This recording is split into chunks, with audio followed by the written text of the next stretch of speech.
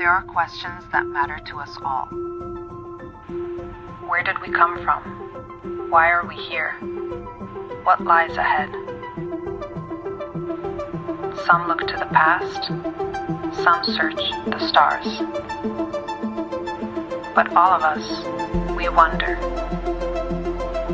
This is what connects us. This is what moves us. When we ask bold questions, we shape new futures. Let's keep wondering, keep searching, keep evolving. Through science, through exploration, through dialogue, through imagination. Change minds. Question answers. Defy what's possible. Because the future won't come from certainty, but from curiosity. Ask more. Dubai Future Forum 2025. The world's largest gathering of futurists.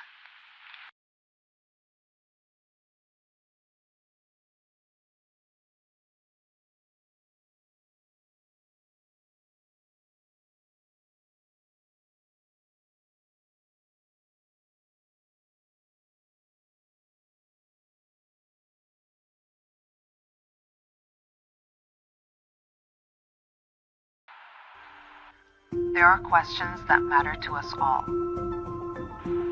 Where did we come from? Why are we here? What lies ahead?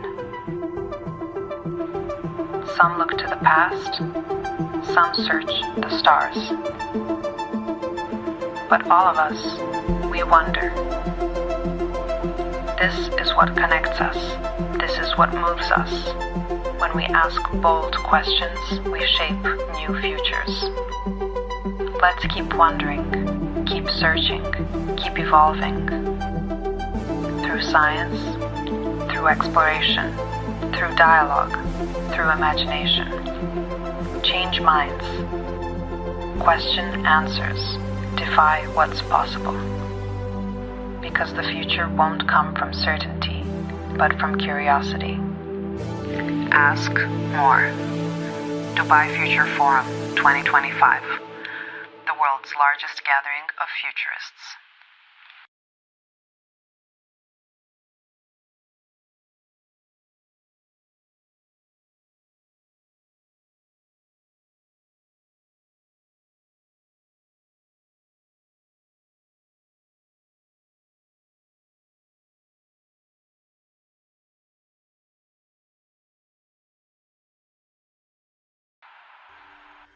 There are questions that matter to us all. Where did we come from? Why are we here? What lies ahead? Some look to the past, some search the stars. But all of us, we wonder. This is what connects us. This is what moves us. When we ask bold questions, we shape new futures.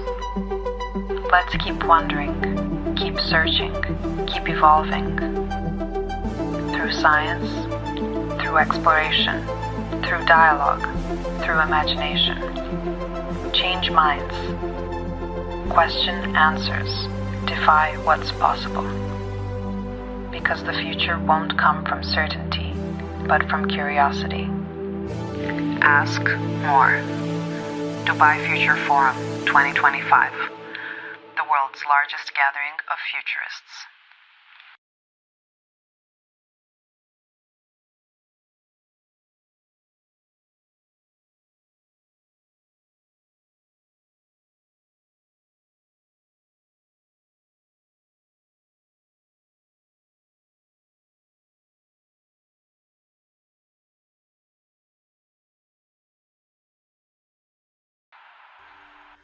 There are questions that matter to us all. Where did we come from? Why are we here? What lies ahead? Some look to the past, some search the stars. But all of us, we wonder. This is what connects us. This is what moves us. When we ask bold questions, we shape new futures. Let's keep wondering, keep searching, keep evolving. Through science, through exploration, through dialogue, through imagination. Change minds. Question answers. Defy what's possible. Because the future won't come from certainty, but from curiosity. Ask more. Dubai Future Forum 2025. The world's largest gathering of futurists.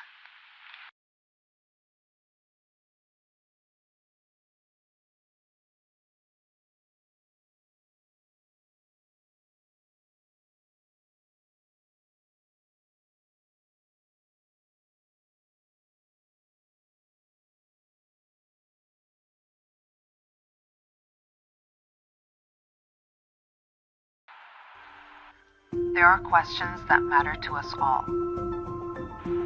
Where did we come from? Why are we here? What lies ahead? Some look to the past, some search the stars. But all of us, we wonder. This is what connects us. This is what moves us. When we ask bold questions, we shape new futures. Let's keep wondering, keep searching, keep evolving. Through science, through exploration, through dialogue, through imagination. Change minds. Question answers. Defy what's possible. Because the future won't come from certainty, but from curiosity. Ask more. Dubai Future Forum 2025. The world's largest gathering of futurists.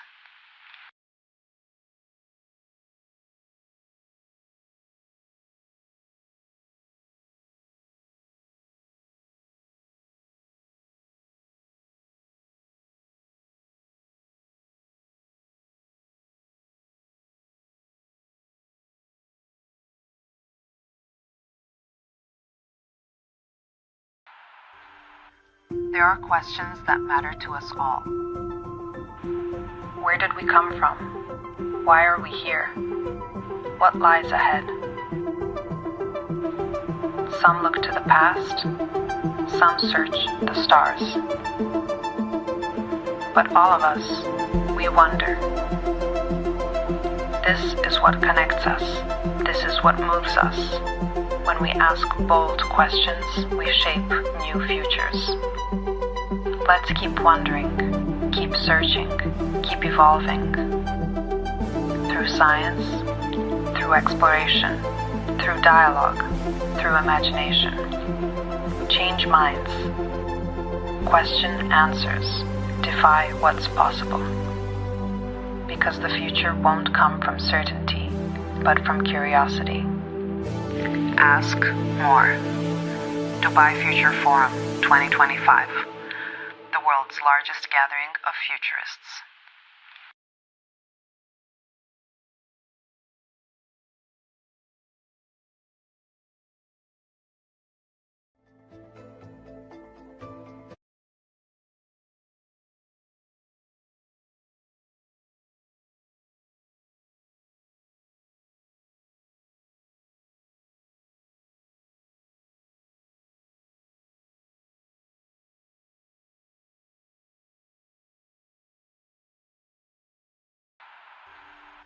There are questions that matter to us all.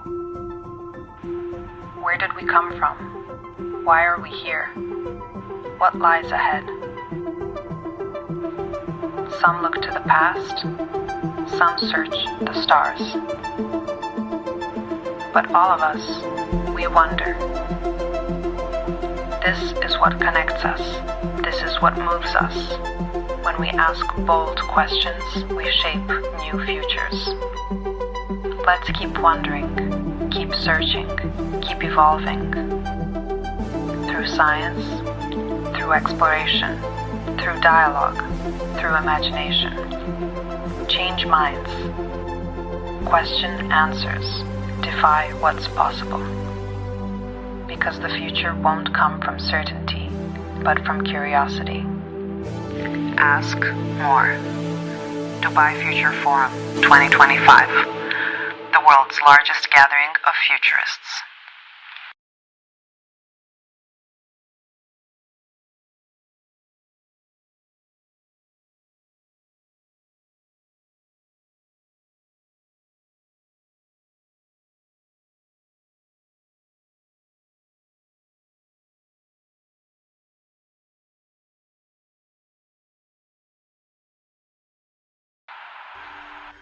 There are questions that matter to us all. Where did we come from? Why are we here? What lies ahead?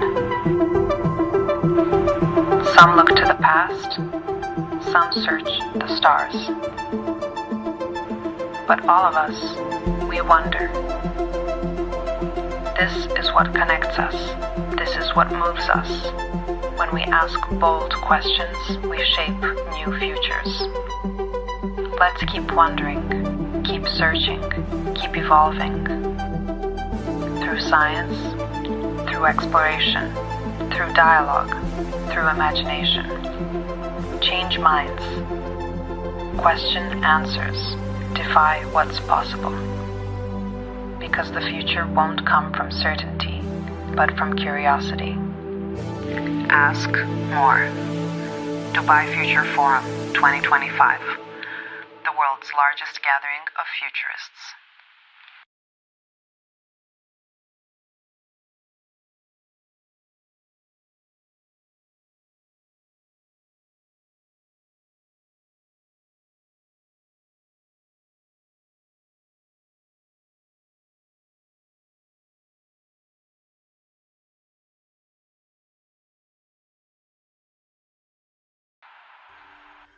There are questions that matter to us all. Where did we come from? Why are we here? What lies ahead? Some look to the past, some search the stars. But all of us, we wonder. This is what connects us. This is what moves us. When we ask bold questions, we shape new futures. Let's keep wondering, keep searching, keep evolving. Through science, through exploration, through dialogue, through imagination. Change minds. Question answers. Defy what's possible. Because the future won't come from certainty, but from curiosity. Ask more. Dubai Future Forum 2025, the world's largest gathering of futurists.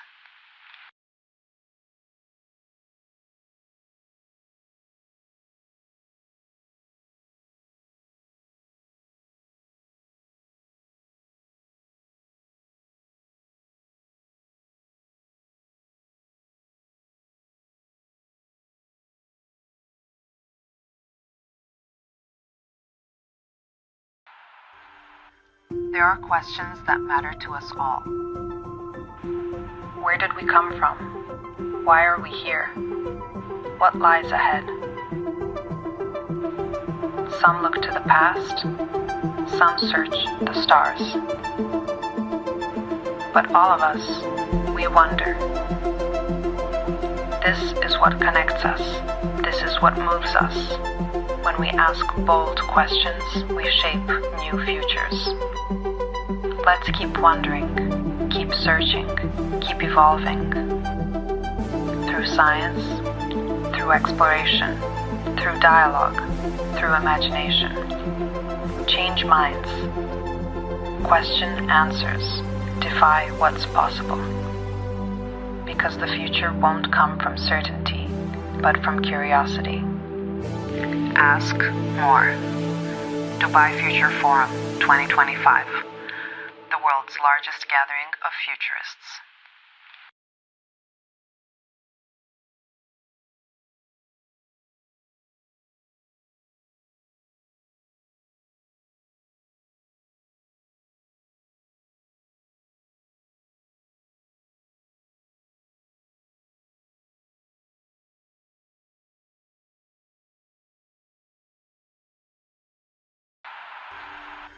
There are questions that matter to us all.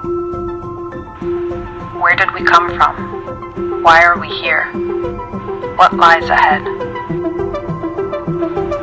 Some look to the past, some search the stars.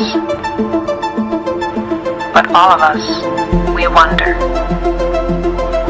This is what connects us. This is what moves us. When we ask bold questions, we shape new futures. Let's keep wondering, keep searching, keep evolving. Through science, through exploration, through dialogue, through imagination. Change minds. Question answers. Defy what's possible. Because the future won't come from certainty, but from curiosity. Ask more. Dubai Future Forum 2025. The world's largest gathering of futurists.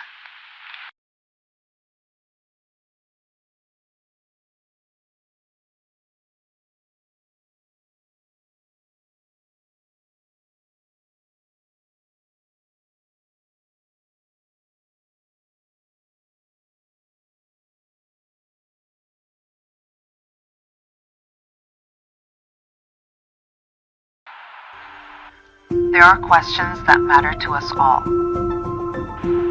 Where did we come from? Why are we here? What lies ahead?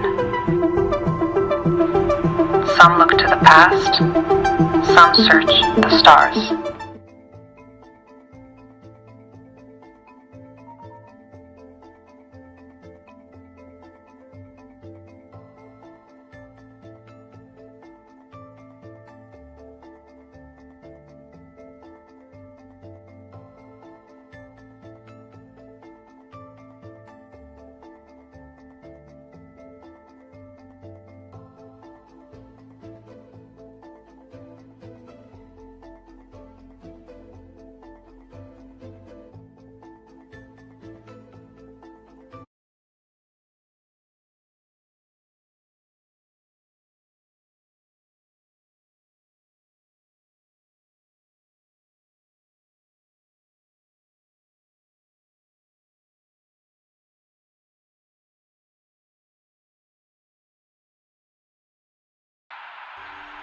There are questions that matter to us all. Where did we come from? Why are we here? What lies ahead? Some look to the past, some search the stars. But all of us, we wonder. This is what connects us. This is what moves us. When we ask bold questions, we shape new futures. Let's keep wondering, keep searching, keep evolving. Through science, through exploration, through dialogue, through imagination. Change minds. Question answers. Defy what's possible. Because the future won't come from certainty, but from curiosity. Ask more. Dubai Future Forum 2025. The world's largest gathering of futurists.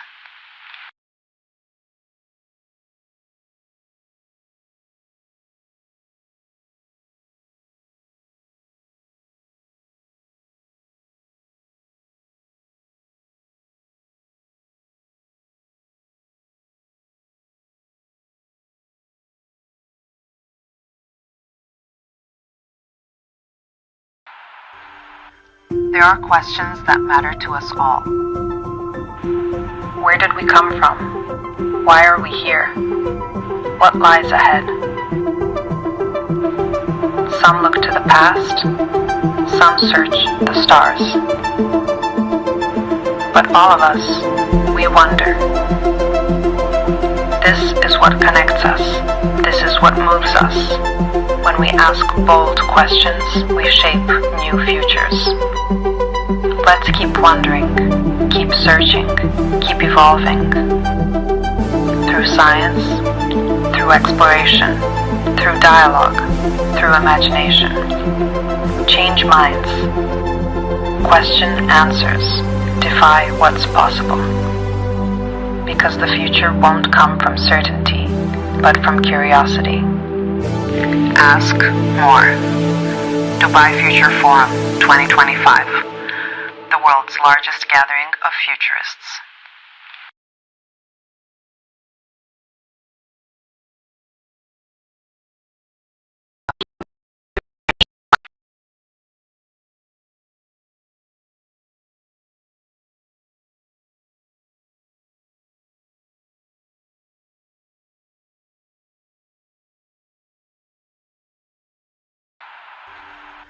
There are questions that matter to us.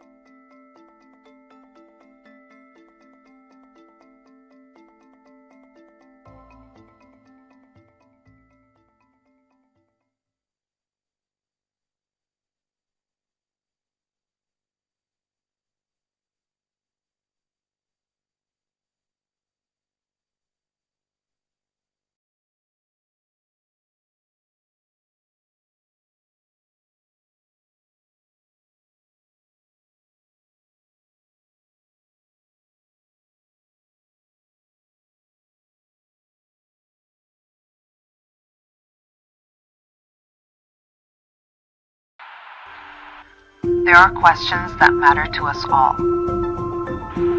Where did we come from? Why are we here? What lies ahead? Some look to the past, some search the stars. But all of us is what connects us. This is what moves us. When we ask bold questions, we shape new futures. Let's keep wondering, keep searching, keep evolving. Through science, through exploration, through dialogue, through imagination. Change minds. Question answers. Defy what's possible. Because the future won't come from certainty, but from curiosity. Ask more. Dubai Future Forum 2025, the world's largest gathering of futurists. السيدات والسادة، أهلا ومرحبا بكم في متحف المستقبل وفي منتدى دبي للمستقبل لعام 2025 أكبر تجمع عالمي لخبراء ومصممي المستقبل. أنا آدم، المقدم الافتراضي لمنتدى دبي للمستقبل والمعدل باستخدام الذكاء الاصطناعي، ويسعدني أن أرافقكم على مدار اليومين خلال فعاليات المنتدى. Ladies and gentlemen, welcome to the Museum of the Future and to the Dubai Future Forum 2025, the world's largest gathering of futurists. I am Adam, your virtual AI guide throughout the two-day event.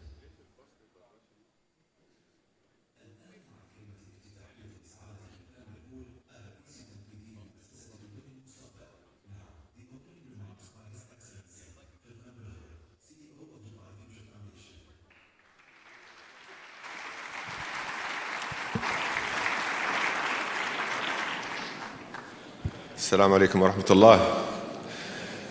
Your Excellencies, distinguished guests, welcome to the 2025 edition of the Dubai Future Forum. Every year, this building fills with the bold ideas and the creative minds. People who come here discuss, collaborate, and make new connections with one purpose: to make the future a place where we want to and choose to live in. And Dubai is where you can contribute to that future. To all 2,500 of you, experts, visionaries, and leaders from over 100 countries, we value your presence and we value your mission. Welcome to Dubai. Welcome to the Museum of the Future. Last year, I asked a question: what will change when I see you again? We shared 7 predictions, not because we knew the answers, but because imagining what's possible is how we begin to shape it. 7 forecasts across economy, health, technology, space, and beyond. Here's a quick recap of the past 12 months.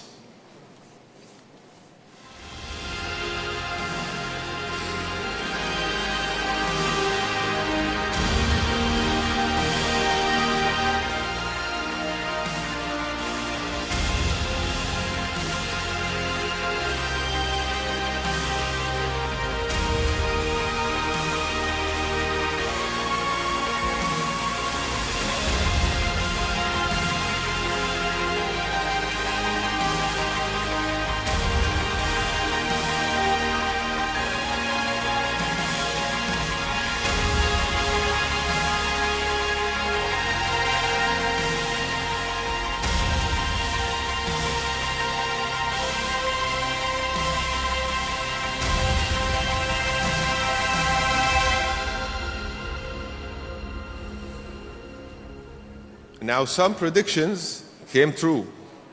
Others are still unfolding. And a few are just teaching us how to be patient. So what happened? Let's do a rundown. Prediction 1. We said the world would move beyond GDP. This year, the UN System of National Accounts, the basis of global GDP, issued its biggest update in 17 years, adding environmental and well-being indicators. Countries will begin adopting these changes over the next 2 years. Prediction 2, we said the world would double its energy from the sun. It didn't just double. Solar is now the fastest growing energy source on Earth. And for the first time in history, solar became Europe's #1 power source. Prediction 3, we said we would return to the moon. We're not there yet, but the mission is growing. China, India, Japan, and major private sector players are all joining the effort. The first crewed moon mission is now scheduled for February 2026. Prediction 4, we said a genome bank would reach 1 million samples. We're not there yet again, but we are close. India launched its national genome program, The UK committed 650 million to genomics, and the UAE now leads over 800,000 samples, which is the biggest bank in the world so far. Prediction 5, we said 5 million students would learn outside traditional school systems. While data is scattered, the trend is clear. The US alone, 4.2 million children are now homeschooled. Just as work became hybrid, education is surely shifting.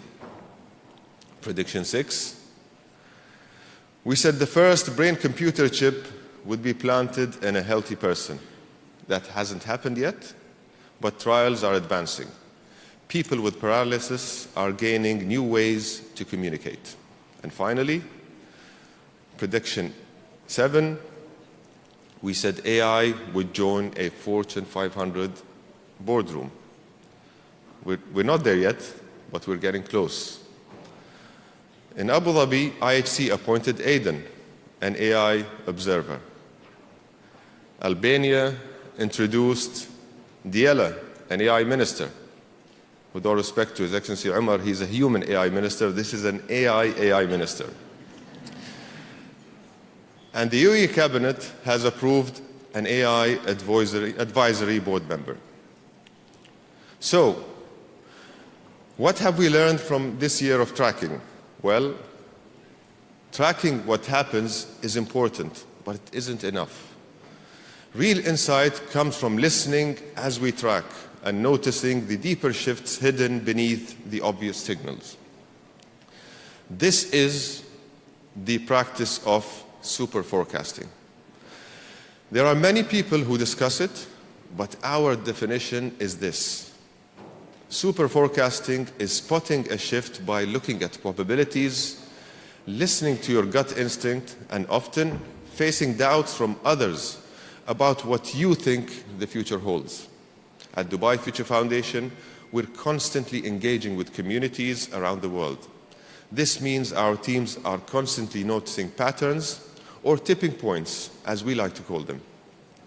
So instead of 7 predictions, this year we want to focus on 3 shifts that already are shaping the next decade. 3 shifts you may have felt, but may have not named yet. Shift number 1, focus is the new currency. How focused are you right now? Our ability to concentrate has dropped sharply over the past 2 decades.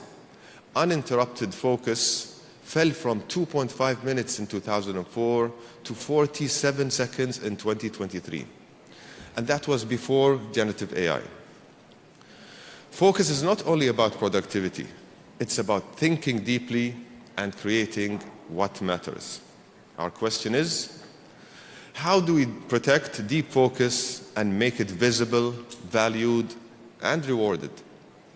Your future CV may be defined by what held your attention. Shift number 2, everyone and no one is an expert. Reports, predictions, briefings, opinions, all competing for attention. And now AI can analyze everything in seconds. We are satisfying our need for information, but becoming less informed. The last time this happened was the arrival of the internet. We feared information overload, but then adapted. Our question is, how will we turn overload into better decisions? The future expert is not the one who can access the most information, but the one who can extract the most meaning of it. Shift number 3. This is my favorite one. AI is changing what a best friend means. AI companions are emerging as emotional safety nets. This market will double by 2032. They listen without judgment or ego. They never leave the chat. Our question is, how will we redefine human connection, especially if feeling of being understood becomes something we can access on demand? And when you bring these three shifts together, they reveal a deeper tipping point, where technology, especially AI, isn't just changing systems. It is amplifying deep human challenges. Challenges we have been carrying for decades. So we wonder, and bear with me, because we need your true focus on this one. What if a nation's most valuable asset is the focused and interconnected minds of its people? What if that is the country's true value and competitive advantage in the future? Think about it. This is a concept we are calling a national cognitive potential. What would this be? Well, imagine a measure of a national progress by looking at its cognitive potential, the depth of its networks, the quality of its relationships, and the collective ability to focus, create, and generate future breakthroughs. Ultimately, this would be a new way to understand value in an AI age. A new way to be competitive. These three shifts are not answers. They are starting points that you will refine, challenge, and expand on throughout today and tomorrow. Because tipping points become turning points only when people like you pay attention to them. But now, let's return to last year's question. If you were there, you may remember we ended by asking, what will you change when I see you again? And you answered. You built, you created, you tested, and you shared. As you can see, many of you have taken last year's question and turned it into real impact, new research, new AI tools, new features, communities, new national strategies, and even new learning experiences for children.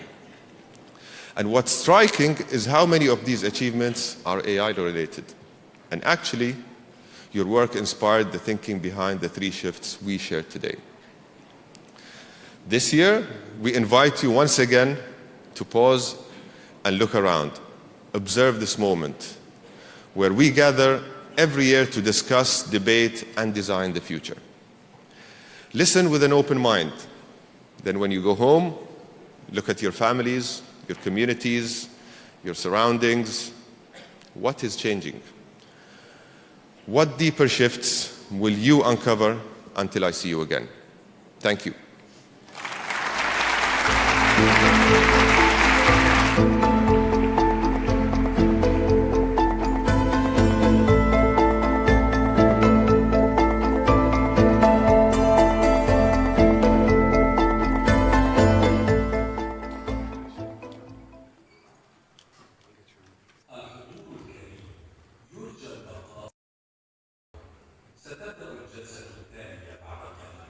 Ladies and gentlemen, please remain seated. The next session is about to start.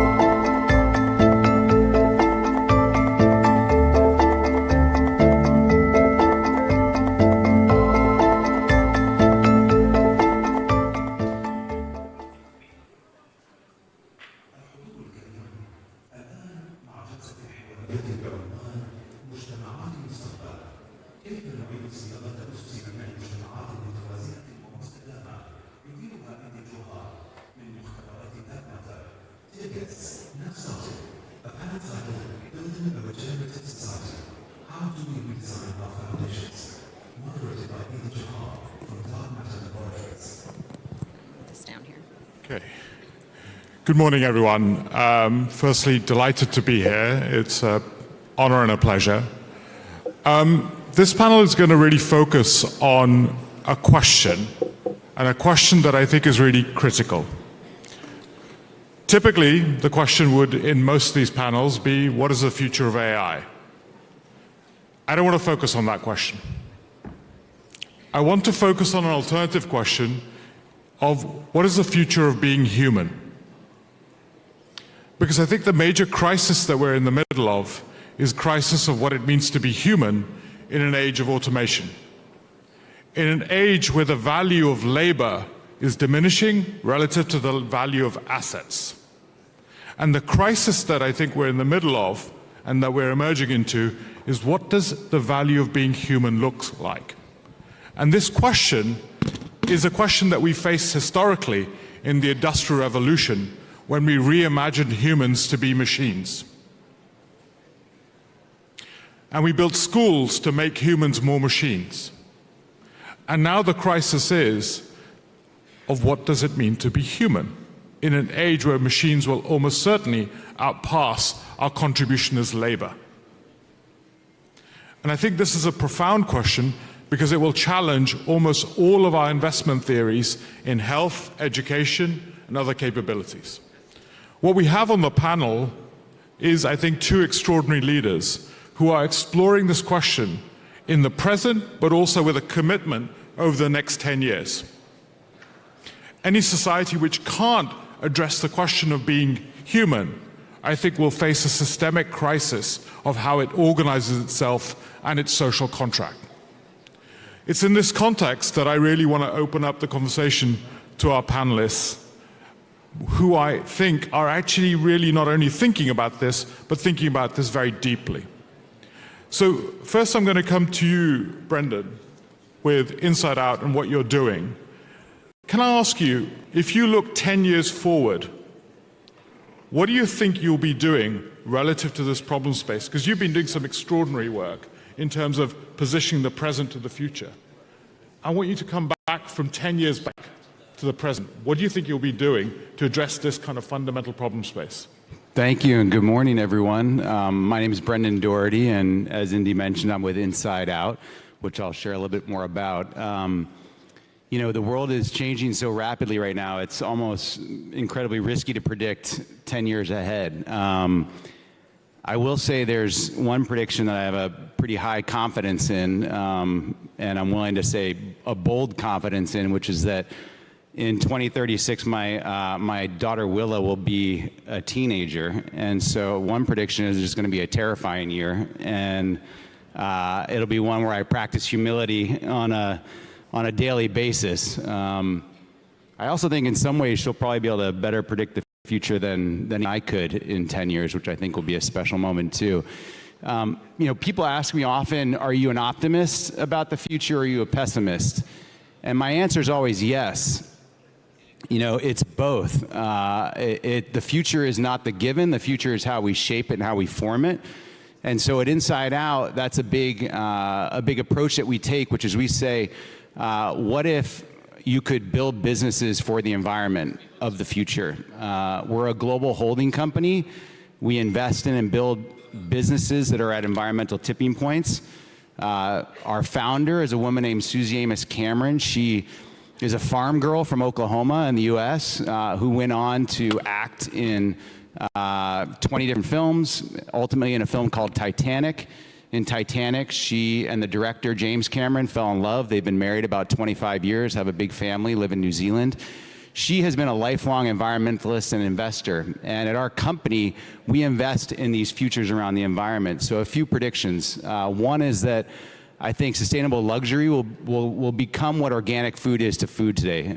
It will be, sustainable fashion will be the organic version of food that'll be much more widely adopted.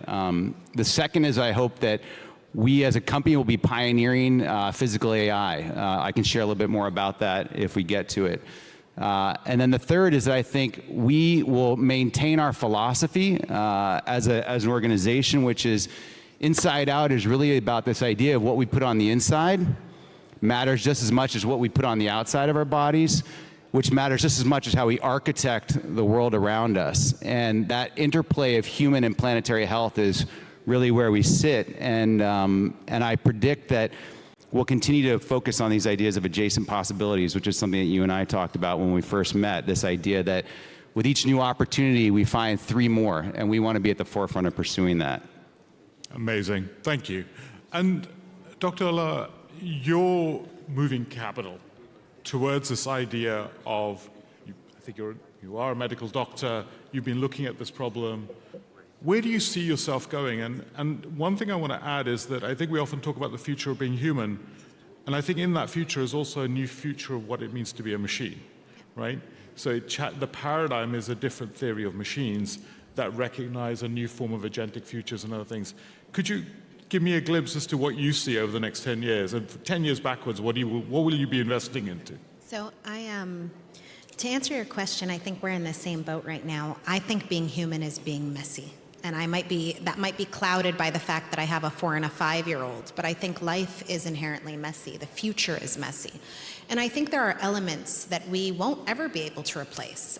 One of them is to have full agency, to be able to look at things with a lens of compassion, to be able to ask the challenging questions, to be able to exist in contradiction, to recognize that sometimes there isn't an answer to the questions that you really have. And I don't see that changing in the next 10 years.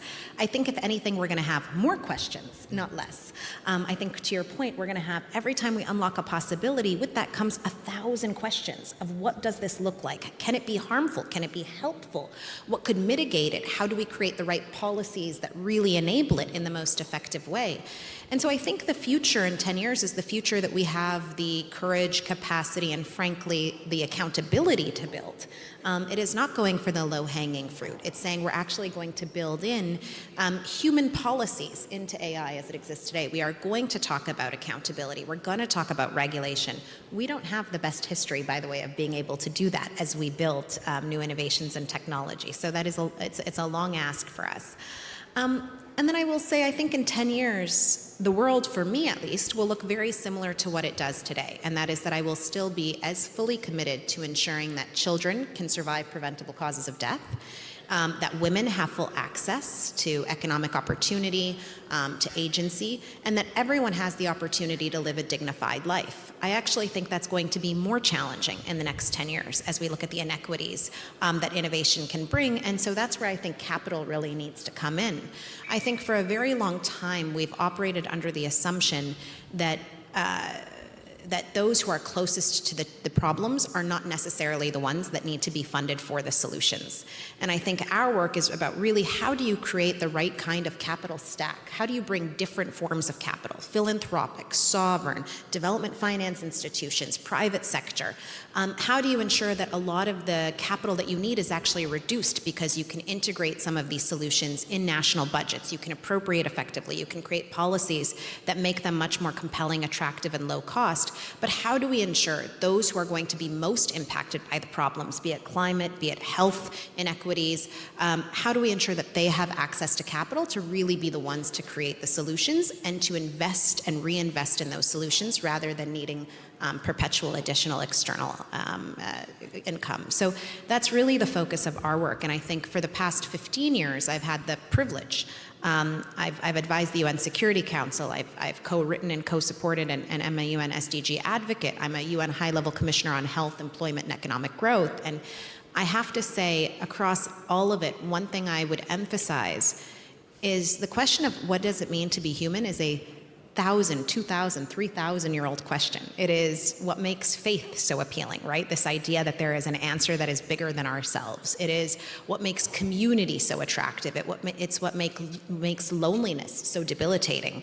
And so if there's any one recommendation I can give to us as a collective, it's in our unique spheres of power, because everybody occupies a sphere of power and influence. In your sphere of power, in your sphere of influence, what are the questions that only you would ask? Who's missing in the room? How do we leverage resources, networks, expertise differently to ensure everyone is accounted for, everyone is seen, everyone is architecting the solutions of the future? I think those are the ones that we need to hold ourselves accountable for. Thank you. I think I want to come back to this capital question. I think it's super important.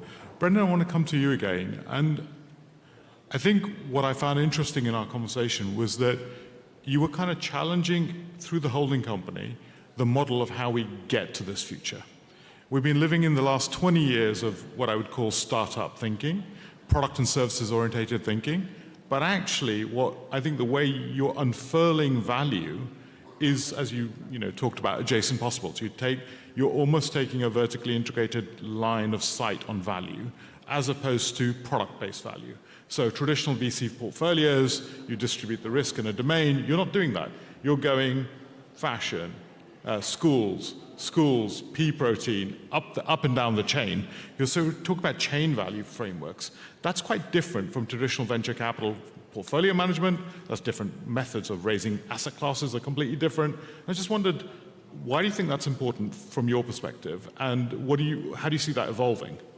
Yeah, I think the challenge, but also what we see as the opportunity, is that these fundamental crises we face globally, whether it's environmental, social, toxicity, pollution, they're deeply interrelated. And so we believe that the approach to that is really a diversified approach. It's one for us that takes shape as a holding company that invests in very foundational industries: food, fiber, health, clothing, shelter, things that actually are basic human needs that can be addressed if you do it in a more systematic way. So how do we do that? As an example, globally,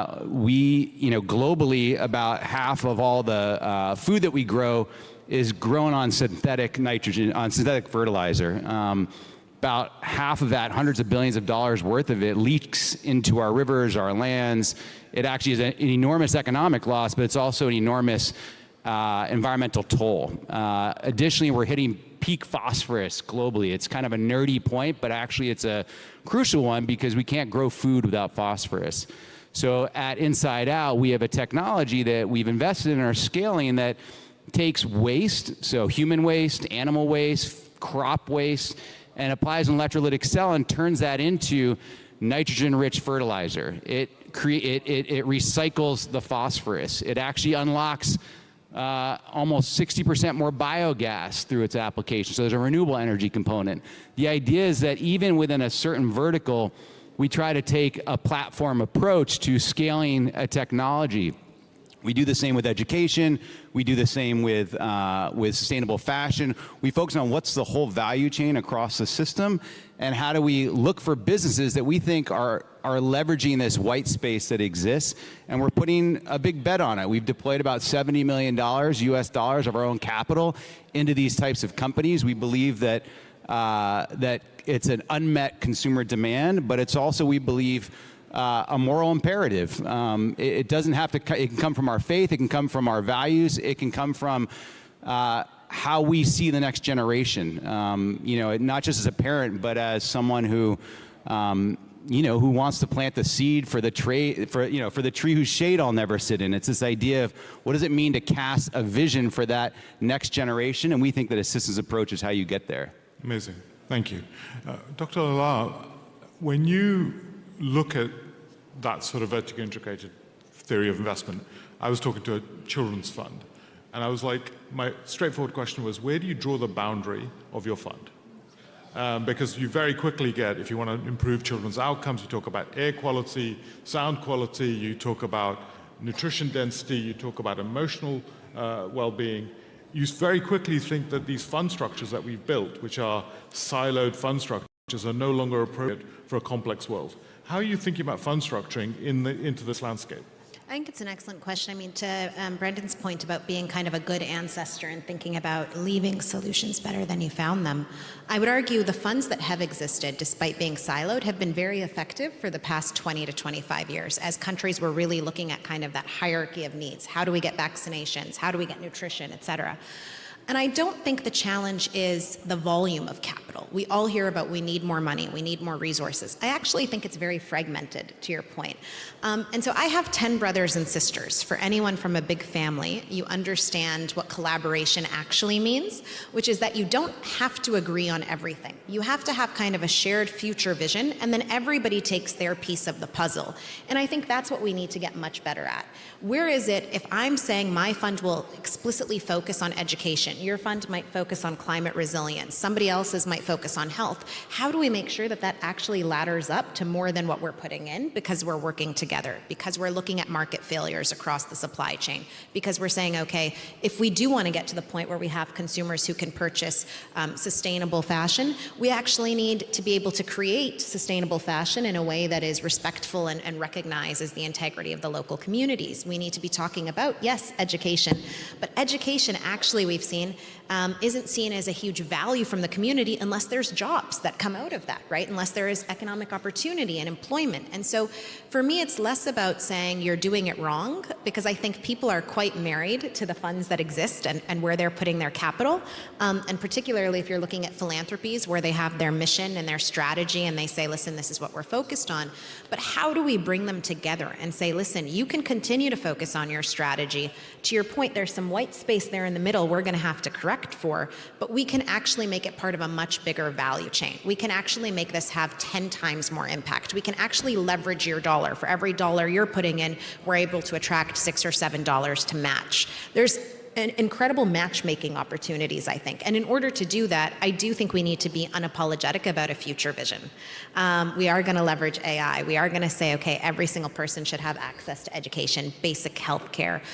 Everyone should have access to shelter, food and water security. Those should be fundamentals. If we can build with a vision where everybody's basic needs are met, then I think we get to the point where we can talk about, okay, how do we leverage it for more enriched futures, more enriched opportunity. But a North Star of dignity and opportunity for all, I think, would be really compelling in the funds landscape. So we're coming to the last few minutes, and I think one of the things, maybe I'll do this in reverse order. Dr. Lap, when I look at the world right now, I see a world which is going to become more volatile, and we're going to lose the baselines. And yes, people have always been vulnerable, but there's an acceleration. And the risk is the loss of social contract in many locations, in many places. How do we start to make the case for this, for almost building that dignity when the world is becoming more degenerative, volatile? What do you think how do we start to make that case? And what's the scale of operation? Because the final point I want to make is this thesis of like, whether we're enterprise focused or infrastructure focused, and Brendan, this will link back into you. We were talking about how do you not do one school, how do you do a whole city schools in an investment thesis? And so I'm going to open it up. We've got 2 minutes. Yeah, so. In the interest of time, I'll leave the impact versus scale answer to you, but I think they're equally important, and I think they are different things.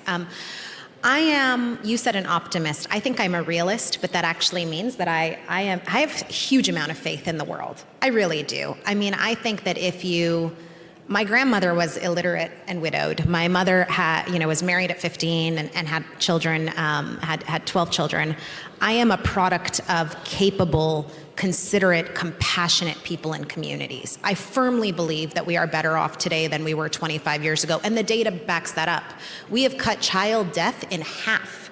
In 25 years. Polio is 99% eradicated. We are talking about greater gains for women and children around the world than any time in our history. We are talking about the global majority, which previously was excluded from most global policy conversations, actually having a tangible and legitimate seat at the table. And that includes countries like this one. And so I am incredibly optimistic about where the world can go. I think it's our opportunity to lose. I think we can fumble this bag very easily if we're not focused on how do we continue to create dignity, how do we continue to anchor our policy and our innovation in opportunity and in mutual respect and in compassion, if we lose the human elements of how we design this.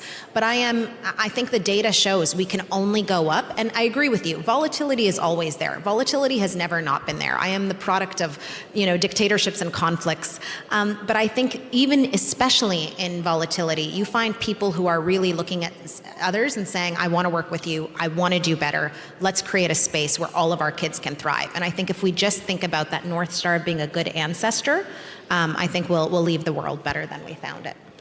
Yeah, I think the foundational reason we're a holding company is because we believe that that the ability to solve these challenges requires scale, and the only way to get that scale is from the capital markets.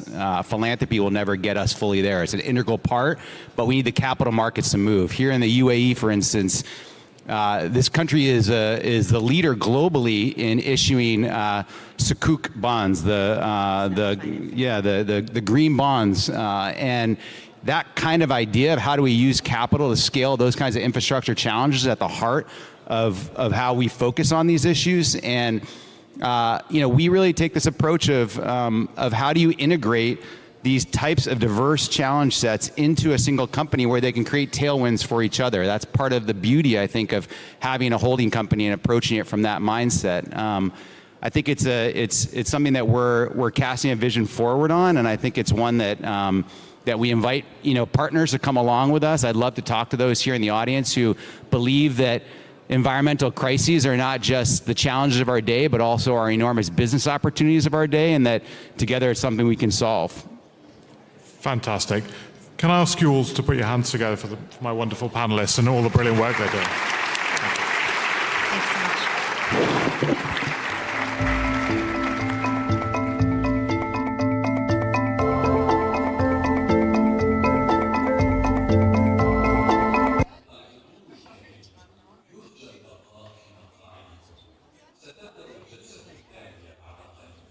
Ladies and gentlemen, please remain seated. The next session is about to start.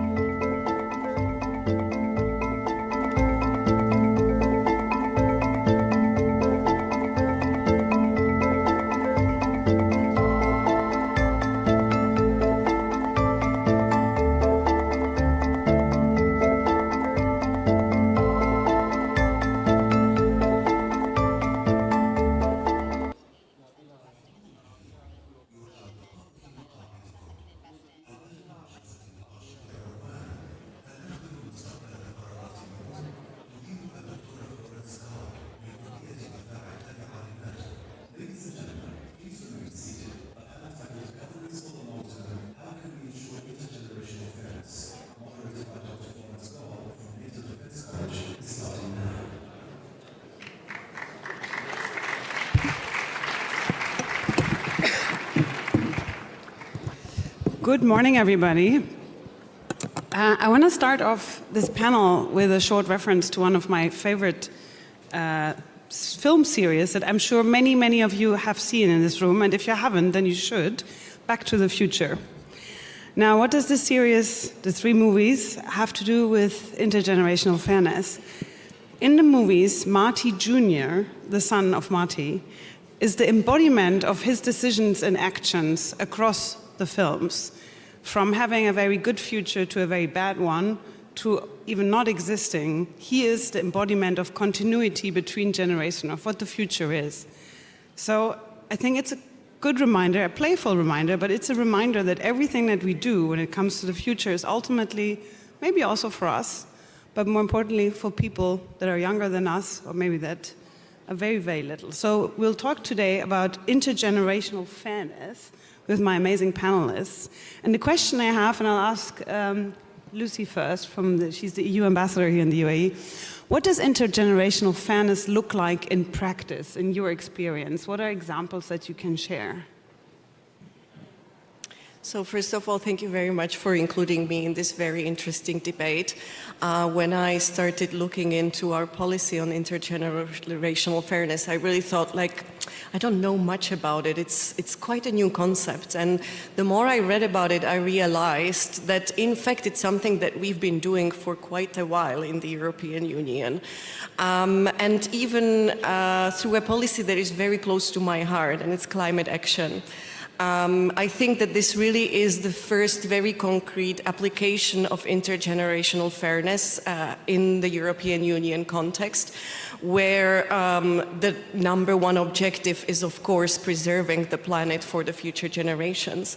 But the more the policy evolved, we tried embedding also public consultations, which is something very important in the decision-making process in the European Union, and increasingly focus on youth and future generations also in the consultations. So if you look at the European Green Deal and in the EU climate law and how it actually came to being, it's not just the industry that we're talking about on what is possible and how to get to our very ambitious climate targets, but it's also the youth, the civil societies, and different stakeholders across the European Union. I also have another example, which is not only climate focused, and that is in 2019, we organized a 2-year-long series of conference on the future of Europe. And that was really the first, I think, big public consultation on what Europe should look like, what the European Union should look like for the future generations, what kind of reforms we should do. We have reformed the EU several times, but this time it was really a consultation with very important focus on involvement of youth, and we really had teenagers who were co-chairing working groups with commissioners or with the president of the European Parliament. So I think these are two very concrete applications of intergenerational fairness that we are still drawing lessons from and that are helping us to form our policy on intergenerational fairness that we are working on now. Thank you. Cécile, UNICEF, I think, might even be at the origin of thinking of children as the embodiment of the future. I think there was a report in the 60s, late 60s by UNICEF that even coined what we today take as a given, the idea that a good childhood is actually a precondition for having a good future as an adult. So crazy to think that childhood as a concept didn't even exist. But what are lessons at UNICEF that you can share, or how do you define intergenerational fairness in your work? Sure, thank you. And I'm really delighted and very honored to be here and to discuss what really lies, to a large extent, to how do we understand the future and where does it start. So for us, as UNICEF, intergenerational fairness means that every decision that we make today is also about safeguarding the well-being, the happiness, but also the rights and opportunities of children today and the future generations. And how do we achieve that? We achieve it by realizing, understanding, and really implementing an understanding that children and young people have not only the opportunity of being consulted, but very much are part and parcel of the decision-making about the future. Why? Because it is their future, but also because they need to be informed today to make the decisions about their own future. So we see the importance of really intergenerational fairness taking place by making sure that children are part and parcel of the decisions that are made today. That makes for better decision and for the chance of really keeping that future better informed. How do we do it concretely? We do a large number of things, but I think one that I would like to highlight today is what we do in terms of the training Youth Foresight Fellow. So we have a Youth Foresight Fellowships, and in fact we have several of them here in the room, and I hope they can raise their hands, our UNICEF Youth Foresight Fellows right in the middle of the room. And we don't only have them, attending, but truly participating. We make sure that they are trained, that they have the tools in foresight, in horizon scanning, and we also have reports that they issued. But we don't only train them, we make sure that they go in their communities and consult more young people and more children. So really, I think that's the key, is making sure that children and young people are very much involved into informing today's decisions that will shape our future. Mm-hmm. Thank you. Virginia, you come from the Pacific Island Forum Secretariat, so very far away from here, and yet you have some interesting stories to share on how you at the Forum Secretariat interpret or define intergenerational fairness. Can you tell us a little bit about that? Thank you. Nisa Bulavanaka, Malau Elele, and warm Pacific greetings. In the Pacific, you're correct, intergenerational fairness is not a new concept. As we say, we don't inherit the Pacific from our ancestors, we borrow it from our children. And this reminds us that we are kaitiaki. We are guardians, not owners, of our blue Pacific continent. And intergenerational fairness, therefore, extends beyond equity and towards intergenerational stewardship. This brings an obligation to protect our people, our culture, and our environment so that Pacific future generations can live with dignity, security, and purpose. In terms of how we are applying this through our work, it is deeply embedded in the 2050 strategy for the Blue Pacific continent, which is our region's long-term vision. In practice, we see examples of intergenerational stewardship through the work of many of our regional agencies. And what it involves is a combination of youth and elders that are co-designing our shared aspirations, combining cultural grounding and memory of the elders with the energy and innovation of our youth. An example of this is the Pacific Youth Council, which holds assemblies such as Toa Te Mata Le Opega, Cast the Net Anew. And in this format, we see youth and elders developing priorities together. They blend new ideas with traditional knowledge. These practices are also grounded in our culture and our values, because that is the foundation for intergenerational stewardship. And as we look ahead, we will continue this commitment to be working across generations. Thank you. I like that you have that dialogue between generations, because one thing that bothers me, at least back in Europe, is this very acrimonious fighting, younger people against older people, younger people saying, you stole the future from us with all the decisions that you took, and older people feel like they have no place, even if they have time left, they're not allowed to say anything. So that kind of diffuses it, and because, studies show that the older you become, the better you get at imagining the future, even though officially, objectively, you have less time left. So it's always a team sport, the future. Lucy, how do you think, or from your observation, how has the concept of intergenerational fairness has evolved? And is there anything we can learn from mistakes that we made or things that we can do differently now and in the future?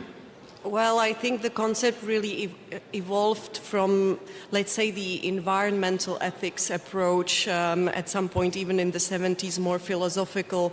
Then it became more of an international kind of concept that we not always agreed on. And I remember from my childhood when global warming was a very negative thing, and only when the economic case was made and it was rebranded for climate action, then it became actually a more positive policy. And now with actually the aspect and focus on the future generations and also what we leave behind as a legacy of our generations, it's something that is increasingly valued as an international policy. I think there's a very clear evolution of intergenerational fairness just in this one policy sector. In the European Union, we have increasingly focused on involving youth. We had our EU Youth Strategy from 2019 to 2027. We also proclaimed the EU Year of Youth in 2022. We also do focus on our aging population and have a green paper on aging, because in Europe, in fact, the intergenerational fairness also comes with taking care of not leaving no one behind, if I can use also this concept from the EU, but that means not letting the youth down, but also not forgetting about the aging population and the elderly in future and in the future of Europe. And we're also looking at our demographic shifts most recently. Maybe an announcement on what is coming and what we have learned from it. We have annual foresight reports, and we really try to identify a bit more of a long-term vision and planning when it comes to intergenerational fairness. And at the beginning of next year, we will be announcing our first EU intergenerational fairness strategy. which in particular will mandate all the EU sectoral policies to mainstream intergenerational fairness concept in their considerations and implementation. It's something that we've done with climate action in the past, so that's actually the lesson that we have learned, and it has worked, because these are not policies that you can just adopt and work on it in silo. These are policies that have to be taken into consideration across all the spectrum of decision making in the European Union. So I think this actually is the gist of the evolution in the European Union when it comes to intergenerational fairness, and hopefully this strategy, which was put together with a citizens panel, with randomly selected 150 citizens across the 27 member states, is maybe a first concrete examples of how we try to embed intergenerational fairness in decision making. Thank you. Cécile, is there any practices from the past that you learned from, good and bad? Certainly, and we're still learning, but I think that when we look at the last few decades, we really see how we've been evolving from just having children present to children and young people, to listening to them, I mean, giving them the floor and then listening to them, and moving towards now more co-creation. So this is really about giving meat to what we mean by meaningful participation, not a tokenistic approach, but really meaningful participation. How do we do it? I think that the word co-creation is probably a very good way of, ensuring that young people, children, are part of the co-creation. So just a few weeks ago, we organized a major conference in Nairobi, Kenya, on the future of education. And that was not only involving children and young people, but co-creating what the program was about, what we were going to discuss. And that co-creation is even something that we brought here in the Museum of the Future. And I really invite you all to go to the first floor, which is, the floor of the children's floor, where we have an exhibition. And thank you again very much to the museum and the foundation and the forum, for giving children and young people the space to then do an exhibition on the future of education from their perspective, with persona of how those fellows see the future of education and what it would look like from their perspective. And we absolutely need that to have a better understanding also of how we foresee and how we imagine and shape this future. Thank you. Virginia, any lessons? I'm sure you have lessons learned, but any lessons you want to share with us? Thank you. I've been thinking about the learning that we've had and how it's led to an evolution in some of our practices. And the first evolution I'll speak to is the shift from intergenerational fairness being a value that is lived to being a principle that is actively shapes how we govern. This has been achieved through the development of the 2050 strategy for the Blue Pacific continent. And part of the success of that process was the application of a number of foresight tools that have been adapted for the Pacific context and reflecting of Pacific values. And this work was done by the Pacific community who are here today. And it's created the space for co-creation, as you said, and for that intergenerational dialogue, which leads to intergenerational stewardship. The second evolution that we've seen is a shift in how we partner. We're seeking to partner with those who uphold Pacific values and respect that. And I would like to also take a moment to recognize the United Nations Development Program for their partnership, which has led to the Pacifica Futures report that will be showcased later on. This was a real Pacific-led process which involved policymakers, traditional navigators, youth and community representatives to use foresight tools to develop an understanding of what is required to advance foresight in the region. And it was also supported by the Pacific Islands Forum, the Pacific Community, and the Pacific Communities University. And the third evolution is a piece of work we're focusing on at the moment, which is the recognition that To move forward, we need to invest in our leaders, which is a reaffirmation. And so at our last Pacific Island Forum leaders meeting, the Pacific-centered leadership initiative was announced and will be designed through this year. This is yet another opportunity to embed both foresight tools but grounded in cultural values to advance our future. Thank you. Thank you. My last question is about how the concept which you just explained has already changed since the past. How can it continue to change along with the other things that are changing? One thing I'm thinking of in particular is speed. You know, we talk a lot about acceleration, but I think it's a little bit of a simplification because it's true that certain things accelerate, but others, notably bureaucracy, doesn't accelerate. And also, I don't know if you've noticed, we heard this also in the previous panel, certain typically human things do not accelerate. Like falling in love does not happen faster these days. So we have, in fact, different speeds occurring on different levels. So how can we make sure this concept is not sidelined by this divergence in speed? Lucy, can I start off with you? I mean, I'm not really worried that this concept could be sidelined. I think this has really become a very important focus for globally, even if you look at the recent developments at the UN, the UN conference of the future in 2024 and a Pact for the Future adopted last year. We've worked on it even at the UN level for a while. We have the Sustainable Development Goals, which is, in fact, a lot of it is about intergenerational fairness. But also previously, the Millennial Development Goals really tried to restore a lot of these inequalities, including across generations. I think it's becoming more and more focused and also more informed with the lessons learned from the past, hopefully with growing cooperation as we see at the UN level. There are definitely different speeds and there are also different concerns to address, and we do see that also across the European Union. And so what we do at the EU level is to provide framework and to provide guidance how to increase the focus on intergenerational fairness, for example, through the mainstreaming and through a number of considerations that are important when we do decision-making and new policy frameworks.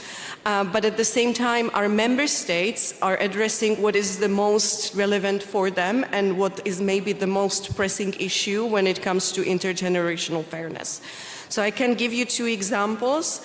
We have in Finland a committee on the future, which integrates long-term foresight into parliamentary work. And on the other hand, in Spain, we have intergenerational equity mechanism, which is balancing current spending with, in fact, future indebtedness. Again, so debt for the future, not to leave a very... you can see there's a different approach and different focus that comes from the realities in our member states. And I think this is how it's going to look also globally, where different countries will have to focus on the key challenges that they have and the key challenges that they expect that their youth or future generation will face. Thank you, Cécile. How does speed, or how can we make sure that with the differences in speed we don't sideline intergenerational fairness? We can certainly need to be vigilant. And we need to be vigilant because first we have globally an aging population with, if we foresee the population growth, we will have some region, including Africa, with more young people, but of course a lot of aging populations around the world. So keeping in mind the importance of having governance systems that take decisions today that really ensure that those that will be living with the consequences of those decisions are a part of, in them, have a voice that is really considered in shaping this decision. That's really important. How to do it? I think we really need to make sure that our governance systems are not only reactive, but very much proactive, and that our governance systems become anticipatory. That's really, I think, something that would be music to the ears of many people here, but we really need to make sure that that's the case. And that, in particular, to keep pace with technological development, that, runs a number of risks for humans, including for young people, as we discussed in the earlier session. We need to make sure that we remain human-centered and youth-centered and keep children in mind as we make this decision, which also means we need to embed a foresight approach as part of those governance so that we really test the decisions that we make today in line with their long-term consequences technologically for the environment, but also just for human societies generally. And maybe a last thing that I will really just, that I think advocates for this is that we really know that, for instance, to react to technology, young people are so much better. Children are. I mean, in fact, as we were sitting here waiting to come here, we were exchanging experience on how our children, our nieces, nephews are so much better than we are on tech issues. We all experience that as adults. So how do we really not only consult children and young people, but make sure that they are really shaping our understanding of today to make better decisions for the future? That's a huge potential that is, not fully tapped. And so the question is, how do we tap in it and make sure that we have better decisions made because they involve children and young people? Thank you. Virginia, what is your recommendation for how to make sure that it doesn't get sidelined? I think there are moments where we need to slow down and there are moments where we need to speed up. If you look at the concept of governance across the Pacific, governance is built through relationships, through trust, and through collective responsibility. We have traditions such as talanoa, respectful dialogue, of va, which is the space that honors connections between people, and these shape what we call the Pacific Way. The practice of the Pacific Way grounds our governance systems in culture and values, and this is something that is very difficult to speed up. The trust taken by the investment of time and connection creates solutions that are owned and more impactful. In terms of a moment where we need to speed up, I want to share the example of the youth in the Pacific who are not only shaping national and regional governance, but are also reshaping international governance to uphold intergenerational fairness.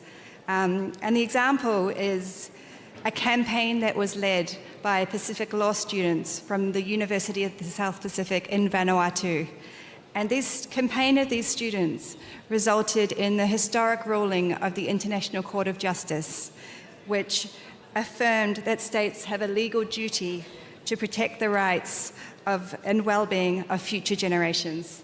And I think for me, this is one of the clearest demonstrations where Pacific voices, and especially our young people, can shift global systems for intergenerational fairness. Thank you, that's very beautiful. Allow me to close this panel with quoting from memory, so probably gonna make a few mistakes. Isaac Newton, he said something like, if I can look further, then it's because I'm standing on the shoulders of giants. So let's all try and be giants for the next generation that's coming up. And please join me in an applause, thanking Lucy, Cecile, and Virginia this morning.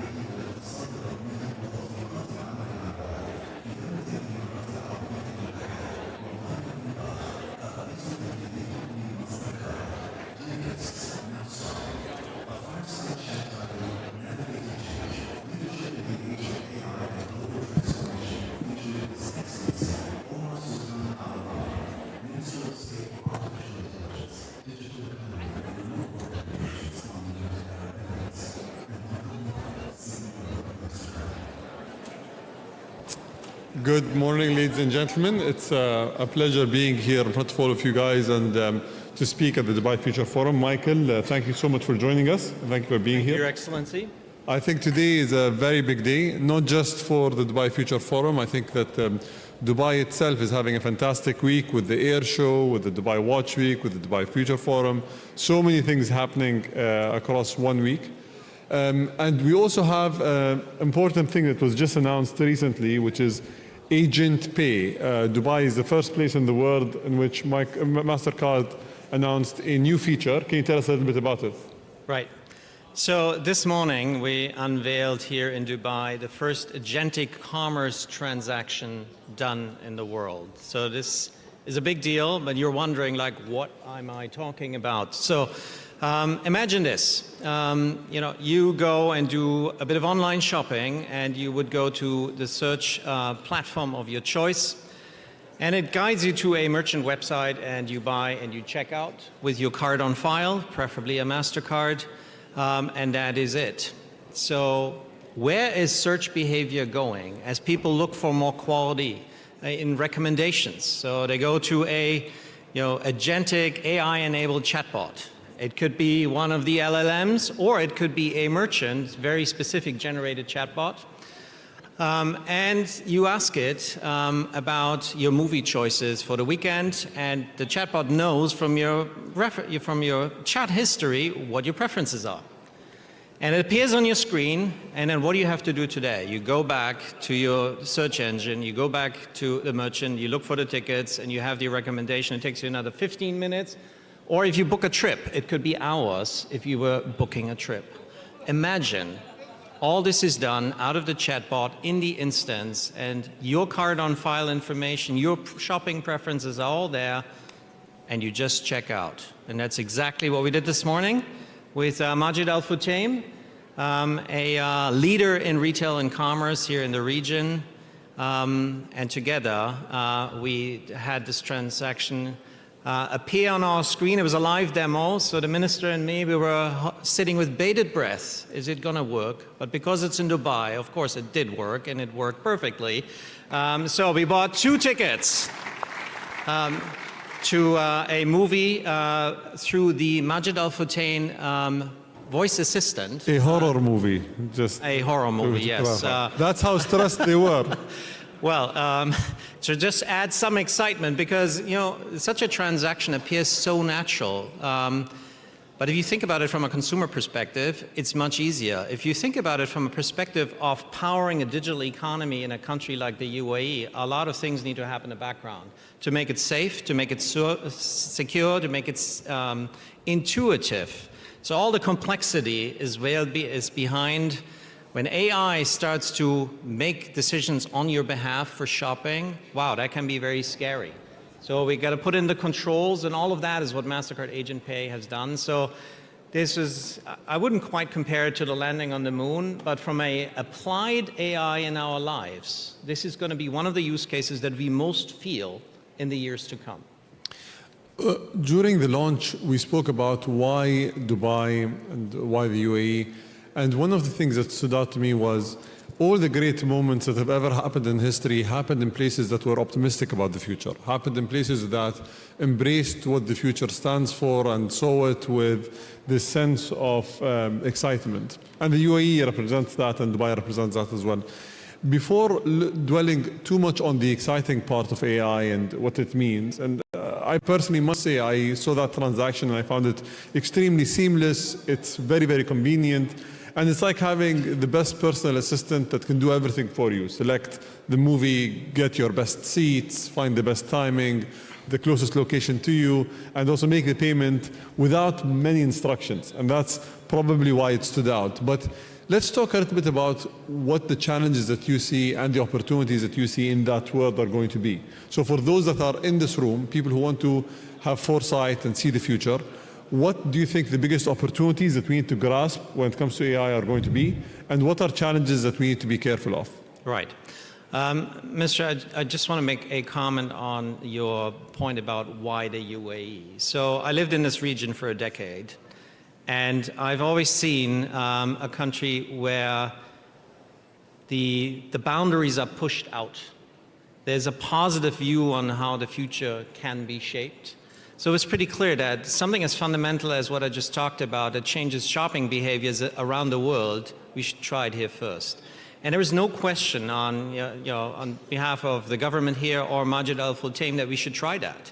Part of the risk around the application and growth of foundational technology like artificial intelligence is that there are too many people and too many entities that have interest in the current ecosystem and would not open their minds to the benefit of applying a different model and seeing paths to prosperity for everybody, but saying we just hold on, we like how it is.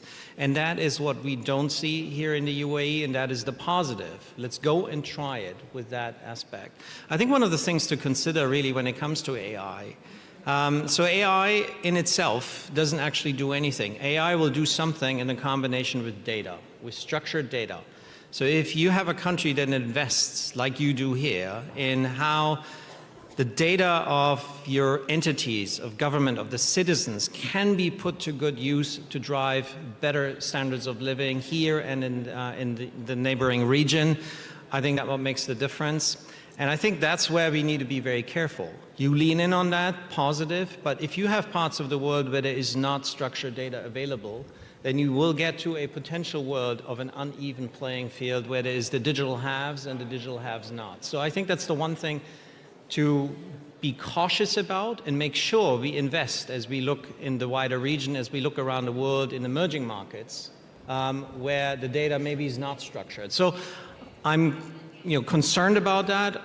I'm not concerned that AI will drive paths to prosperity and growth and solve problems that we haven't solved as humanity. Just think about the climate crisis and how AI will use the data that the planet gives us to make sure that we address the problems that are out there. So many things to be excited about. Right now in this moment, I'm excited about agentic commerce though. I was expecting you to say something like the biggest fear any parent has is giving their credit card to a child that is hooked on their iPad. All right. Because the bills end up coming constantly on all these games and these purchases they make. Well, we can talk about that. Will these agents start making purchases because they think you'd like something, and you'd suddenly figure out that you didn't order all this stuff? So you bring up a very, very important point. So let's just say AI appears in our worlds in everyday shopping or many other aspects of our lives. The question of safety, security, and trust is hugely important. So in an agentic transaction, is it your kid that should ideally not do this transaction? Or is it even you? Or is the agent, the AI-enabled agent, actually a real agent? Or is it a fraudster that set up a fake agent? What happens if something goes wrong in the world of an AI-generated transaction is what do you do as a consumer if you say, I never intended to do this transaction? So we have to build in the safeguards, we have to build in the controls, and that is what our business does for a living. That's what regulators look about. I think it's really important, and this comes right back to the UAE, you strike the balance. There's the promise of the technology. If you regulate the foundational technology too early, you don't know where the world is going to go. You throttle the potential for growth and upside. So I think striking that balance is really important. I live in the United States, and there we see a thriving ecosystem that is open to trying things out and then regulate use cases when they happen, just to protect consumers and make that happen. And I think that's the kind of balance I see here as well, and that's hugely important. But we have to put the controls in, because if you have people, back to the digital haves and digital have-nots, if there's somebody in an emerging economy that tries a digital transaction for the first time or for the second time or the 10th time and they're defrauded, they will not trust. They will not use AI-empowered solutions. Therefore, they forego the promise in their nation, in their city, in their context that they live. So I think putting in the safety is important, but not by preventing us from benefiting from all the upside. There's a way of thinking here that is probably our secret as a country. And in most countries, when you go and meet with the government leader, and I learned this actually by being in close proximity to leadership, when you ask that you want to do something, so we want to launch AI or agent pay as a service in the UAE, the response you get from leadership in those countries is why? Why do you want to do it? And the way that things are approached here is it's not why, it's why not. So when I come to his Highness and I say, we're thinking of doing this, and he says, why not? Why wouldn't we do it? Let's try to actually pilot it. Let's have it in a controlled environment. Let's see how it works, and then let's go beyond that. So I think it's just that small switch of mindset from saying, why do we need to do this, to why not do this, and what are the things that are going to be benefited from it. And I believe the why not piece is in the context of the belief that it can be always a better future. Yeah. Let's constantly reimagine the future. So why not try it? Because how are you ever going to get to that next step? And I find it's the fundamental mentality in this part of the world, very refreshing and really critical, because we have many more tools at our disposal today. So if we don't try them out, if we don't ask the why not question, shame on us. So Michael, you've been in the UAE for a decade. You've gone from starting in a world-leading organization to reaching to the top and the helm of it.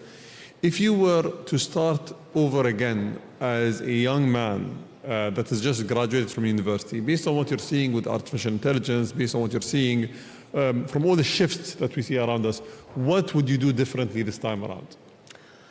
But I think we make these life decisions always in the context of the times that we lived in. And to be very honest, when I studied, I had no idea what I wanted to do, and I just studied economics because my dad did, so that was probably not what I would repeat. Because right now, I think you have to be much more purposeful.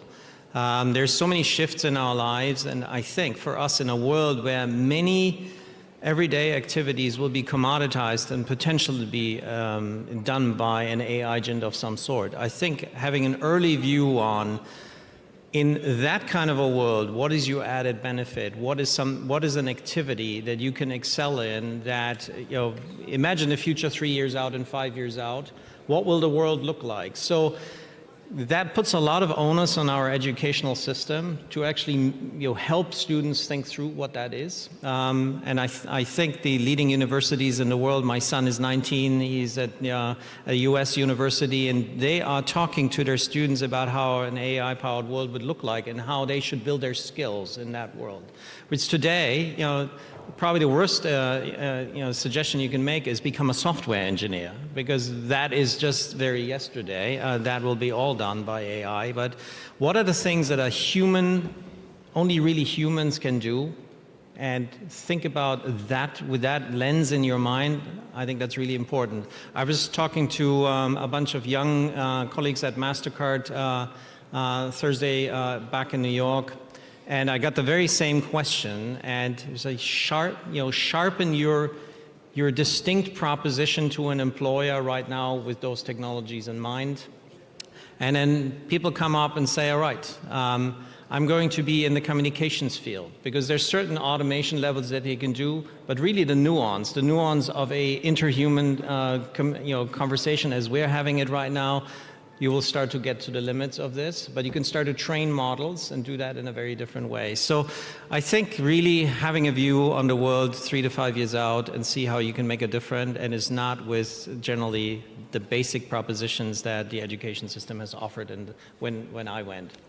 One of the fascinating things that I saw on the launch of Agent Pay is you guys said that 1/5 of global transactions today happen through agents. Right. And it just shows you something as simple as going online and shopping is now being outsourced to artificial intelligence. As you said, I think we can't take it for granted. These tools are going to be used for many things in our lives. Right. And understanding how to wield them, how to use them, how to benefit from them is going to be key. Thank you for your time, Michael, and this was a great conversation. Thank you, Minister. Thank you.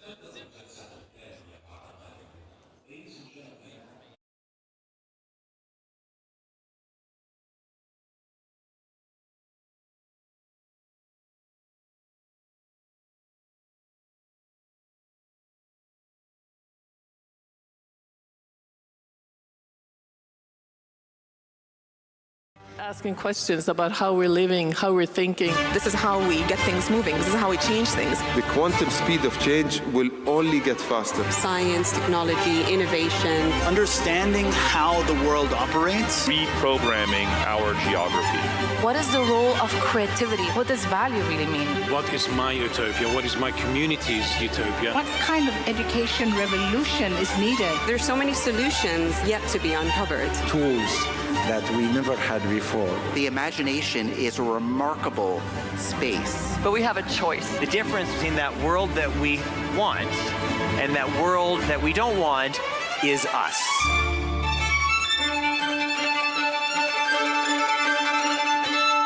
Why are we here? What is our purpose? To see a future and to create a future.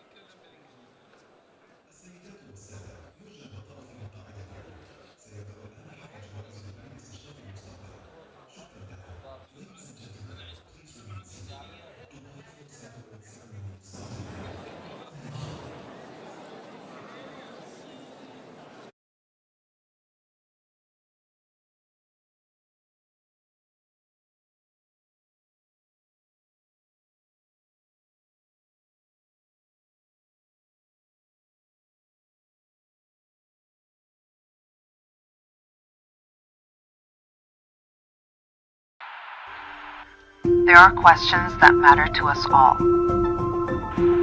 Where did we come from? Why are we here? What lies ahead? Some look to the past, some search the stars. But all of us, we wonder. This is what connects us. This is what moves us. When we ask bold questions, we shape new futures. Let's keep wondering, keep searching, keep evolving. Through science, through exploration, through dialogue, through imagination. Change minds. Question answers. Defy what's possible. Because the future won't come from certainty, but from curiosity. Ask more.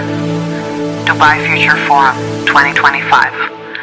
The world's largest gathering of futurists.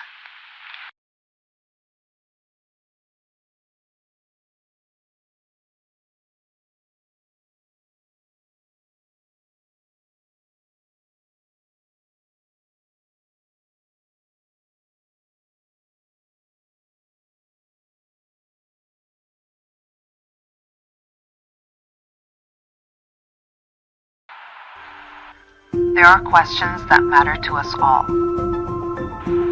Where did we come from? Why are we here? What lies ahead? Some look to the past, some search the stars. But all of us, we wonder. This is what connects us. This is what moves us. When we ask bold questions, we shape new futures. Let's keep wondering, keep searching, keep evolving. Through science, through exploration, through dialogue, through imagination. Change minds. Question answers. Defy what's possible. Because the future won't come from certainty, but from curiosity. Ask more. Dubai Future Forum 2025. The world's largest gathering of futurists.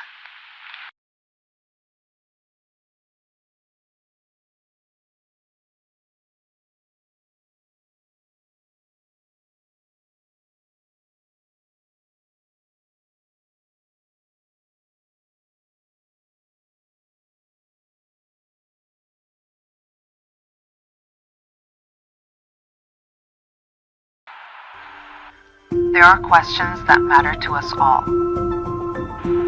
Where did we come from? Why are we here? What lies ahead? Some look to the past, some search the stars. But all of us, we wonder. This is what connects us. This is what moves us. When we ask bold questions, we shape new futures. Let's keep wondering, keep searching, keep evolving.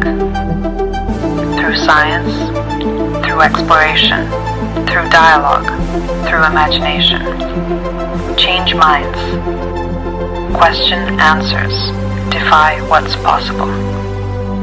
Because the future won't come from certainty, but from curiosity. Ask more. Dubai Future Forum 2025.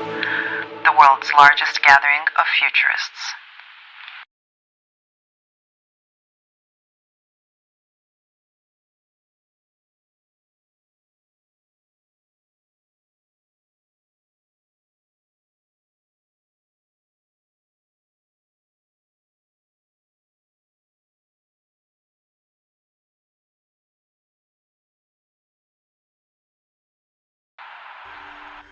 There are questions that matter to us all.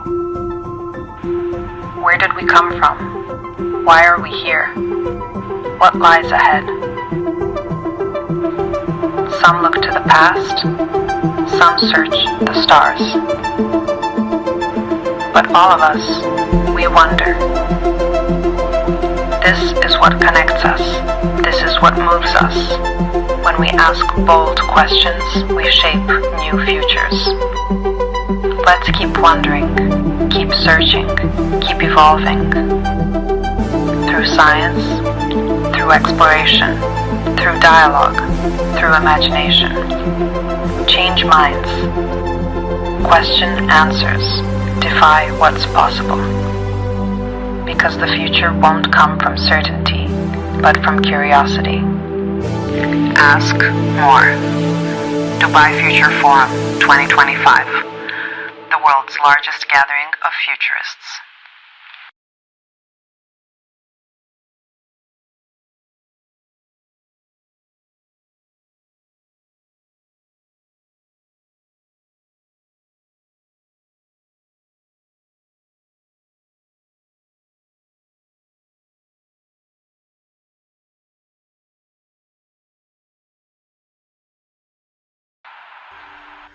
There are questions that matter to us all.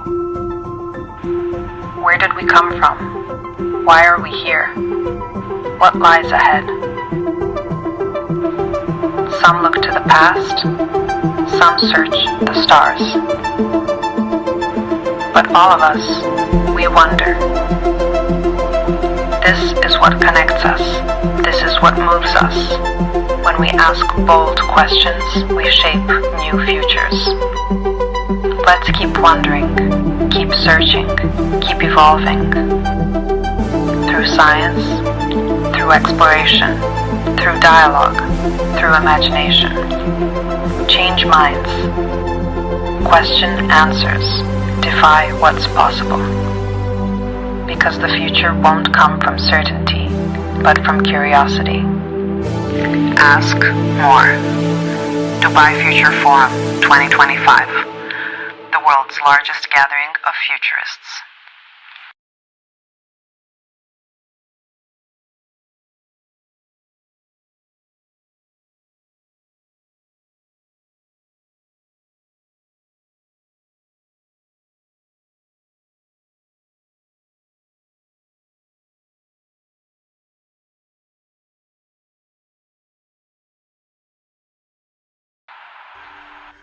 There are questions that matter to us all. Where did we come from? Why are we here? What lies ahead? Some look to the past, some search the stars. But all of us, we wonder. This is what connects us. This is what moves us. When we ask bold questions, we shape new futures. Let's keep wondering, keep searching, keep evolving. Through science, through exploration, through dialogue, through imagination. Change minds. Question answers. Defy what's possible. Because the future won't come from certainty, but from curiosity. Ask more. Dubai Future Forum 2025. The world's largest gathering of futurists.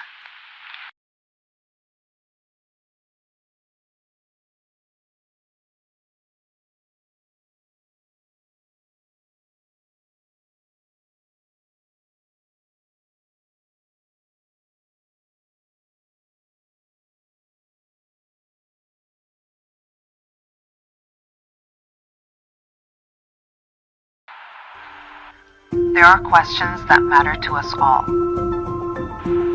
Where did we come from? Why are we here? What lies ahead? Some look to the past, some search the stars. But all of us, we wonder. This is what connects us. This is what moves us. When we ask bold questions, we shape new futures. Let's keep wondering, keep searching, keep evolving. Through science, through exploration, through dialogue, through imagination. Change minds. Question answers. Defy what's possible. Because the future won't come from certainty, but from curiosity. Ask more. Dubai Future Forum 2025. The world's largest gathering of futurists.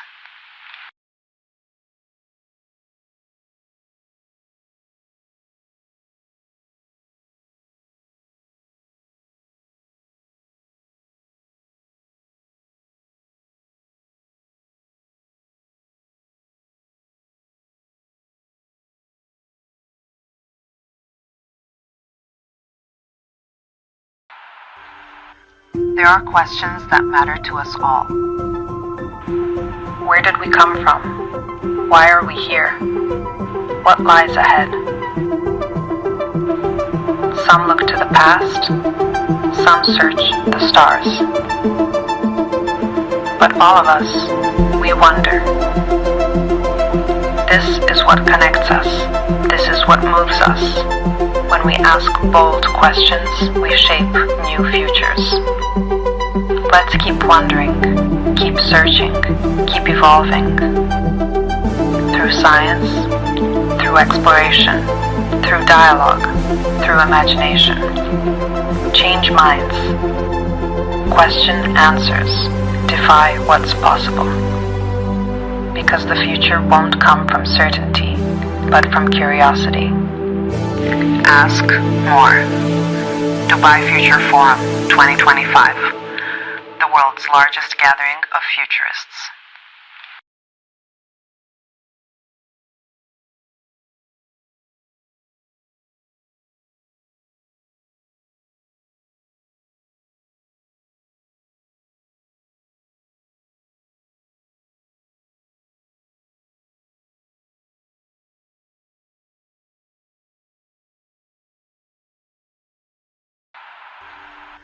There are questions that matter to us all.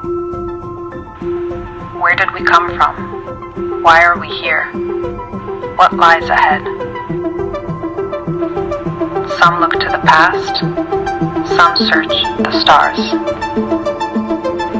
But all of us, we wonder. This is what connects us. This is what moves us. When we ask bold questions, we shape new futures. Let's keep wondering, keep searching, keep evolving. Through science, through exploration, through dialogue, through imagination. Change minds. Question answers. Defy what's possible. Because the future won't come from certainty, but from curiosity. Ask more. Dubai Future Forum 2025. The world's largest gathering of futurists.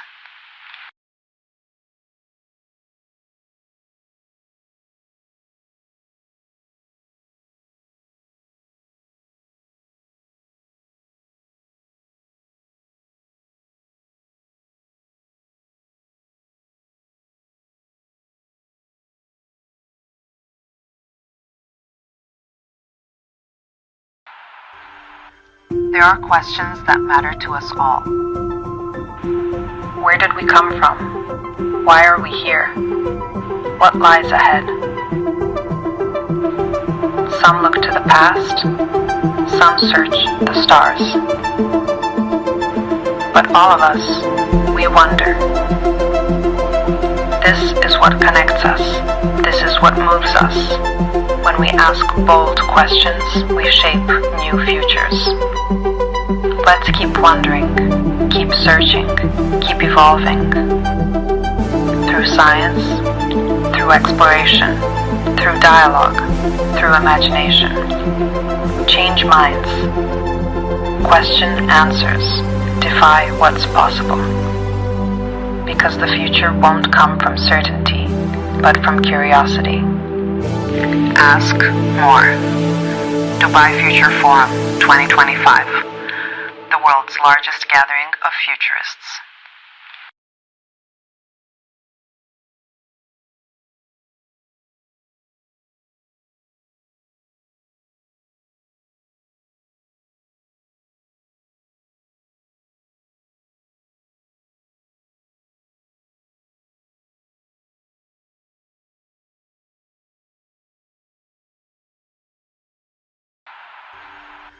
There are questions that matter to us all. Where did we come from? Why are we here? What lies ahead? Some look to the past, some search the stars. But all of us, we wonder. This is what connects us. This is what moves us. When we ask bold questions, we shape new futures. Let's keep wondering, keep searching, keep evolving. Through science, through exploration, through dialogue, through imagination. Change minds. Question answers. Defy what's possible. Because the future won't come from certainty, but from curiosity. Ask more. Dubai Future Forum 2025. The world's largest gathering of futurists.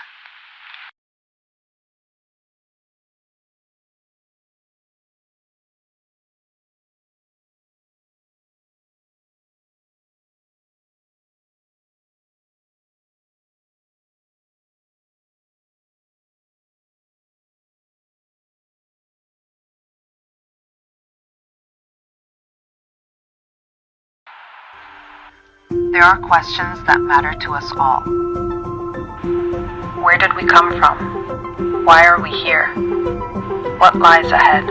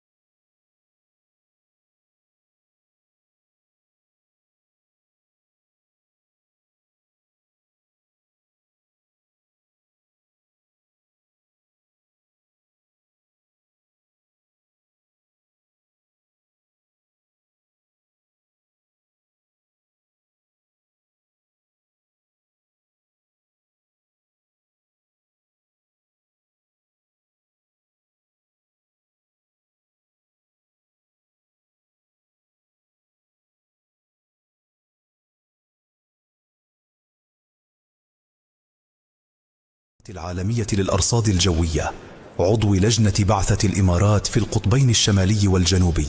Dear guests, now a fireside chat titled Polar Futures, What Inspires the UAE Journey from Desert to Ice, featuring His Excellency Dr. Abdallah Al-Mandous, President of the World Meteorological Organization and a member of Emirates Polar Program.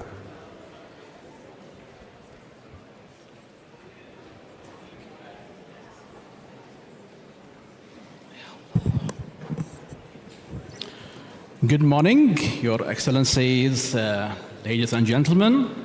I'm Hussein Musawi from National Geographic Al Arabiya, and today I have with me His Excellency Dr. Abdallah Al-Mandous. And I know that you've been enjoying a slightly nicer weather these days, but we're about to take you somewhere a little bit more cooler. How are you, Your Excellency? Good, excellent, excellent. You're a scientist to begin with. Yeah. So let's maybe, for a moment, I mean, we have only 20 minutes, but for a moment, let's maybe get a little bit geeky and talk about the North Pole, the South Pole, and maybe the cryospheres, in your own words. Yes, first, I would like to say I'm honored to be here in Dubai Future Forum, and this is another addition to the Dubai excellent work on the future-oriented thinking, and I would like to say hello to all the audience here, and let's speak about the polar now. So there are some terminology that we have to know about the polars. First, if you like the polar bear, you have to go to the North Pole. And if you like the penguin, you can go to the South Pole. This is always, when we were young, they asked us this question, who lives in where? So let's start with the first, the polar cycle. The polar cycle starts from 66.5 degree latitude and above to the 90. So anything beneath 66.5 does not consider as a polar. Second, if we go to the North Pole, it is the 90 degree in altitude. It is ice on water. There is no land in the North Pole. Then if we say the minimum temperature there in the winter, it would reach minus 40 degree. Also the North Pole owned by countries. If we don't speak about this, I'll speak about the South Pole, but this is usually the North Pole. There are no such treaties in the North Pole. We have 6 months starting from March to late September. It is a day months, and then from the last of September to the beginning of March, it is a night. If we go now to the South Pole, which is the Antarctica, it is a continent. It is not owned by any countries. The minimum temperature in the winter reaches from minus 60 to minus 70 degree. This is on that. Now we have some terminology also. We have to know the Antarctic Treaty. Antarctic Treaty, it's a treaty that was established in 1959 by 12 countries. Now the members are 58. We are the 58th member, just joined last year in 2024. Then we have also a SCAR. There is a terminology of SCAR, a Science Committee of Antarctic Research. Those people, they are advisory for the Antarctic Treaty members. Cryosphere. What is the cryosphere? Cryosphere, two words, of course, sphere and the cryo. Cryo, in a Greek word, it means the cold or the frost. We see the cryosphere include the polar North Pole, South Pole, and the high mountain glacier. Yes, this is what... and where does the WMO have its play in all what you mentioned? Yeah, so in WMO, we are really involved in the polars. We have a special program. We have a task team that works under the Executive Council of WMO. They are concerned of the cryosphere. So we have the monitoring. We have to use this data, close the gap of monitoring data, issue annual climate reports about the cryosphere. And also if we capacity building, we are trying to promote for the cryosphere because the cryosphere is affecting and it's affecting our weather pattern. So this was the starters. Let's get to the core of it. We at the UAE here, we are proudly a desert nation that is not situated very far from the equator. And perhaps we happen to be maybe the furthest away from the North and South Poles. And equally, we do have a national polar program. So could you just help us to kind of connect the dots with the reason why the UAE is committed to have such a program? Yes, so why we are UAE, we want to be there because we are from the climate report, it shows that there is an increment in the water temperature, the melting ice also from the poles. So we want to be ahead that we know what is the future of our climate. So we want to be involved in the both polars. And we started to think of that in 2 or 3 years ago, that we reached the space, but we still there is some part of the globe that affects our weather pattern that we should be there. Yes. And let's get down to the specifics. I mean, we spoke briefly about the expedition that left, I think, Bulgaria 2 weeks ago. And so we already have weather stations and perhaps in the process of establishing larger stations. So talk to us a little bit about the specifics maybe. I mean, we have scientists, we have equipment, and we're building technologies. So, and somehow this is reminding me of the UAE space program, where such program helped us to build capacity here as well. So let's talk about these specifics.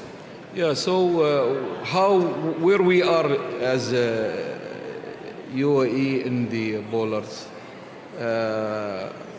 We started here to establish a committee. They call it Polar Program Committee, led by Her Excellency Mariam Harib, and there is a board, and we started to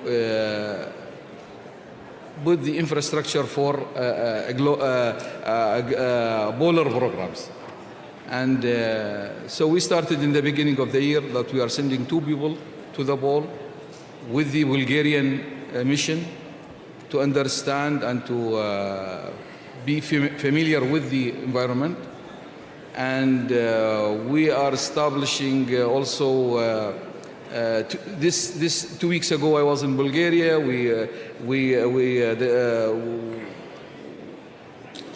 The ship was released from Bulgaria to Chile, and we had on this ship a lab and some accommodation for our scientists. We install weather station, we install seismic station, and we are going to install a tide station to measure the water height.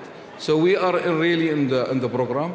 We've been working on also because the polar is very harsh harsh environment. So it depends on the coordination with the other countries. So we have MOU with New Zealand, we have MOU with India, Argentina, and Bulgaria, Turkey. So we had a really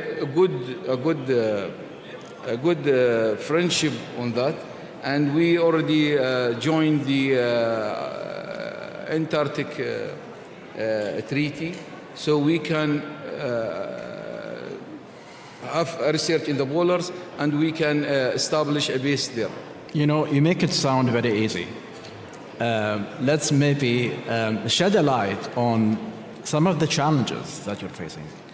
Yes, there are a lot of challenges that we are facing. First, in the, especially Antarctica, the environment is very harsh. It is lonely. That could be mentally affected the people. It is very expensive also to transfer things, to build things. Did you personally go there? No, not yet. Hopefully for the opening of our lab, the beginning of the 26th, I will be, hopefully I can make it and be there.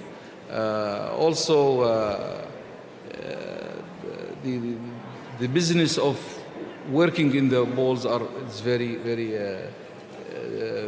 cooperative. You have to cooperate with people. You have to also the data. You have to bring the data here to analyze it. So it is really very big job that we have to do to be there. Really. Wonderful. I mean, today we're in this Future Forum. Could you just maybe speak to us how the efforts that you're doing might shape both our near and perhaps our far future? Yeah, for the far future for us, that we are our intention that to be there for the environmental studies, for technology research, to use our cooperative with the countries. That we have to test a lot of our equipment, our solar things in a harsh area like that. So our intention is that to have a base there. Now we are building a lot of relationship with many countries. We are training a lot of students and researchers. We are also planning to have a complete base for researchers that can accommodate more than 50 people there. We are also thinking that to have our own ship that will transport our people from UAE to the Antarctica with equipment, laboratory equipment. This sounds to me very exciting, and many of what you mentioned is planning for the future, and sounds to me very exciting for the youth. Maybe, I mean, what do you have to say in terms of looking to the future and the youth? I mean, how could, let's say, because at the end we speak about technology and such, but then at the end it's about the human capital. We want our own people to go there and learn from others, from, let's say, different countries, different layers of expertise. So what do we have to say in terms of capacity building locally, and what the message you might have to the youth? Yeah, we are actually here in the Future Forum. So the future for us, we are now promoting for the polars, for the UAE. So I encourage all the youth to be ambitious, inspiring, knowledge also. Knowledge is very important for the youth people. And to reach the legacy, you have to work very hard. And we are in UAE looking for the legacy. And can you shed a light maybe on some of the local institutions that you are partnering with? Yeah, we are, the Polar Program has a relationship with all institutions in UAE. Any university in UAE welcoming. When we will have our base, any university, they are welcome to come and join us. Now we are sending people from the National Center of Meteorology, from Khalifa University, from Abu Dhabi Polytechnic. But in the future, hopefully, we can accommodate more students and researchers from other universities. Wonderful. Your Excellency, we have, let's say, a minute and a half. Final word. Yeah, so I think it is my honor to be here and my honor to promote that UAE are moving. The future for us are moving to the polars, either the North Pole or South Pole, and it is good opportunity for us to be there working with the cooperation with the other countries. And let's maybe end it on a very light note. You mentioned the polar bear and the penguins. And you might not have an answer, but do you have any favorite animal? There's no wrong answer. No, of course, we have the camel and the horse. Of course, the camel we cannot send to the pole. Within the polar region? Yeah. With the polar region. Penguin maybe. They're all cute. Yeah, They're penguin, all cute. Yeah, penguin is more, favorite. So I'd like to travel to the Antarctica. Yes. And it's pretty much aligned with our mission. Inshallah, and we will be letting you know about all of our program. Yes. Your Excellency, thank you so much. Thank you very much. Thank you for hearing us. Thank you. Thank you.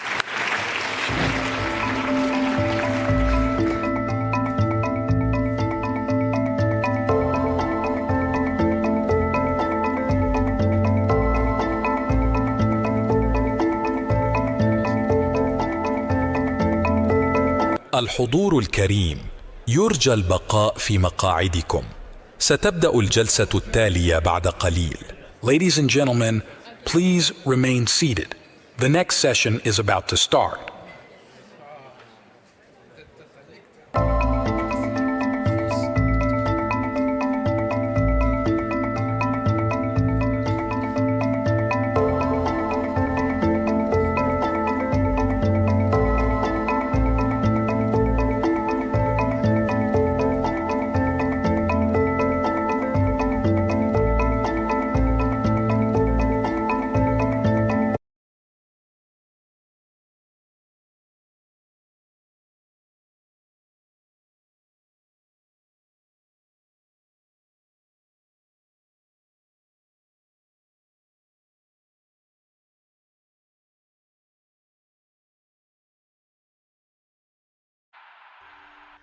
There are questions that matter to us all. Where did we come from? Why are we here? What lies ahead? Some look to the past, some search the stars. But all of us, we wonder.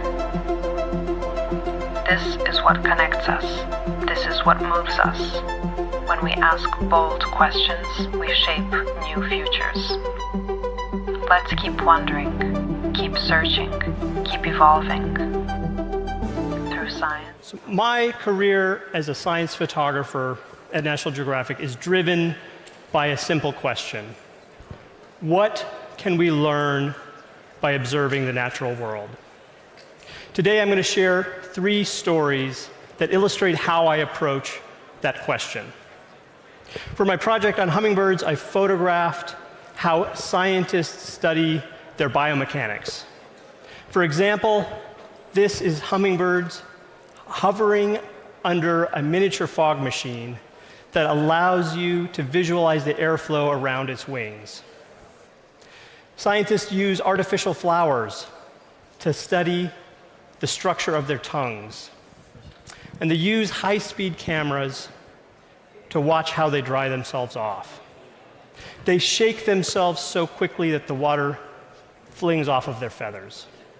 I was able to capture these movements with a special high-speed camera that slows down their motion 100 times compared to what your naked eye can see. Take a look.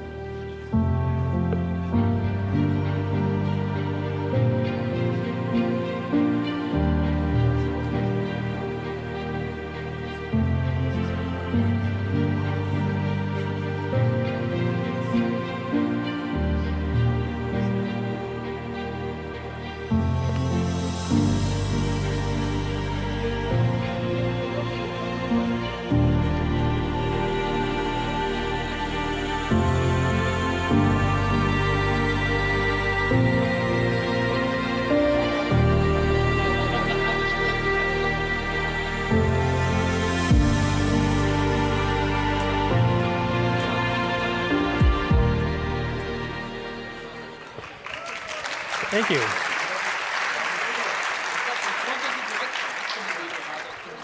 At first glance, jellyfish may not seem nearly as impressive as hummingbirds. But if you take the time to understand their lives, you will discover they have their own special secrets. To prove it, I developed new filming techniques to bring you into their world, including a camera system that could send a lens through the front of an aquarium. So let me show you the secret life of a jellyfish.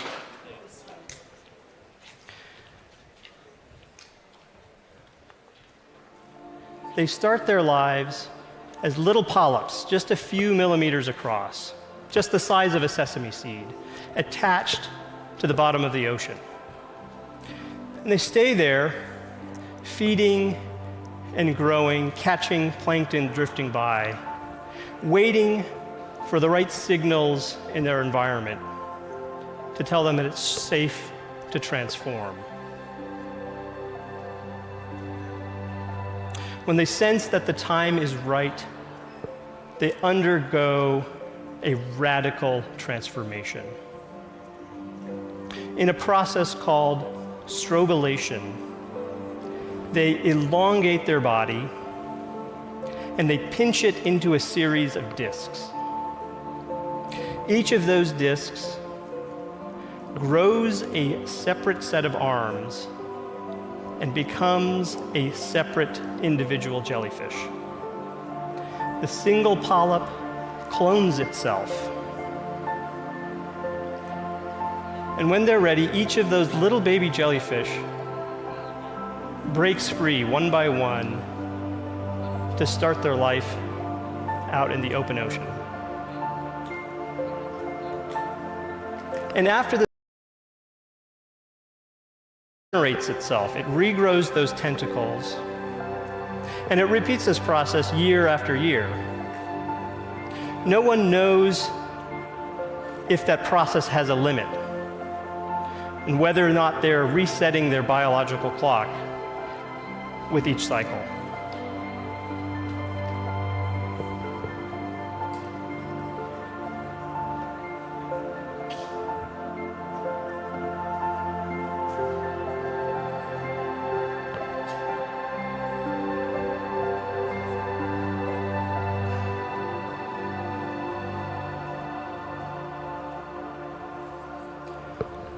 Now, compared to a hummingbird and a jellyfish, you might think a chicken egg is not so exotic. Perhaps it's even a little bit boring. There's nothing particularly unique about its powers. There's nothing really special that it can do. But maybe that's the point, that all life has a bit of magic if you know how to look. Here's what I mean. If we zoom in on this egg and we light it from behind, you will see a hidden constellation of details. This is caused by the uneven deposition of calcium. Now, once we fly through this shell, you'll start with a fairly familiar landscape. The egg white and the egg yolk that we all know. But if that egg has been fertilized and incubated, this little clump of cells called the blastodisc starts to grow. It expands across the surface of the yolk. And when you speed up time, this process called epibole looks like waves crashing on an alien ocean. By the end of the second day of incubation, you can see a structure that scientists call the blood island. This is the circulatory system of that developing embryo, starting to develop in order to transport nutrients from the yolk back to its body.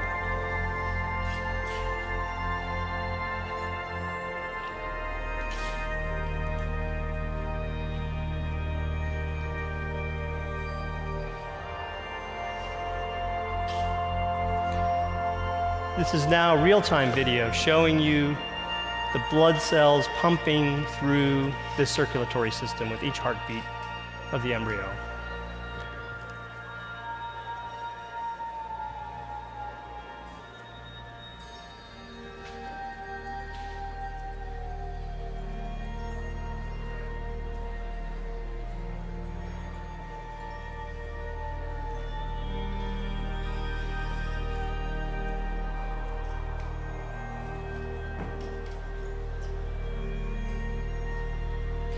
By the 4th day, you can see the segments of its backbone.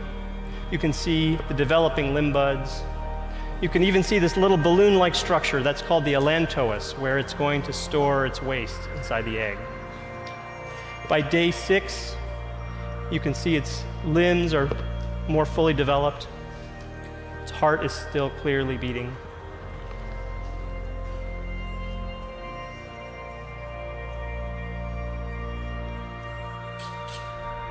By day 10, its eyelids are visible, its toes have clearly formed.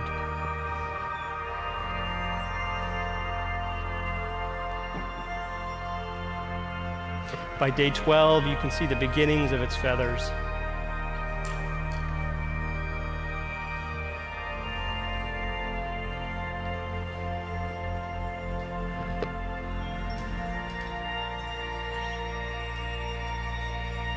By day 19, it has filled the entire volume of the egg. It's beginning to open its eyes.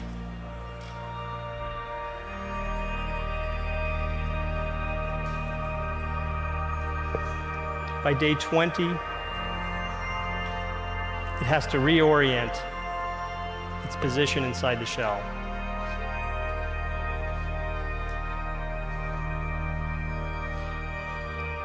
And then it has to break through the shell membrane, just like that.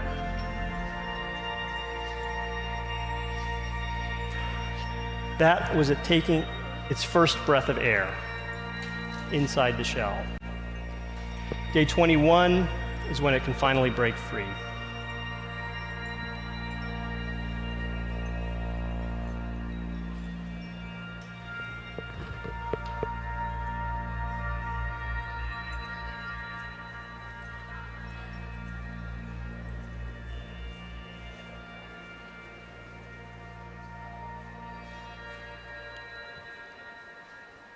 Those first few hours are an exhausting time for this chick. It's still wet, it's tired, but by the end of the first day, it has dried out and started its life as a chick. So scientists study hummingbirds in order to design better flying machines. They study jellyfish to better understand the processes of aging. They use chicken embryos to study heart defects and even cancer.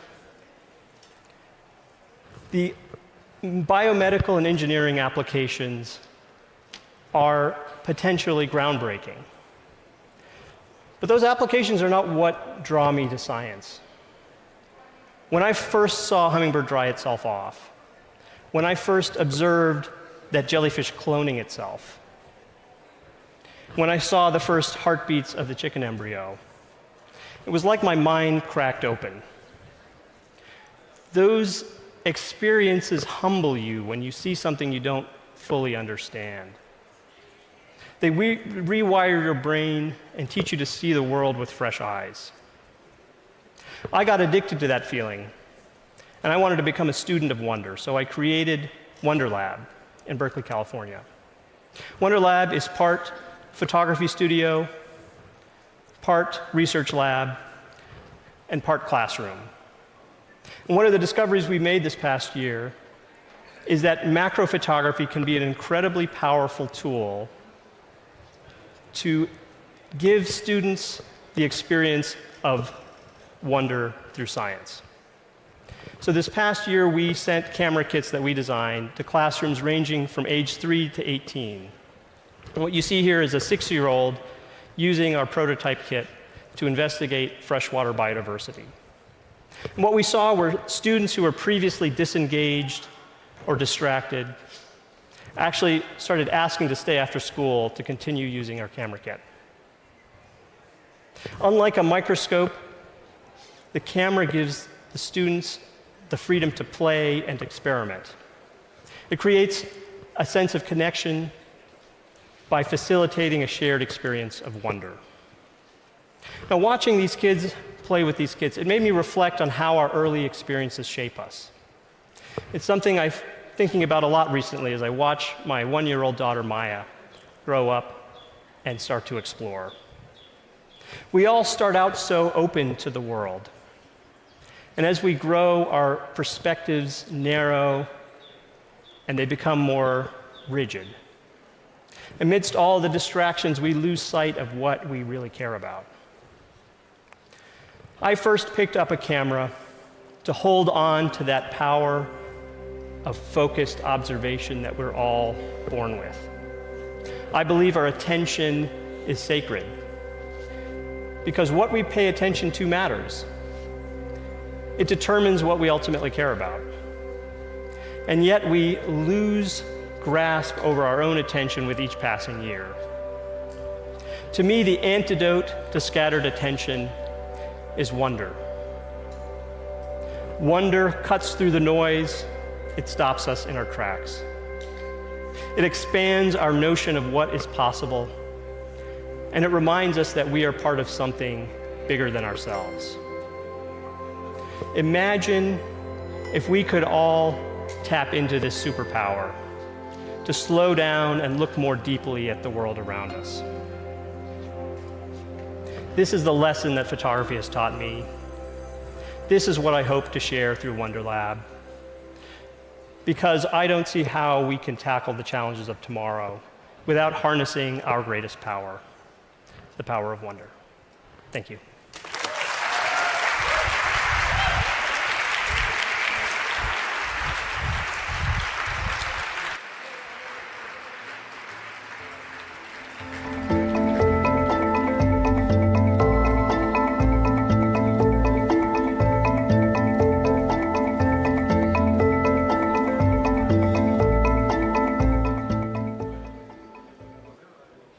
السيدات والسادة، استراحة لمدة 20 دقيقة، تبدأ بعدها جلساتنا الحوارية حسب محاور المنتدى في تمام 12:05 ظهرا. يرجى الاطلاع على الأجندة للمزيد من التفاصيل. شكرا لكم. Ladies and gentlemen, a 20-minute break starts now. Our thematic sessions will start at 12:05 p.m. Please check the forum's agenda for more details. Thank you.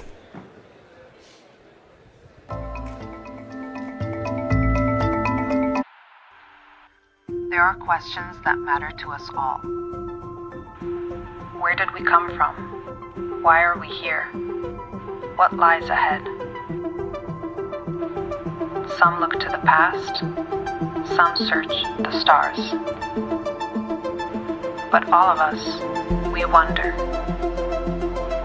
This is what connects us. This is what moves us. When we ask bold questions, we shape new futures.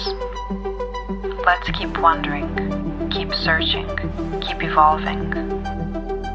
Through science, through exploration, through dialogue, through imagination. Change minds, question answers, defy what's possible. Because the future won't come from certainty, but from curiosity. Ask more. Dubai Future Forum 2025. The world's largest gathering of futurists.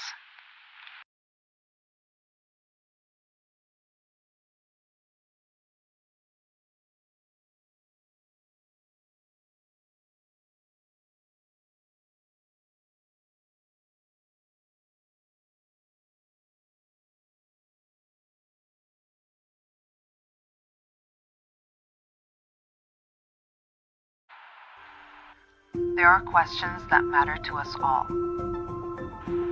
Where did we come from? Why are we here? What lies ahead? Some look to the past, some search the stars. But all of us, we wonder. This is what connects us. This is what moves us. When we ask bold questions, we shape new futures. Let's keep wondering, keep searching, keep evolving. Through science, through exploration, through dialogue, through imagination. Change minds.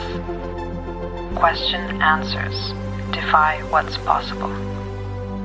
Because the future won't come from certainty, but from curiosity. Ask more. Dubai Future Forum 2025. The world's largest gathering of futurists.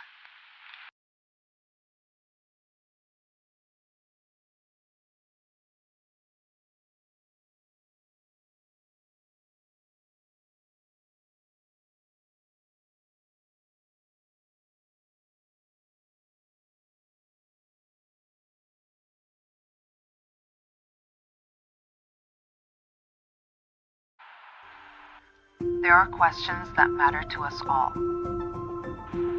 Where did we come from? Why are we here? What lies ahead? Some look to the past, some search the stars. But all of us, we wonder. This is what connects us. This is what moves us. When we ask bold questions, we shape new futures. Let's keep wondering, keep searching, keep evolving. Through science, through exploration, through dialogue, through imagination. Change minds. Question answers. Defy what's possible.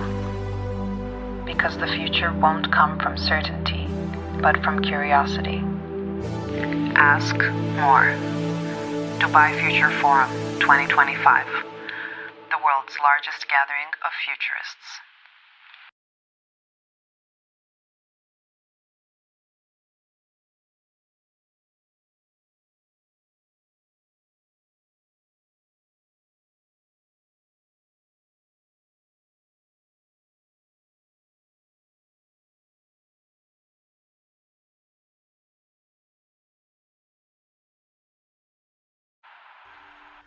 There are questions that matter to us all.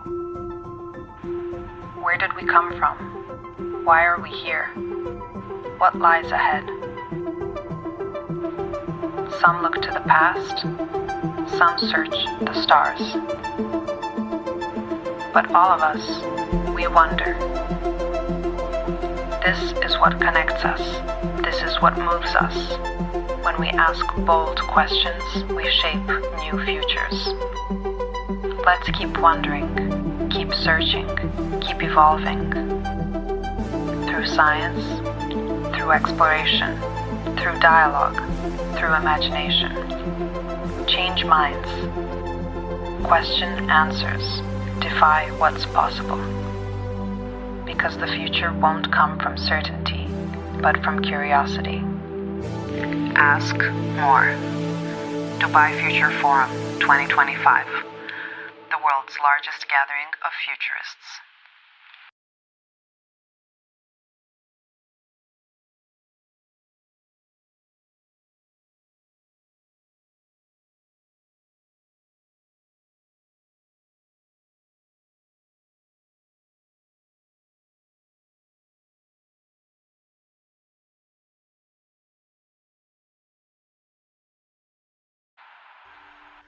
There are questions that matter to us all. Where did we come from? Why are we here? What lies ahead? Some look to the past, some search the stars. But all of us, we wonder. This is what connects us. This is what moves us. When we ask bold questions, we shape new futures. Let's keep wondering, keep searching, keep evolving. Through science, through exploration, through dialogue, through imagination. Change minds. Question answers. Defy what's possible. Because the future won't come from certainty, but from curiosity. Ask more.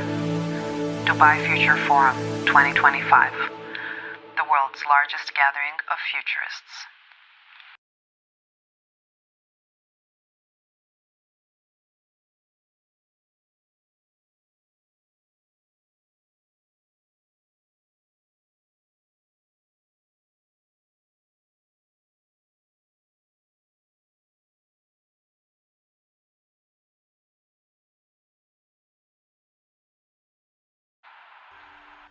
There are questions that matter to us all. Where did we come from? Why are we here? What lies ahead? Some look to the past, some search the stars. But all of us, we wonder. This is what connects us. This is what moves us. When we ask bold questions, we shape new futures. Let's keep wondering, keep searching, keep evolving. Through science, through exploration, through dialogue, through imagination. Change minds. Question answers. Defy what's possible. Because the future won't come from certainty, but from curiosity. Ask more. Dubai Future Forum 2025, the world's largest gathering of futurists.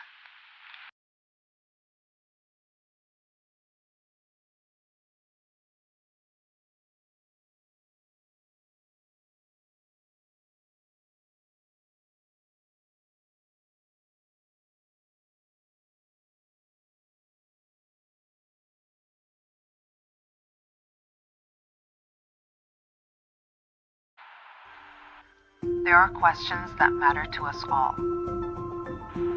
Where did we come from? Why are we here? What lies ahead? Some look to the past, some search the stars.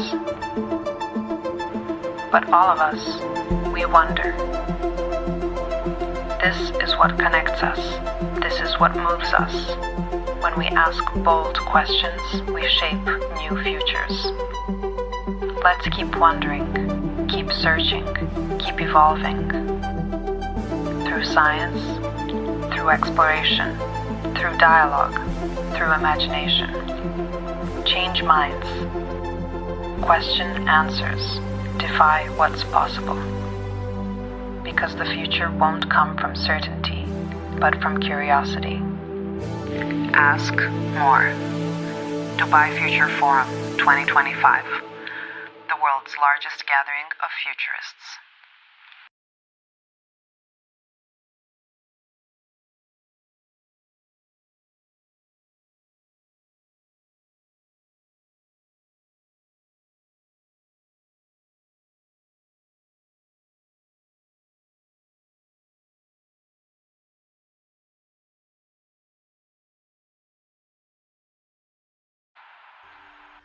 There are questions that matter to us all.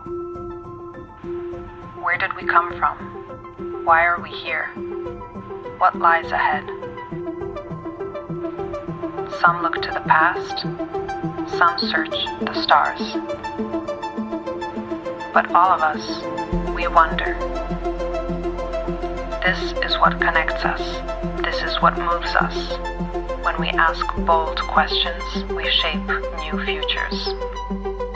Let's keep wondering, keep searching, keep evolving. Through science, through exploration, through dialogue, through imagination. Change minds. Question answers. Defy what's possible. Because the future won't come from certainty, but from curiosity. Ask more. Dubai Future Forum 2025, the world's largest gathering of futurists.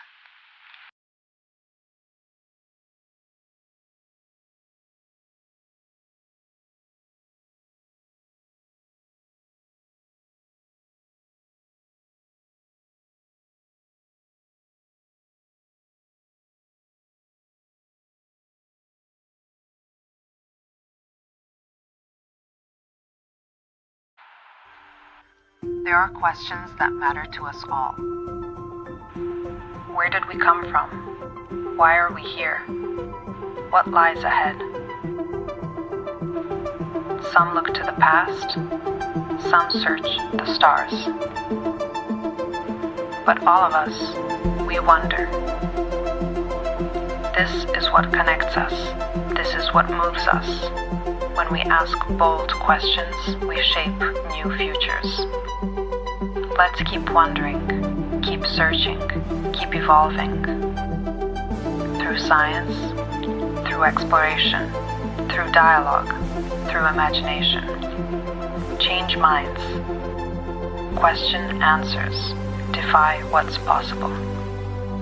Because the future won't come from certainty, but from curiosity. Ask more. Dubai Future Forum 2025. The world's largest gathering of futurists.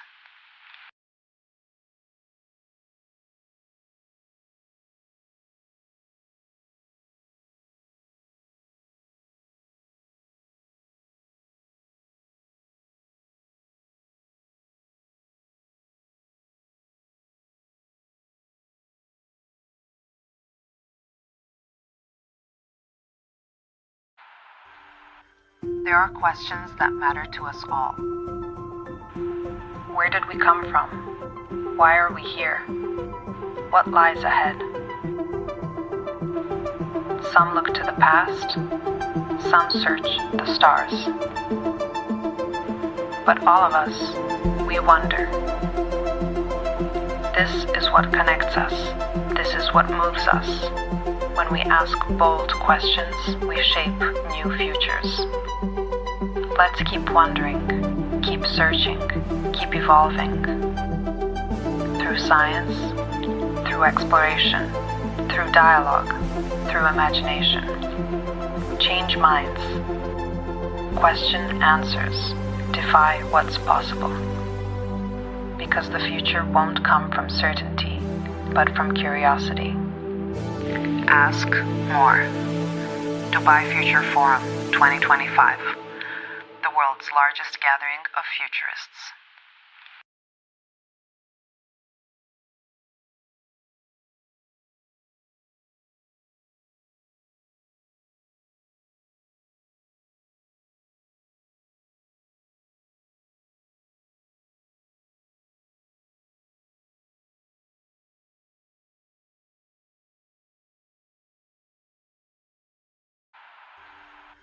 There are questions that matter to us all. Where did we come from? Why are we here? What lies ahead? Some look to the past, some search the stars. But all of us, we wonder. This is what connects us. This is what moves us. When we ask bold questions, we shape new futures. Let's keep wondering, keep searching, keep evolving. Through science, through exploration, through dialogue, through imagination. Change minds. Question answers. Defy what's possible. Because the future won't come from certainty, but from curiosity. Ask more. Dubai Future Forum 2025. The world's largest gathering of futurists.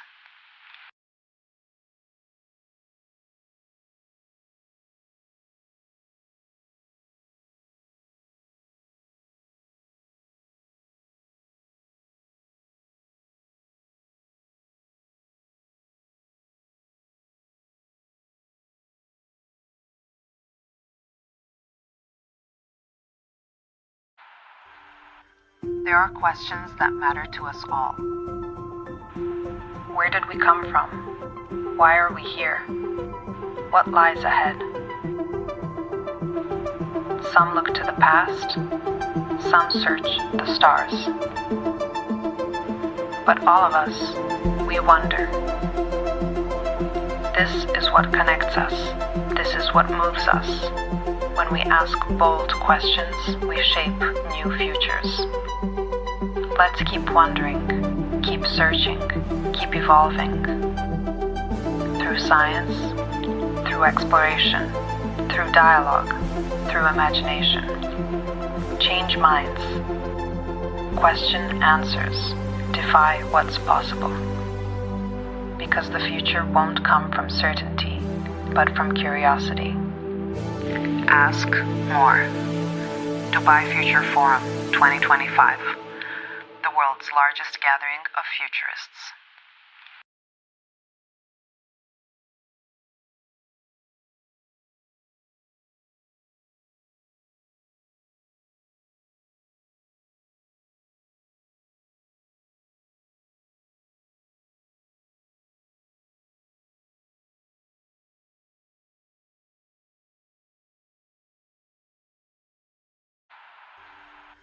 There are questions that matter to us all. Where did we come from? Why are we here? What lies ahead? Some look to the past, some search the stars. But all of us, we wonder. This is what connects us. This is what moves us. When we ask bold questions, we shape new futures. Let's keep wondering, keep searching, keep evolving. Through science, through exploration, through dialogue, through imagination. Change minds. Question answers. Defy what's possible. Because the future won't come from certainty, but from curiosity. Ask more. Dubai Future Forum 2025. The world's largest gathering of futurists.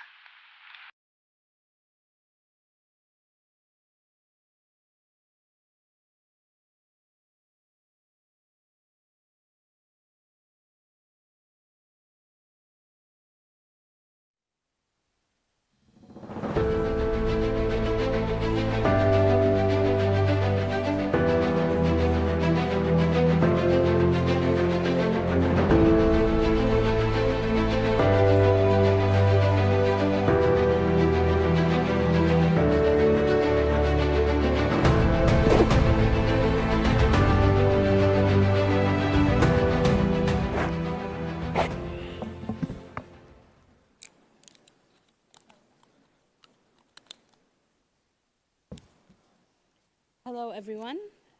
Thank you so much for joining us this afternoon. Very privileged to be here. So I wanted to echo our Chief Executive Officer's note this morning, which is welcome to the Dubai Future Forum, welcome to the Museum of the Future. And I'm very happy to say that we're starting you off today with the first session in this track. My name is Heba, and I lead Foresight Research here at the Dubai Future Foundation. And with me is Dr. Renee Rohrbeck, who is a professor of strategy and also the director of the chair of Foresight Innovation and Transformations at EDEC Business School in France. And then also joining me on this panel is Dr. Hazza Al-Naimi. He is our Assistant Secretary General for Excellence and Government Services at the Dubai Executive Council, the Executive Council of Dubai as well. So welcome, Dr. Hazza and Dr. Renee. Thank you. So our session today, again, just to set the context, and if you don't mind just bringing up the poll, just to kind of understand a little bit more of who's with us today. We'd like this session to be as engaging as possible. We'll have some time for Q&A, because what we're trying to do here is hopefully try to unpack the mystery behind future readiness, try to understand, what does future readiness mean? How do we inform the choices we make? How do we inform which tool to choose when we're thinking about future readiness? So, sorry, that's the question before. It's Q1. Anyway, future readiness, future preparedness, future fitness, future benchmarking, future maturity, future readiness maturity. So you can just start to imagine the kind of landscape we're talking about, which I'm sure all of you have seen as well. Sometimes it's a score, sometimes it's an index, sometimes it is an assessment, sometimes it's a tool, and sometimes it's a framework. It is created distributed, used by organizations, private sector organizations. Academics have been working around models for future readiness. Governments as well are doing the same. And from a theoretical perspective, while the literature is very light, it does come from a resource-based view in the sense that organizations are future ready if they are able to not only have the right resources for the future, but also how do we dynamically manage these resources and sense and respond to anything that comes our way and adapt accordingly. So as I said, we're trying to make it an engaging session. Feel free to ask any question that comes to mind later on. And hopefully, we'll try to answer the magic question of which tool for future readiness. So I'm going to start out with Dr. Renee. What does future readiness mean to you? What is your story in respect to future readiness? And, why should people think about future readiness for their organizations? All right, thanks. Very interesting question, and I think it's also one which I would love to throw back a bit at the audience. Right? Are you thinking that you personally or you as an organization are future ready? Now, I'm not going to ask you to raise arms right now, but it is a good question, right? What is future readiness? And I think we'll explore that there's multifacets to this concept. But I always start with, why do I even care to be future ready? And my personal story was that my CIO at the time at Deutsche Telekom asked me, what are the good ways to be systematic, successful, and repeatedly capable of finding new businesses? And that was at that time very important because we were the monopolist telecommunication operator, so our market could only grow in one direction, and that is getting smaller. And there was a lot of turmoil in that industry because it was not only the telecommunication operators who own the market, it was also then the new tech companies coming in, much of the profit migrating towards services. So we had to rethink our business model. So future readiness for me is often then anchored still in this opportunity discovery. But it's very important that when we talk about future readiness, and then later on also about tools and models, that we start with the why question. Why do I have that? And then I think we're also going to unpack a bit what is a tool, what is a capability. But for me, that was my first mission. Yeah, so it's the why. And Dr. Hazza, what does future readiness mean to you? Your relationship with the future readiness? It's first, I would like to thank you for this session. Honestly, I would like to thank the Future Foundation for their invitation. If we look at the future readiness, I'm just going to make a little comparison for you to understand. So if we look at the private sector, for example, the private sector's companies innovate to attract customers. And if one brand, for example, launch a new high-tech product, and if the customer really is not comfortable or is not ready to use it, they will definitely switch to another provider, and the market will adjust itself, and the impact will be limited to this specific company. Wherein in the government we don't have this privilege. So in the government, if we come up with a new digital services or an AI-enabled platform or a future-ready policy, everyone within the society should understand it, trust it, and use it. So the company, the people and the society, they don't have the choice to change government at the end of the day. So this means the government carries really a far bigger role, more than they just to innovate for their own efficiency. They also carry the responsibility of really prepare the whole society to be future ready. So it's our role in the government, if you talk about what's the role of government today, it's our role is to educate, it's to raise awareness and make sure that nobody is left behind. So all communities, we're talking about elderly people, youth, businesses, all community, we should really work to educate them, to raise the knowledge about what the future readiness mean for them.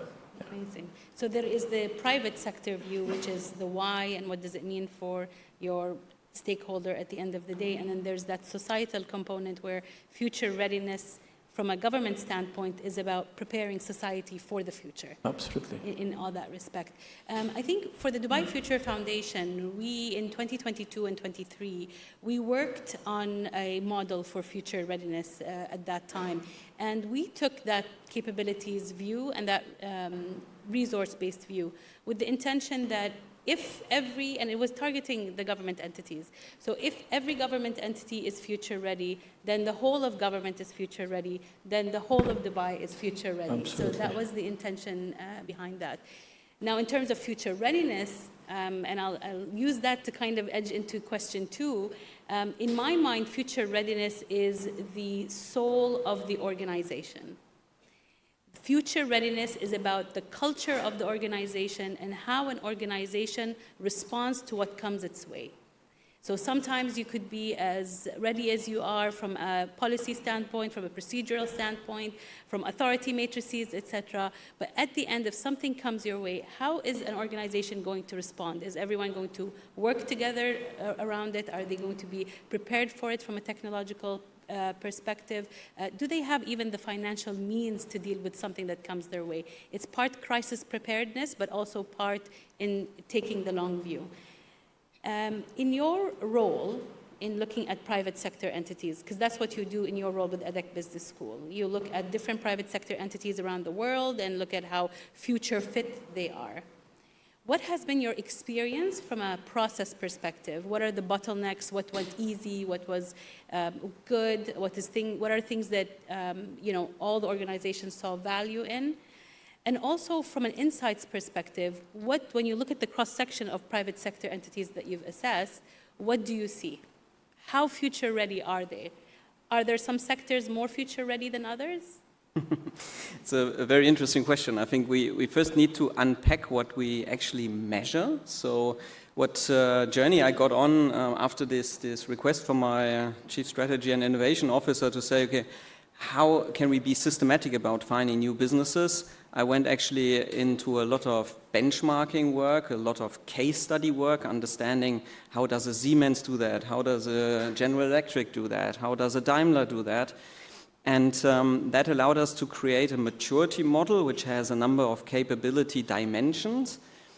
And then the model is also comparing the actual capability maturity of an organization with the external environment. How uncertain is it? And with the ambition of an organization, because a private sector organization could have the ambition to be a fast follower, or it could be having the ambition to be a pioneer. And all of this comes into our scores. And we're also able then to look into the individual capabilities and compare it with best practices. So what is probably not a big surprise to you is that today for many organizations, having the data, having the insights is no longer the bottleneck. We refer to this in our model as the perceiving part. Now, there's still a good reflection that anyone should have. Is there any blind spots my organization has and which I should overcome? But then the majority of organizations, they have a challenge with having a joint sense-making, a joint understanding about the future. We refer this as the prospecting muscle. So this is the ability to already insert yourself and your decision-making into the future and then think backwards on how to get there.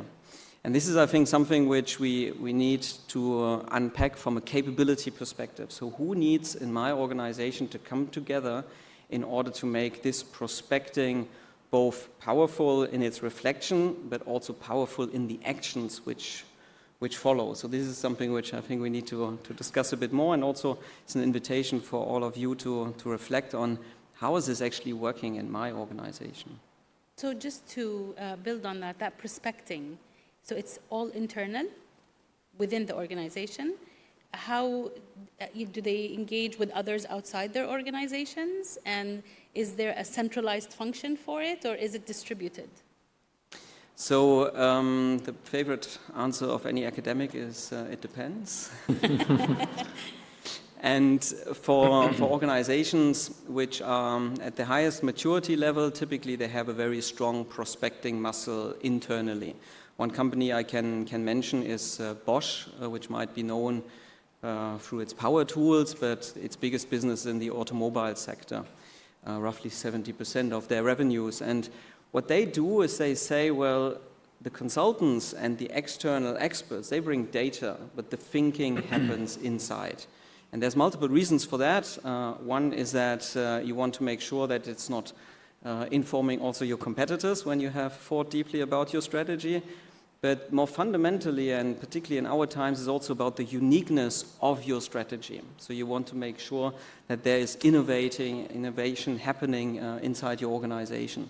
So that's very important. But at the same time, we also in a highly networked world. So involving in your process of prospecting external stakeholders, inviting them to co-prioritize with you in order to then be able to shape also the ecosystems which make your business model stable becomes more and more important.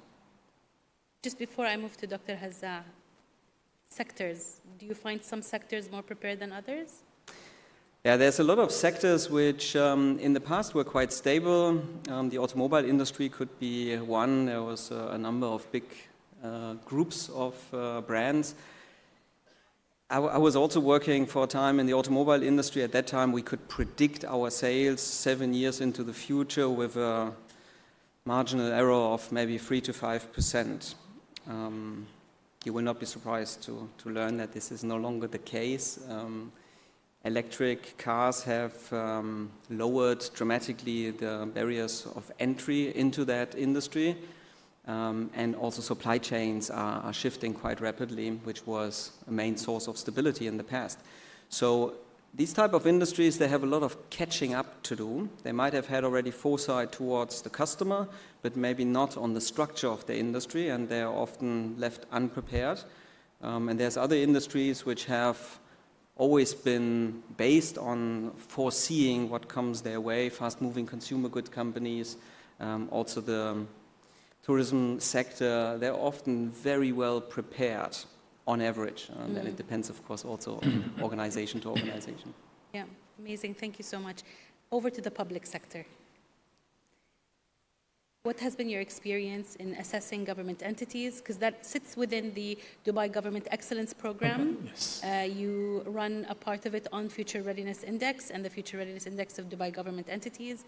Your experience in carrying that out, the process itself, any bottlenecks, anything that went smoothly, and then what is your insight on, again, public sector organizations and their future readiness and what value that brings? It's one of our greatest strengths, actually, it's building trust.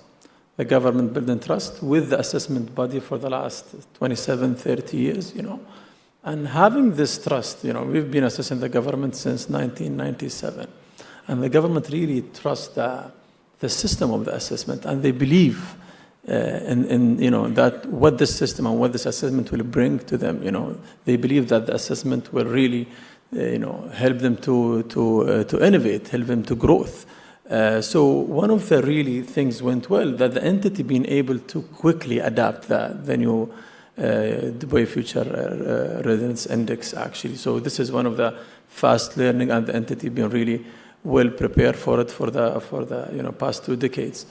Another interesting things we've noticed in the last few years applying the Future Readiness Index in cooperation with Dubai Future Foundation is actually we've noticed that the government officials, the employees, and everyone in the government, the conversations start changing from how well we achieved in the past. Now they start changing the question, how well we prepared for the future. So this is a significant change by not just looking at what you have achieved in the past, but now they start looking on how well we prepared for the future. And this is very interesting mind shift within the government.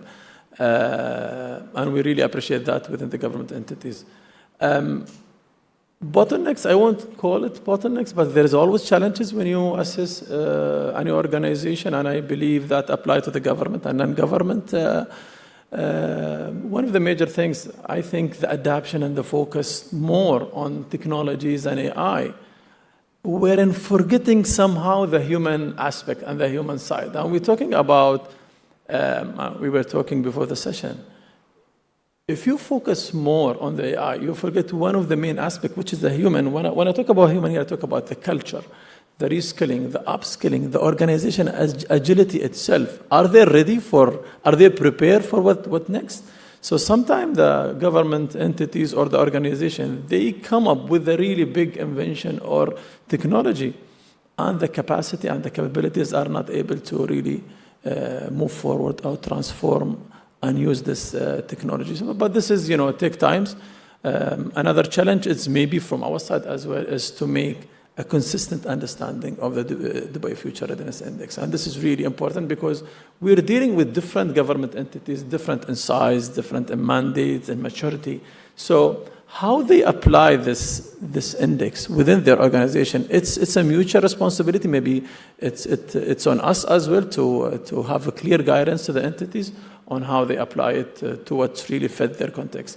So I think work in progress. It was very interesting results for the last assessment, and we have the coming assessment in 2026, and hopefully there will be improvement within the government as well. I want to touch upon the point about we need to raise awareness or bring additional understanding as to what the Future Readiness Index is to the government entities who you're assessing. Which is, again, a reflection of the nature of the Dubai Government Excellence Program and how you're bringing this idea of future readiness to government entities. So it's like a top-down as opposed to coming to ADEC Business School and saying, I'd like to run a future fit assessment, right? So awareness is quite important. Do you feel that this is something that needs time before you start assessing them for readiness? Like, do you give them time to understand this model and then try to improve themselves before you actually do the first assessment? Sorry, and this question is primarily for those who are in government and have not yet launched something like we have in the Future Readiness Interesting. Yeah. The idea of future readiness is actually come up in a collaboration between the Executive Council of Dubai Government and Dubai Future Foundation. And whatever we do, not just the future readiness, we always make sure that the government are really well aware of this concept or this project. So when we talked about Future Readiness Index, we assist the government. We have many awareness sessions, but the outcome of this assessment, we share it with Dubai Future Foundation for the Dubai Future Foundation to look into new solution with the government entity. So this is how we really deal with the government. We definitely the leadership in Dubai, actually 2 years ago, they announced this. His Highness Sheikh Hamdan in the World Government Summit, they announced the Future Index. And the idea is to move from, as I mentioned, from measuring what we used to be good at to how we can be good for the future. And the message was clear. We all should be ready for the future and for what's next. And we always to be ahead of the game and ahead of the curve when it comes to government services and government work. Yeah. So from our perspective, because you mentioned that, you share some of the information with us, and then we're also privy of what the private sector organizations are doing, and we kind of look, around the world as to how future readiness is being sought and how people view it. And what we have seen is, again, it echoes what I said in the beginning. There's a lot of different models on future readiness. And so there's a little bit of confusion as to which way to take. But what we've also noticed is the focus on tech foresight. Exactly. And preparing for technological breakthroughs. And yes, it is important, but with it comes, but are we prepared for the non-technological breakthroughs as well? There are other breakthroughs, whether it's through business models or whether it's through all these disruptions in supply chain is not technological, right? It's beyond that as well. And the biggest challenge that we found across the board is that even for those who do carry out future readiness assessments, the question is, what value does it add to their stakeholder? So they go back to their board, or they go back to their leadership, or they go back to their management and say, we've done a future readiness assessment, we've looked at our organization, we are future ready. And what? So what does that mean?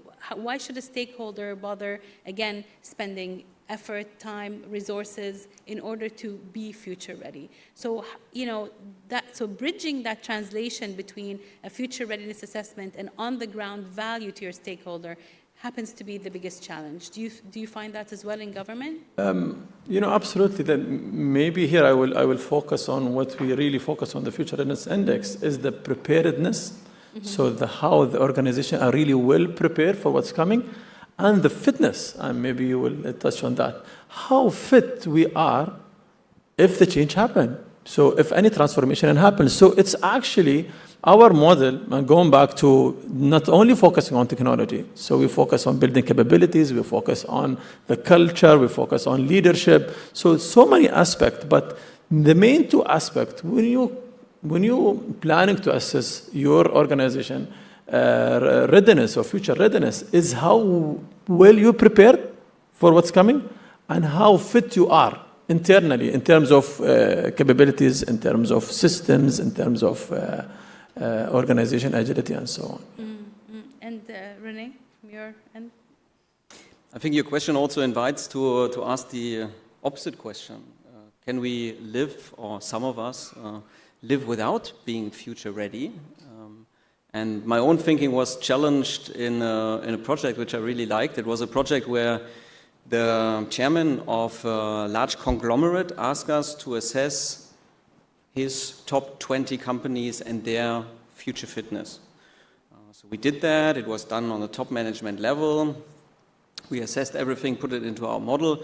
Our model is quite harsh in the sense that you can either be vigilant, which would be the desired state, you can be vulnerable, or you can be in danger, so that you have quite high shortcomings.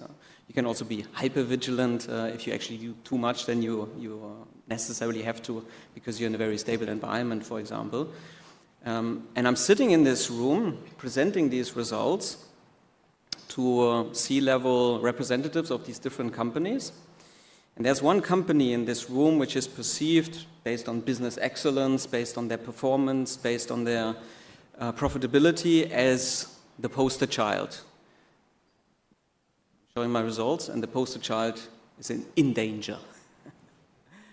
You imagine the room goes silent. Everyone thinks, okay, this nice little professor from France will take his bag and leave very quickly. Door was blocked, so I couldn't. I had to stay. Yeah. So eventually the CFO stands up and says, okay, well, everyone is looking at me, so I might as well say something about that. So we come out in this assessment, which we all done as not so good. Now the question is, should we care? My answer would have been yes. His argument was, well, we're actually operating a business model which has proven itself not only to be resilient over time, but also resilient against others who try to copy this. We have a fantastic profitability, we're growing.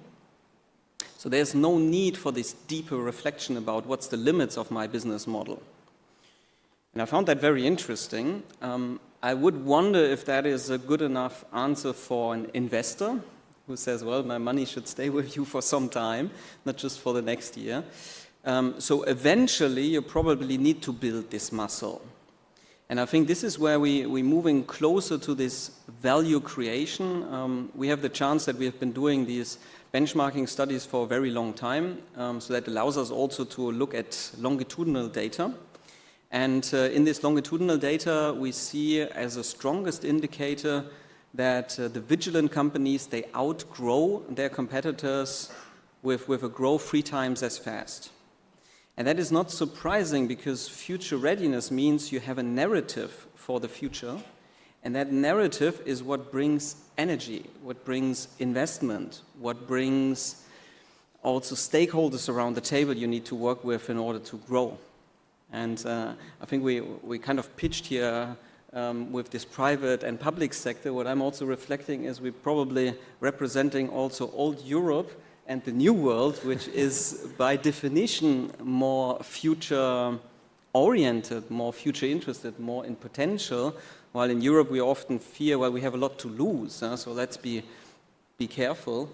And maybe just to spice this up a little bit, I've got one slide which I use now regularly, where I'm putting on the same page the global risk report of the World Economic Forum and the global opportunity report from the Future Foundation here. I find that always hilarious to see, okay, what would interest you more? And I'm asking this to my students. And many of my students, they would pick the risk report. So future readiness is about preparing, but it's also a narrative for both public sector and private sector for the key users or customers or society as well. That's a powerful one. So we came here today to talk about, well, which tool? So we've covered the pre, now we need to cover the second half of the question, which is which tool? So I think, how many of you here would identify yourself as part of the public sector? Okay. And how many of you would identify themselves as part of academia? And how many of you are part of the private sector but business-oriented as opposed to your own or consultancy and professional services? Private sector and consultancy? So we actually have an interesting blend. So we have an interesting mix. I would say, give or take, almost equal proportions. So how do they decide which tool, if they haven't yet taken a try at it? And even if they have, should they explore other tools as well, or models, or indices? We need to come up with some agreement what to call them. But I'll start with Dr. Hazza first. Sure.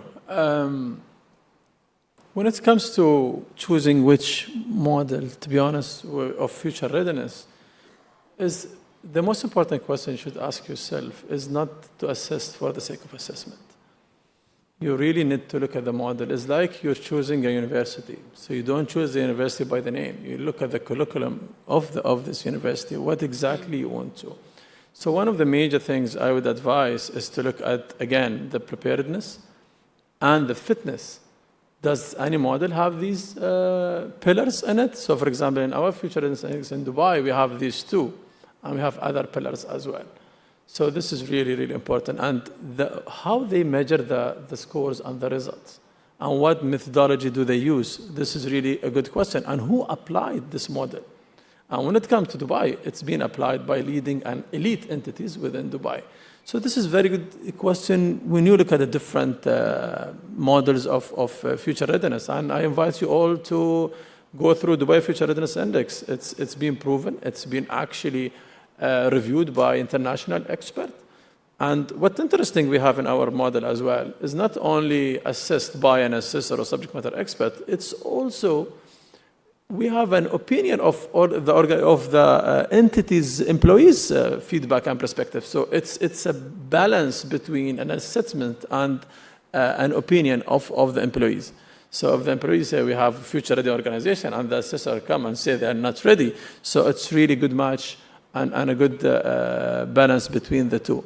So we really need to look at a holistic view when we look at the future assessment index. Yeah. So the reputation of the organization or entity or researcher or academic side that has actually come up with a model, whether or not it includes both preparedness and fitness.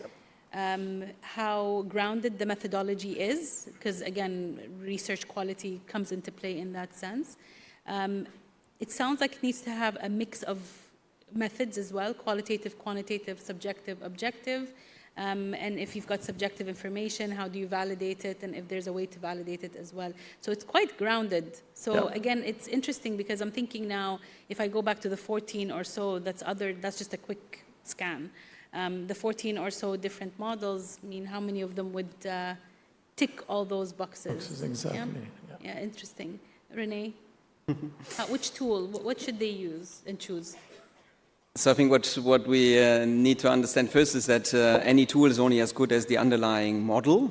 And when we make a model choice, which should be actually the choice, so not how easy a tool maybe is able to, how easy it is to use it, but what's the underlying model, then we always make a model choice. Now I'm old enough to still have been, or have memories from being in school, where when we talk about geography, that there's actual physical maps being rolled out don't know if anyone still has that joy. I was actually carrying these big things, and then they get rolled out. And they show different things. There's maps with streets. There's maps with what kind of industries do we have in different regions, where are the refineries.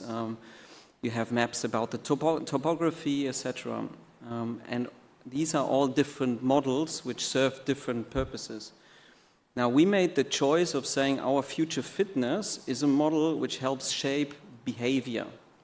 Behavior of leaders, behavior also of everyone in the organization. That was for us always key. And we have now, with our model, been lucky to have applied it for a very long time. So we also know what are even the outcomes of the behaviors. But for sure, you need to have a model where you say, then it becomes actionable after I've done my assessment. And that often also points towards, it's good to have a model which you can connect to good practices. So in our case, we have good practices on the overall model, so which organizations are future fit and fitter than others, and also on the capability level, so that I can also pick and choose, well, what are the capabilities which make me stronger. So think model and think, how is this shaping then actual decision-making and behavior?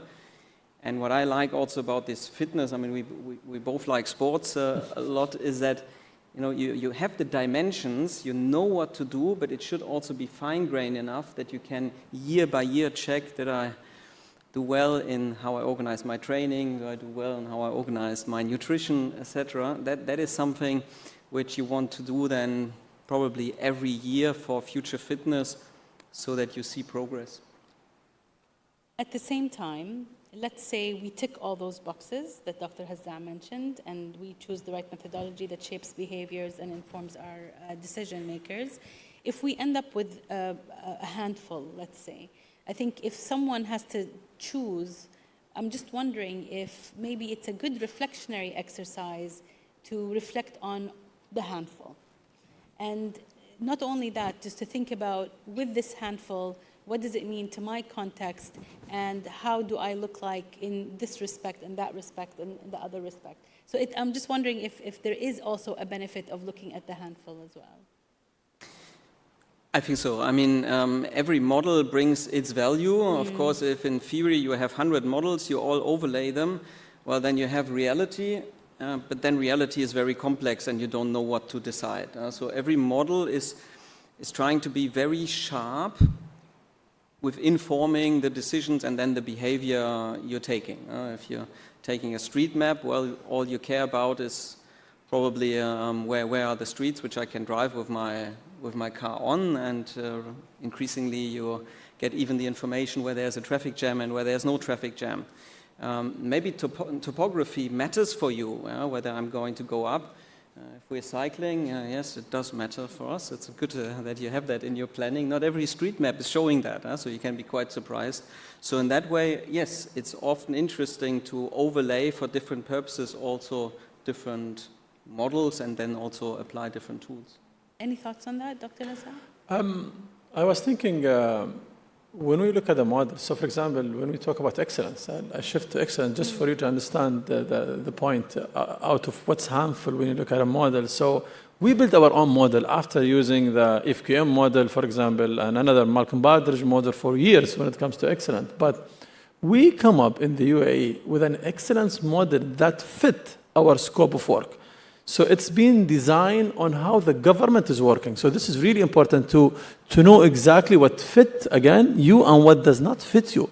So we create the model that somehow it's designed for how the UAE government and Dubai is working. So we have center governments, we have authority, we have service providers.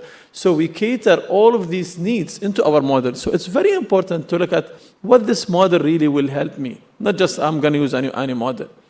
So, and does it really reflect all the aspects of the organization as well? Very interesting. So I'm going to switch a little bit to the elephant in the room, which is AI. Because the landscape of future readiness, index score, model, preparedness, etc. Guess what? Same thing is happening on AI. AI readiness, AI index, AI framework, AI maturity. I'm sure all of you have been exposed to that. So we asked you a question earlier as to whether you think AI readiness is basically future readiness. So if you're AI ready, are you future ready? So one such report that was published recently from Cisco carried out some research with over 8,000 companies who have 500 employees or more. They found, over 80% of them have high ambition, but under 48% of them have the infrastructure for AI in terms of AI readiness. The creme de la creme, the top pace setters, I think they were calling them, they were 98% ready for AI from an infrastructure and security perspective. So just asking this interesting question, does AI readiness mean I'm future ready? And in theory, what that means, if I forgo all the future readiness tools and say, you know what, I don't care about any of them, I'm just going to take AI readiness, going to outsource it, bring in a company to come in, which we didn't touch upon, by the way, maybe we should. Do you bring external parties to come and assess your organization, or do you do it internally? So let's say I'm going to invite someone externally to come in, assess my organization for AI readiness and say, there, I'm AI ready, therefore I am future ready.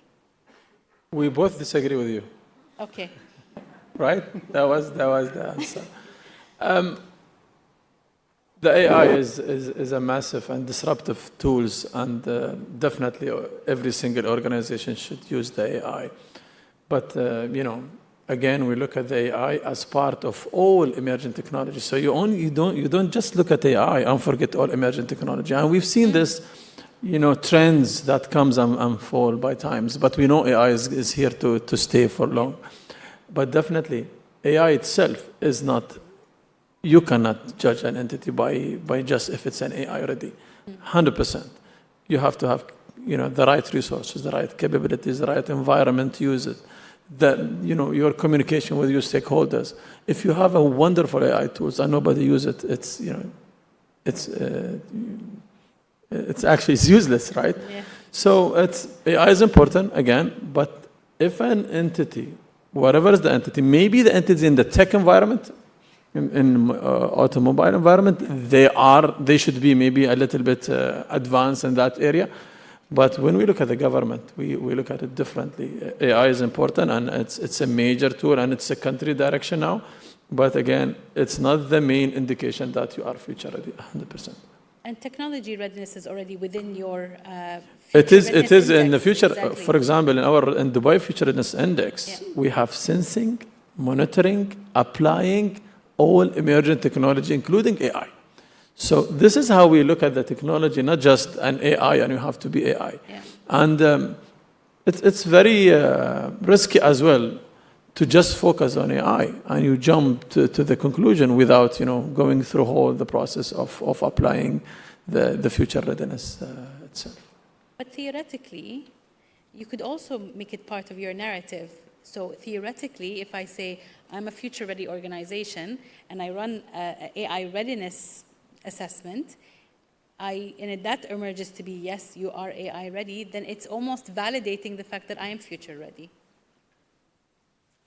It's how do you use the word, At the end of the day, it's a media things, People use different marketing just to show that they're really good in what they do. But we know, we've been there, we assess the organization, we know the nitty-gritty details when it comes to how the organization are excel or ready for the future.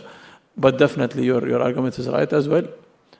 We have a say in Arabic, Allah ma yasma' min sakit. So you always have to promote yourself. So it's very important as well to talk about your readiness of AI, since it's the trend as well. Yeah, absolutely.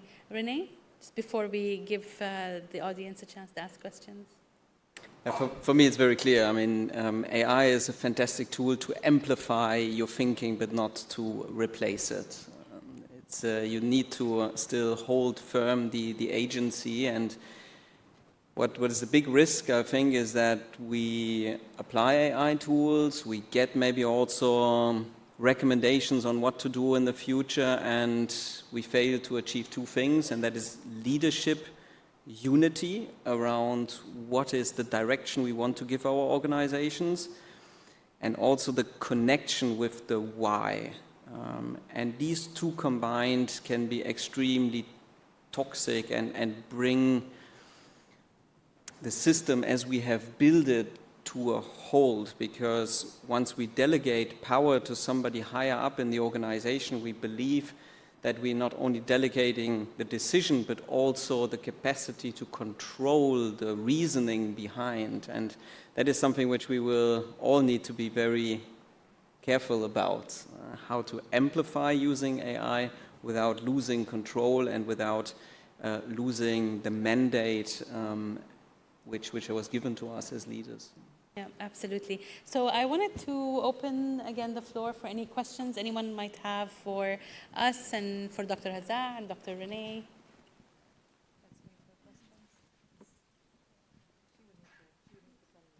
There's a question there. Please raise your hand high because I can't really see. Yeah, and up there. There's also a lady, the lady in the green jacket as well. Yeah. Thanks Please for go the ahead. interesting sessions. I have a few questions. The first of them is Sorry, that... we can't hear you. Okay. To what extent generative AI is deployed in measuring the future readiness index? And what's the model used to assess the return and relevance to measuring that index? And how is it influenced by any resilience that may arise? And my next question... I think you need to bring it very close. We really to don't... It's not clear yet. Okay. All right. Okay. So I'll ask my question. To what extent generative AI is deployed in measuring the future readiness index? And what's the model used to assess the return and relevance to measuring that index? Okay, so I think the question is to what extent does Gen AI help us imagine the future? To what extent generative AI is used to measure the future readiness index? To what extent does Gen AI is used to measure future readiness? I mentioned, future readiness. We have a model of future readiness, different pillars in this model. Generative, you mean generative AI, right?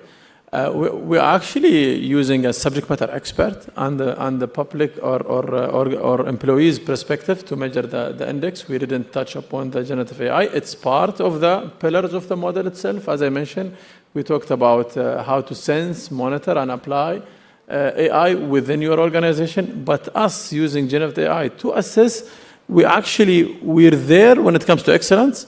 So in our model, in excellence now, we are using 7 AI use cases on how we can assess government excellence. We are testing it, and we're going to apply it next year. But part of the model, of the future readiness model, we don't have the generative AI so far. There's a question for the lady in green. Thank you, and thank you for the interesting panel. My question is maybe more a philosophical question, but we talk a lot about readiness, future-proof, and for me it feels like that's sort of, it gives us a reason to assess, but then it's like you gain it and then you're done. So I actually want to challenge maybe and ask you, is it the right word still? Because it says it's A to Z and then you're done. And what I feel is we often focus on things that we can measure. And I believe that mindset is a huge part of becoming future fluent, as I like to call it, because then you're never done. And how do we make sure that these super important parts of becoming future fluent, or whatever word we might come up with together, can be taken into consideration? Because they might not be measurable, but I feel definitely in a world where I think and also hope that humanity will become way more important than AI, we make sure that we prepare people to be mindful about the future, so the mindset, and how can we measure that part of becoming whatever it takes to be ready or fluent or whatever word we might come up with together for the future. Thank you so much for that. And I think that's why I had mentioned in the beginning, there's preparedness, there's fitness, there's readiness. You're absolutely right. Maybe it's something to think about. It's interesting you mentioned fluent, future fluent.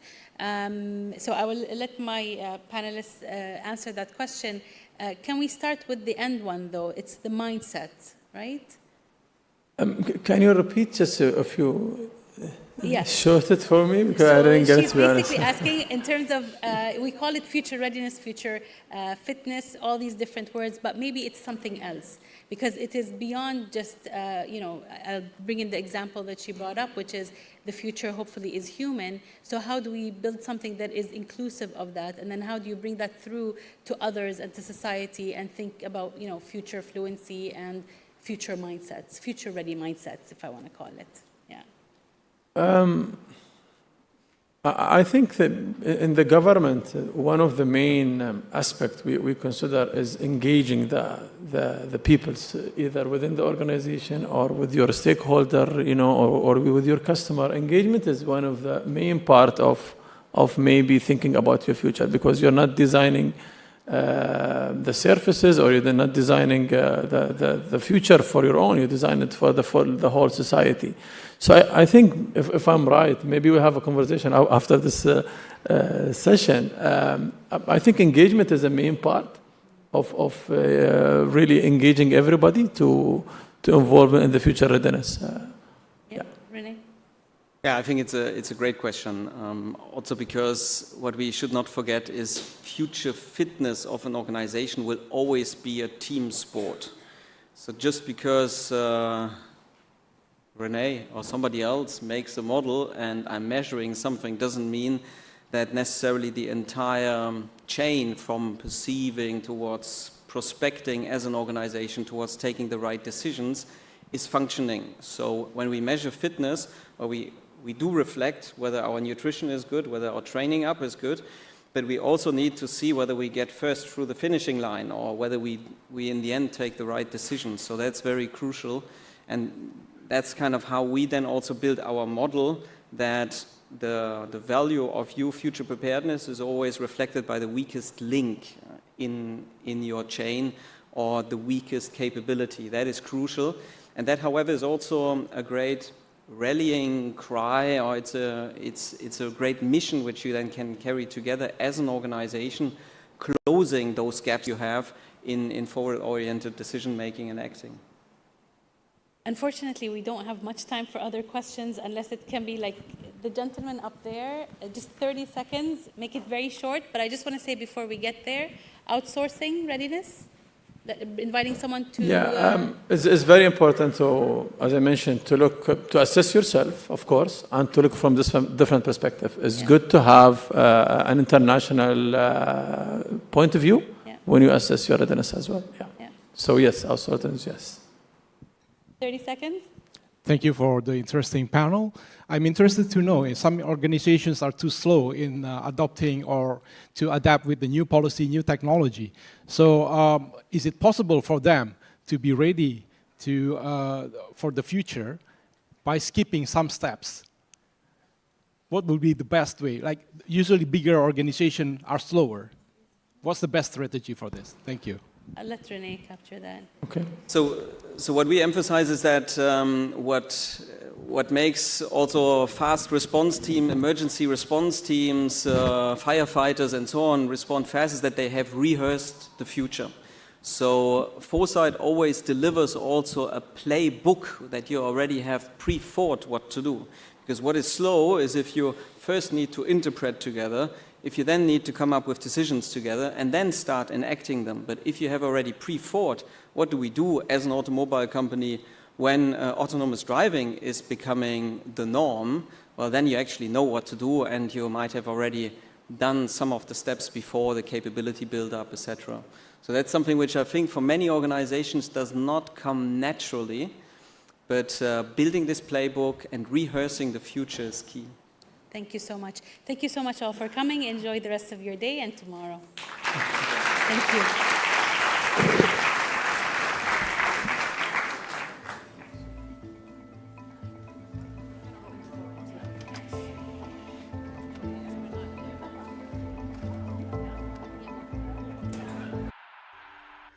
There are questions that matter to us all. Where did we come from? Why are we here? What lies ahead? Some look to the past, Some search the stars. But all of us, we wonder. This is what connects us. This is what moves us. When we ask bold questions, we shape new futures. Let's keep wondering, keep searching, keep evolving. Through science, through exploration, through dialogue, through imagination. Change minds. Question answers. Defy what's possible. Because the future won't come from certainty, but from curiosity. Ask more. Dubai Future Forum 2025, the world's largest gathering of futurists.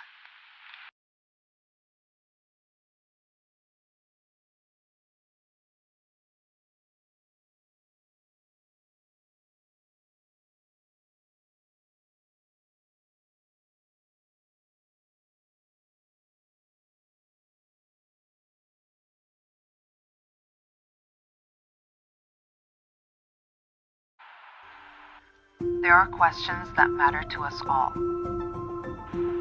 Where did we come from? Why are we here? What lies ahead? Some look to the past, some search the stars. But all of us, we wonder. This is what connects us. This is what moves us. When we ask bold questions, we shape new futures. Let's keep wondering, keep searching, keep evolving. Through science, through exploration, through dialogue, through imagination. Change minds. Question answers. Defy what's possible. Because the future won't come from certainty, but from curiosity. Ask more. Dubai Future Forum 2025, the world's largest gathering of futurists.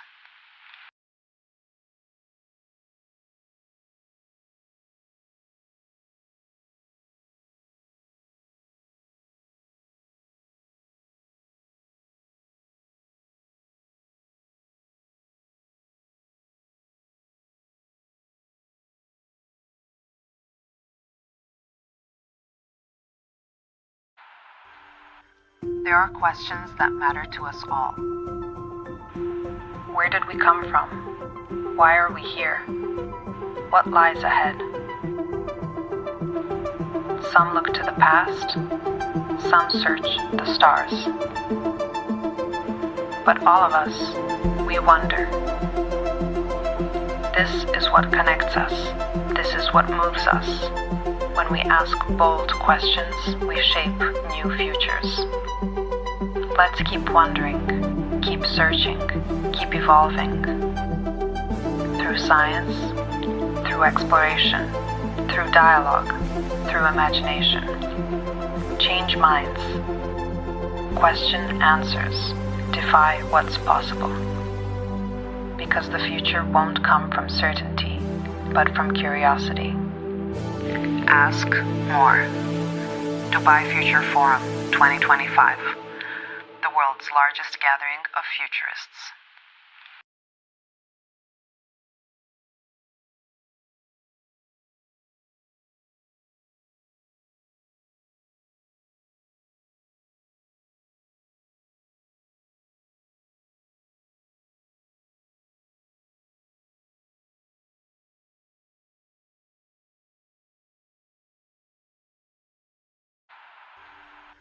There are questions that matter to us all.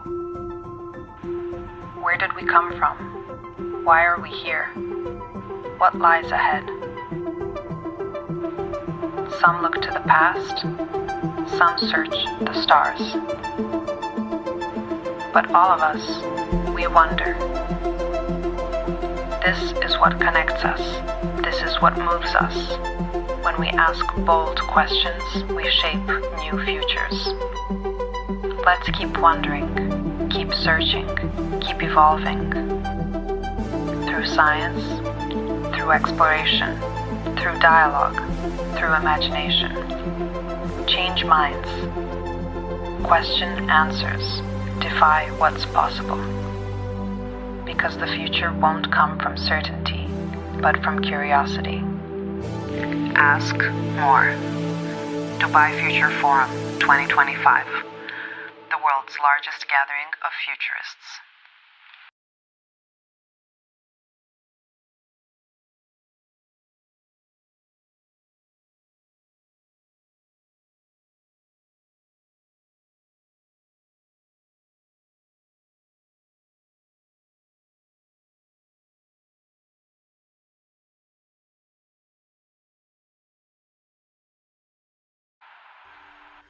There are questions that matter to us all. Where did we come from? Why are we here? What lies ahead? Some look to the past, some search the stars. But all of us, we wonder. This is what connects us. This is what moves us. When we ask bold questions, we shape new futures. Let's keep wondering, keep searching, keep evolving. Through science, through exploration, through dialogue, through imagination. Change minds. Question answers. Defy what's possible. Because the future won't come from certainty, but from curiosity. Ask more. Dubai Future Forum 2025, the world's largest gathering of futurists.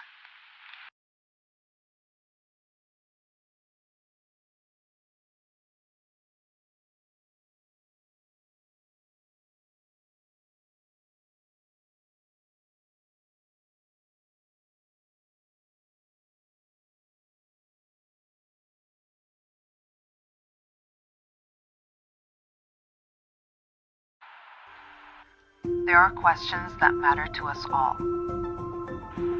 Where did we come from? Why are we here? What lies ahead? Some look to the past, some search the stars. But all of us, we wonder. This is what connects us. This is what moves us. When we ask bold questions, we shape new futures. Let's keep wondering, keep searching, keep evolving. Through science, through exploration, through dialogue, through imagination. Change minds. Question answers. Defy what's possible. Because the future won't come from certainty, but from curiosity. Ask more. Dubai Future Forum 2025, the world's largest gathering of futurists.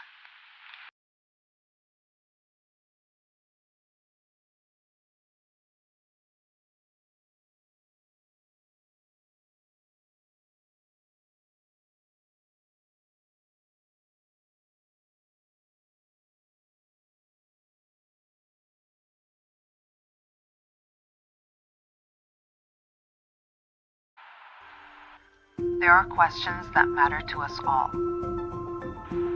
Where did we come from? Why are we here? What lies ahead? Some look to the past, some search the stars. But all of us, we wonder. This is what connects us. This is what moves us. When we ask bold questions, we shape new futures. Let's keep wondering, keep searching, keep evolving. Through science, through exploration, through dialogue, through imagination. Change minds. Question answers. Defy what's possible. Because the future won't come from certainty, but from curiosity. Ask more. Dubai Future Forum 2025, the world's largest gathering of futurists.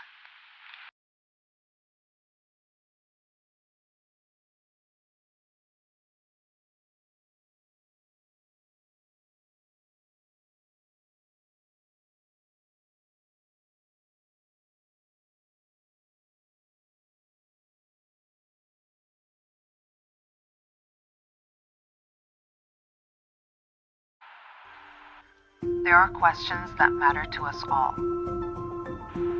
Where did we come from? Why are we here?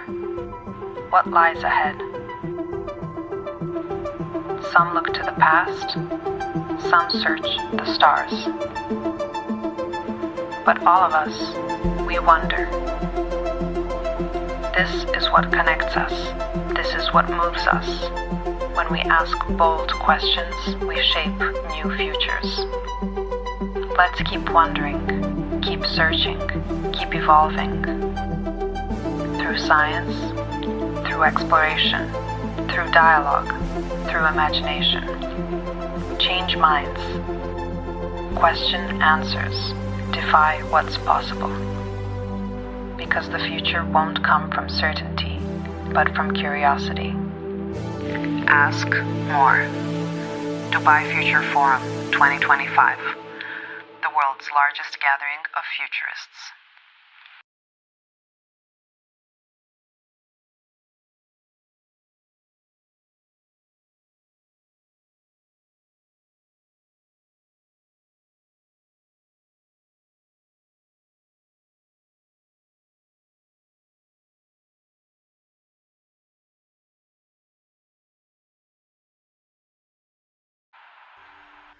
There are questions that matter to us all. Where did we come from? Why are we here? What lies ahead? Some look to the past, some search the stars. But all of us, we wonder. This is what connects us. This is what moves us. When we ask bold questions, we shape new futures. Let's keep wondering, keep searching, keep evolving. Through science, through exploration, through dialogue, through imagination. Change minds. Question answers. Defy what's possible. Because the future won't come from certainty, but from curiosity. Ask more. Dubai Future Forum 2025. The world's largest gathering of futurists.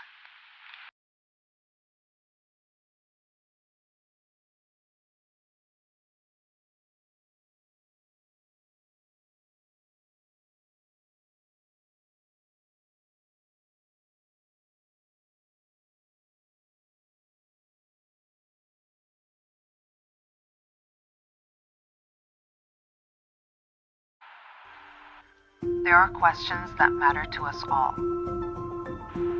Where did we come from? Why are we here? What lies ahead? Some look to the past, some search the stars.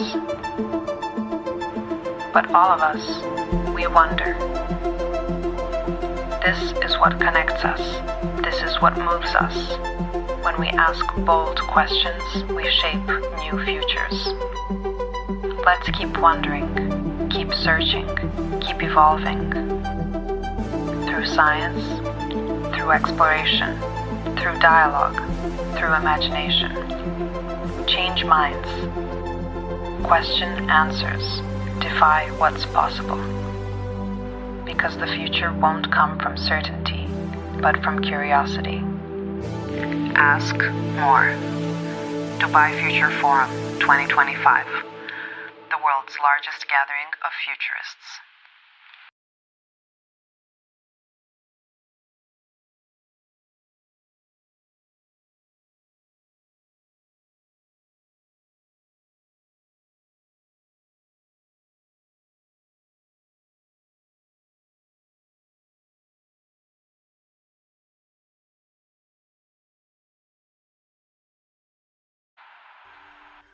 There are questions that matter to us all. Where did we come from? Why are we here? What lies ahead? Some look to the past, some search the stars. But all of us, we wonder. This is what connects us. This is what moves us. When we ask bold questions, we shape new futures. Let's keep wondering, keep searching, keep evolving. Through science, through exploration, through dialogue, through imagination. Change minds. Question answers. Defy what's possible. Because the future won't come from certainty, but from curiosity. Ask more. Dubai Future Forum 2025. The world's largest gathering of futurists.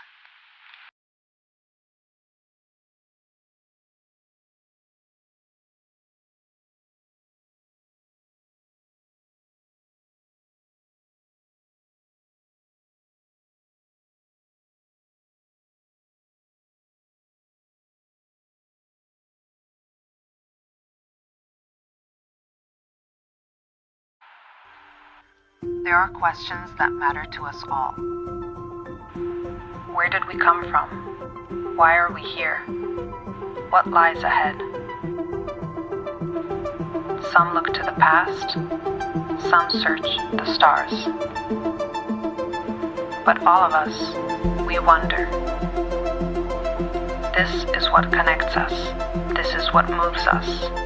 When we ask bold questions, we shape new futures. Let's keep wondering, keep searching, keep evolving. Through science, through exploration, through dialogue, through imagination. Change minds. Question answers. Defy what's possible. Because the future won't come from certainty, but from curiosity. Ask more. Dubai Future Forum 2025. The world's largest gathering of futurists.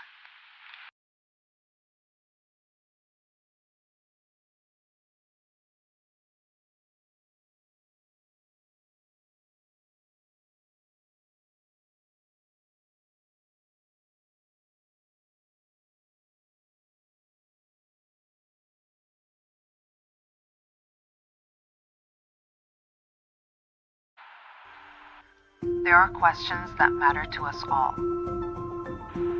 Where did we come from? Why are we here? What lies ahead?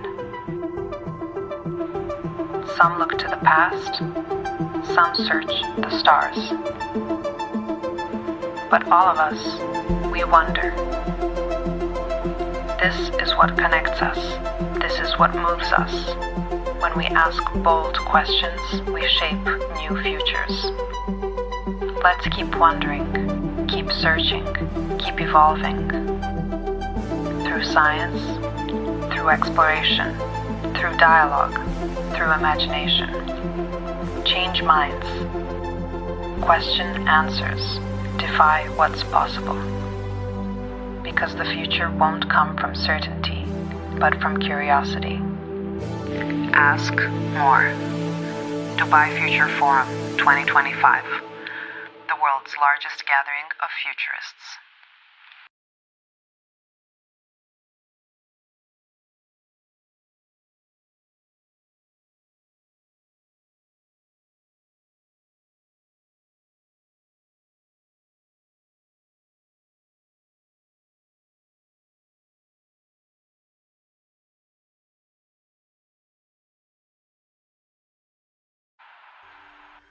There are questions that matter to us all. Where did we come from? Why are we here? What lies ahead? Some look to the past, some search the stars. But all of us, we wonder. This is what connects us. This is what moves us. When we ask bold questions, we shape new futures. Let's keep wondering, keep searching, keep evolving. Through science, through exploration, through dialogue, through imagination. Change minds. Question answers. Defy what's possible. Because the future won't come from certainty, but from curiosity. Ask more. Dubai Future Forum 2025. The world's largest gathering of futurists.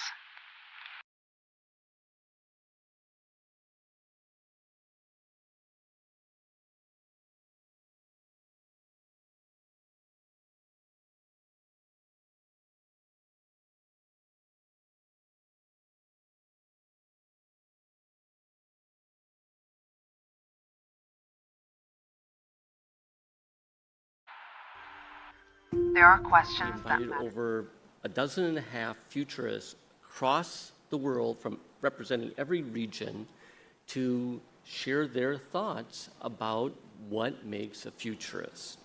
And we have 3 of our colleagues here who contributed to this very special issue, and I'm going to introduce them now to you after I grab my note. And by the way, if you look back here, there's also a QR code here. You can download a digital version of this issue too. It's available at the apf.org website as well as the Global Futures website. So, our panelists. Mila Funrouge Anne is a more than a human designer, feminist, and pataphysician from Argentina, Buenos Aires. Her work relies on participatory methodologies and creative ethnography to understand, reimagine, and transform how we inhabit the worlds we are a part of. Welcome, Mila. Thanks.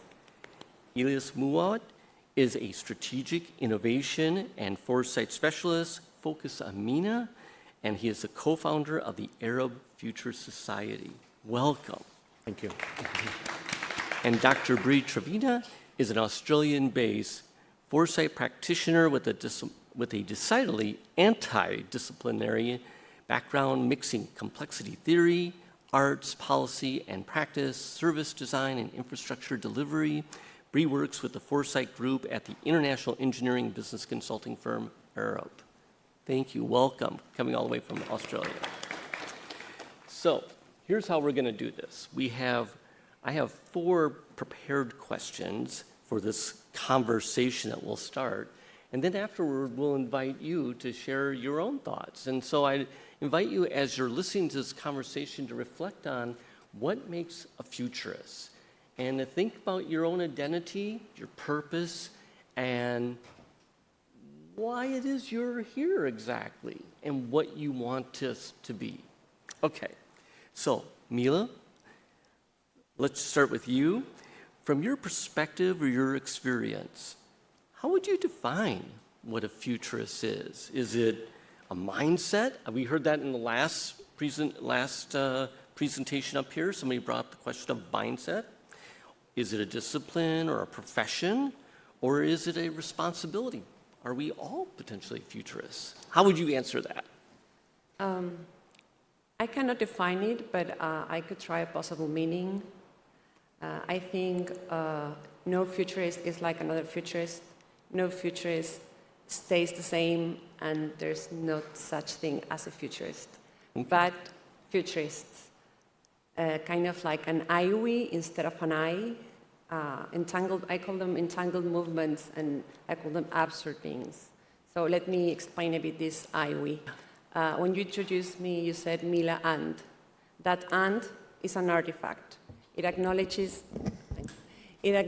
the voices and ideas that inform my ideas, but it also acknowledges that we're part of interconnected systems of relations. So imagine that we are in a rhizome where we interact with other existences, human and more than human, like trees, rivers, and in each of those encounters, in each of those everyday encounters, we play our values, or we live our values in a certain way. And that is when past, futures, and present meet, and that's when we transform ourselves and we transform the systems of relations we are part of.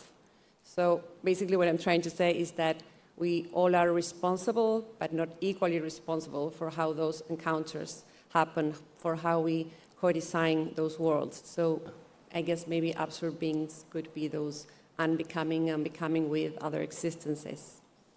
About the profession, I think that absurd beings not necessarily have a profession or practice a discipline. Some futurists are interdisciplinary, some are antidisciplinary, and I guess some of them do not know what the discipline is, and I think that's fine. They serve within entrenched institutions and systems and help us, they're like facilitators to help us imagine things otherwise, but also allow us to slow down and think about questions like whose needs, dreams, desires, temporalities, human and more than human, are being considered when we design a service, a product, a public policy. They help us to question who are we in these rhizomatic systems, in these more than human worlds. And maybe to clarify a bit and to conclude, I will give 2 examples of what I think an absurd being could be. But if you think about examples yourself and then you want to share them, you're welcome. So the first one is related to a short story. A few weeks ago, I was walking through a wetland, but it doesn't look like a wetland anymore. It's parking lots and pavement basically everywhere. And I saw this plant growing through the cracks of the cement, and I took a picture of it. I registered most of the things I encounter when I'm walking around. And I thought, this is an absurd being, because it's resisting and it's telling me, or telling us, histories of control. It's a reminder of histories of control, of human exceptionalism, which is a form of inequality if you think about it.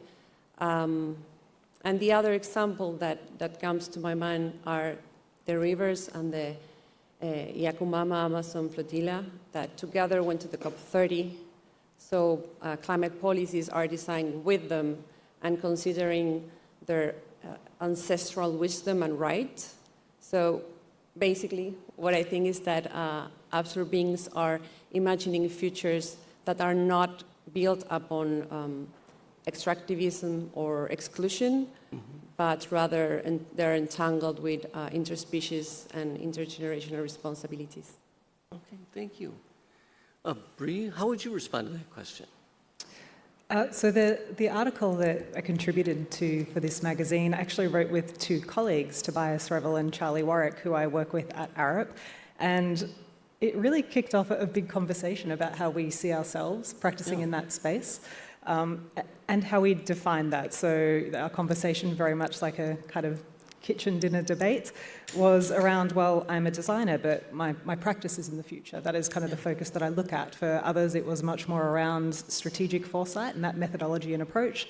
And for others still, it was much more about, well, really I look at behavioral, socio-technical systems and how they come together. So in terms of that disciplinary methodology, it's really a kind of mix of those things with an orientation and a philosophy that is focused on that mindset about asking questions about the future, understanding that we are operating in our past and our present in a really relational ways that are full of people and stuff and institutions and ecosystems, and thinking about how these work together, and understanding that while we can't predict the future, one thing that we can be pretty confident of is that we will continue to be operating in this space of negotiation, contestation, collaboration, and really focusing on how do we then work to ask questions about that. So really kind of what we came out with in this is that being a futurist is for us about being useful. So not necessarily about being right, but how do we help others to question their assumptions? How do we help to surface those assumptions? And then critically, how do we make sure that we are putting assumptions and voices and presences on the table who aren't already there? And Ilya? I mean, if we think of a futurist as a responsibility to open up options, right? I think it's all of these things and done at different times, right? So, and what you've offered as mindset, discipline, and responsibility, of course, answer the how, what, and why, right? And those things are applied and thought of at different points in time. So responsibility, of course, beyond our human systems, right? Beyond our generation. So there is a responsibility part that we cannot shy away from as responsible people, as a responsible practice, while responsibility might mean very different things to many different people, right? The discipline is, yes, how do we keep the plurality? How do we keep some dissidence in that offering, right? So it's all of those, not to add too much, I think the colleagues covered it quite well. I think it's all of those at different times, at different depth, at the same time, and sometimes not at all. I'm hearing a thread here. Is it fair to say that we all agree that it is maybe a combination of all of those, but the underlying thread here is it's a responsibility. We are here in service to others. Is that fair to say? Yeah. Let me ask you, Bree, on this next one. So, in a world shaped with uncertainty, there's plenty of that nowadays, what is the essential purpose of futurists? And let me throw in a curveball on this one. Do you feel on purpose being a futurist? Big questions today, Steve.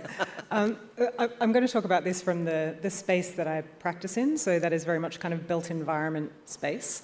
And for us, that essential purpose is to understand that when we're talking about the built environment, we are really talking about these complex systems for living. So these are spaces that are technical, yes, they're physical, yes, and material, but they are also social, they are economic, they are political within that environment.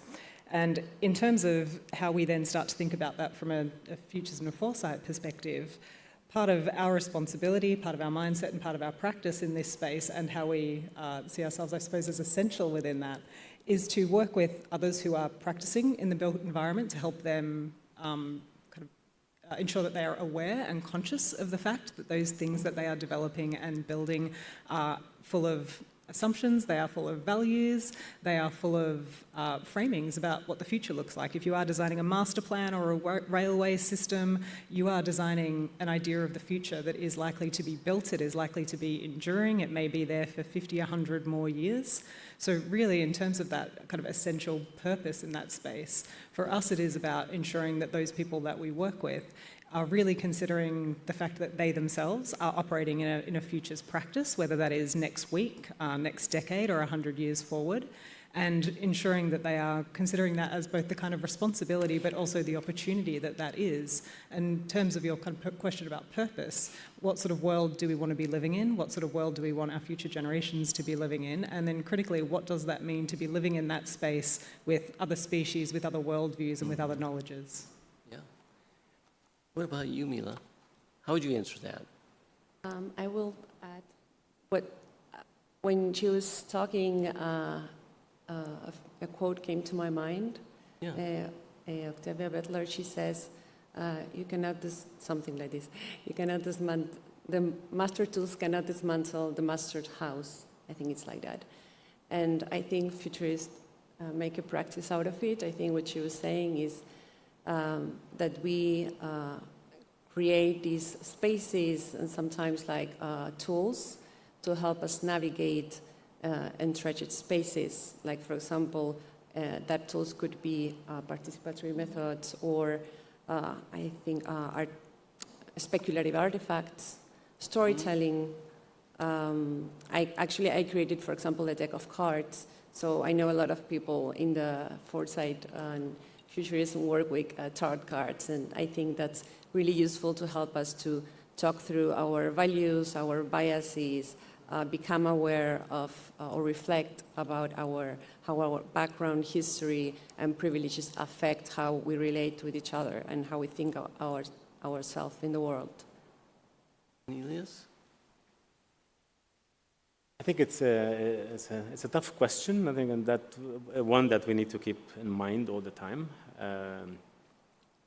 Trying to reflect on this, I think futurists are to hold multiplicities and contradictions within them first, before offering them to others. And by that, I mean, be very clear about the things that you want to do, but not be wedded to them, right? Be very anchored and while keeping your practice loose. Be very focused while not losing sight of what's broader, what's more important, what's to become. And I think there's also an aspect of it that is also a bit more ethical, right?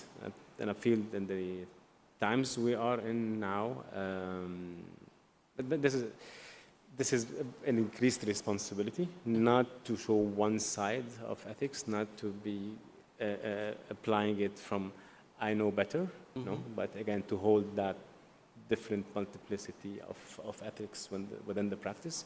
And by that, I mean, there's few things that we can support people to step back from. Again, the generational lens, our cultural and social and economic lenses, our, again, human centricity versus broader centricity. I don't know what that is. So there's a aspect where we can help people to take a step back, right?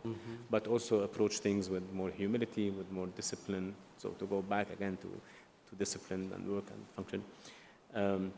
So it's too many things at the same time, at different levels, and different temporalities, with different people.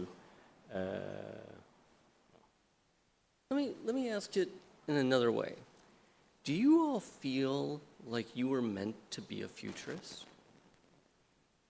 Do you feel like you're doing what you were meant to do? I'm a recovering political scientist, right? So I find refuge in foresight and futures because it is much more multidimensional and multi-temporal, right? And and holds things loose while very structured and disciplined. So that was my out of political science. Okay. Bree, what do you think?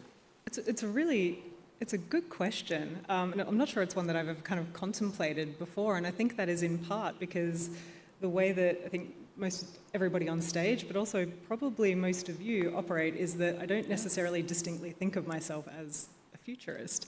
The way I think of myself is more around helping to understand and thinking through myself what are the kind of implications of the decisions that we are making today.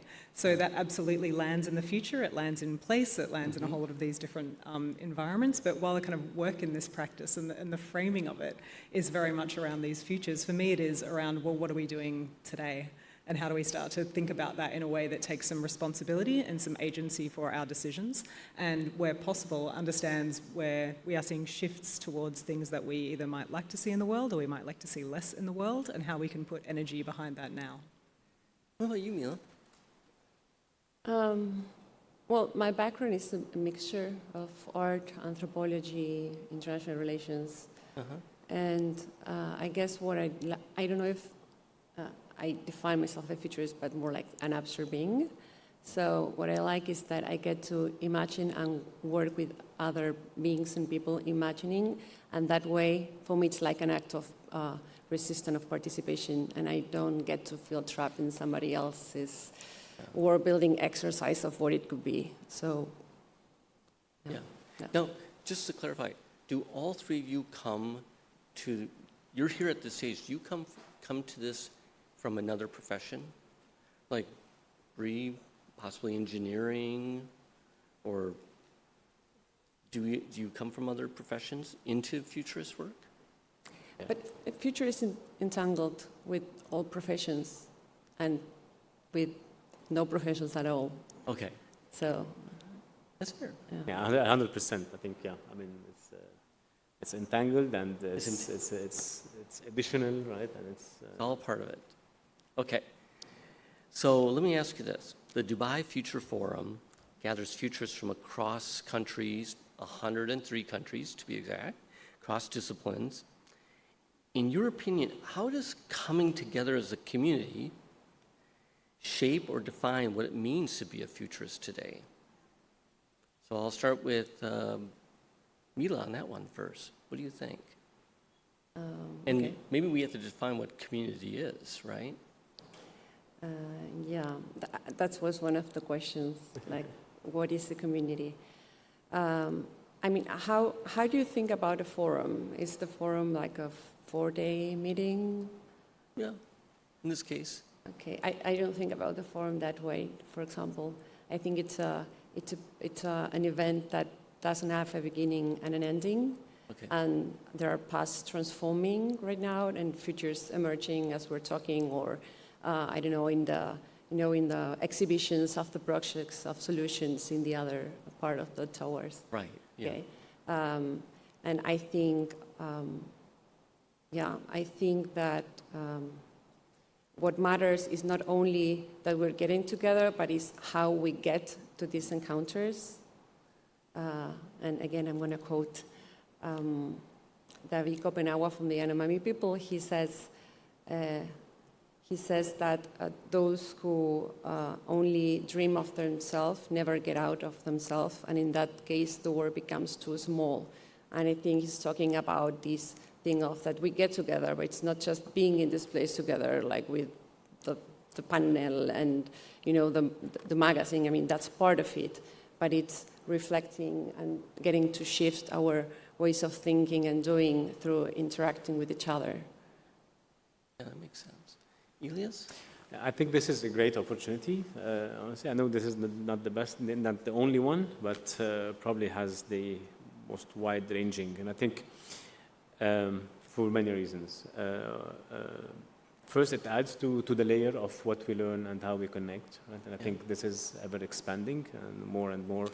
And the more different profiles there are, the more potential, at least, there is to learn. I know it's too compact, but there's always that. So the highlight is the event, and then the traces that you keep after the event are also very important. So this is more on the conceptual level.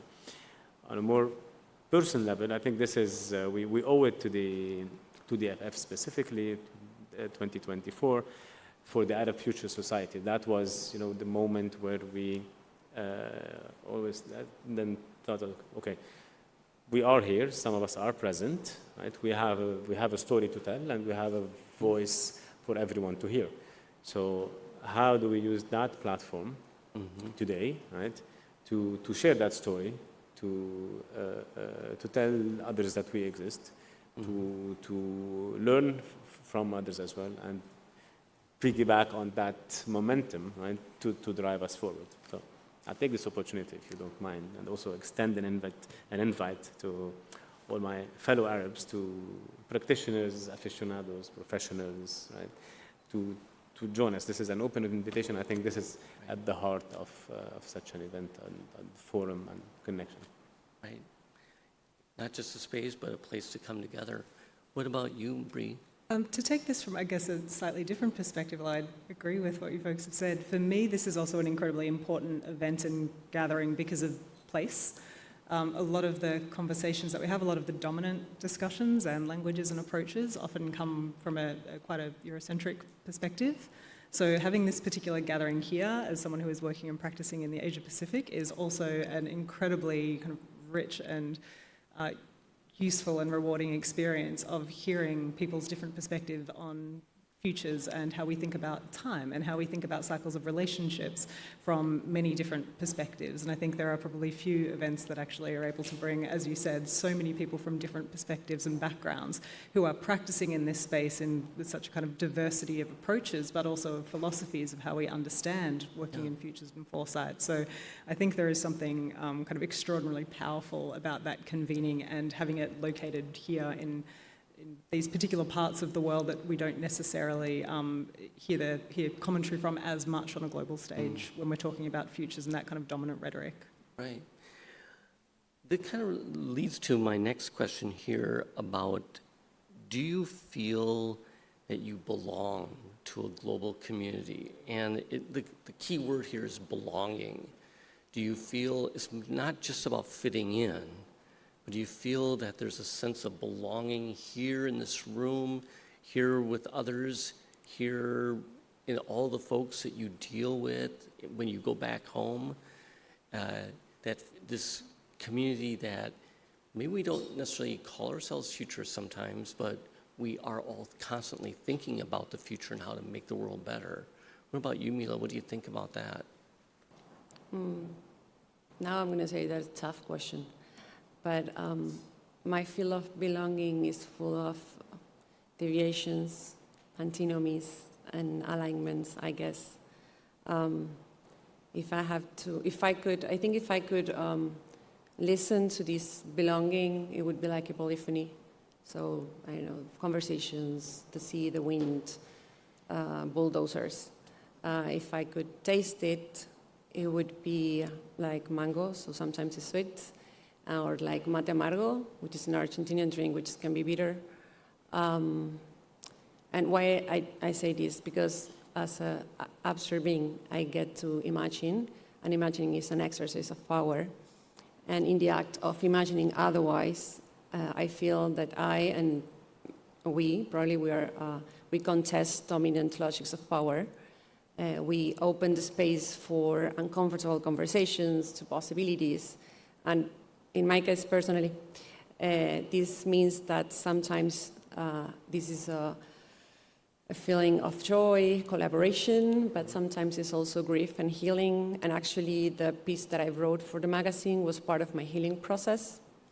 I got to hear a lot of things. One of the things that I was told was that you shouldn't use those words if you want to survive in this organization. And the words I was using was imagining otherwise and interspecies collaboration. And I'm thinking, why do I have to use other words that are not describing the future that I and other beings and other groups of people who has been historically marginalized are imagining, right? It's like, I call it borrow words. And actually, why do I have to use words or human language? Anyway, I think my belong exists, persists, and sometimes feels like that, kind of like shaky.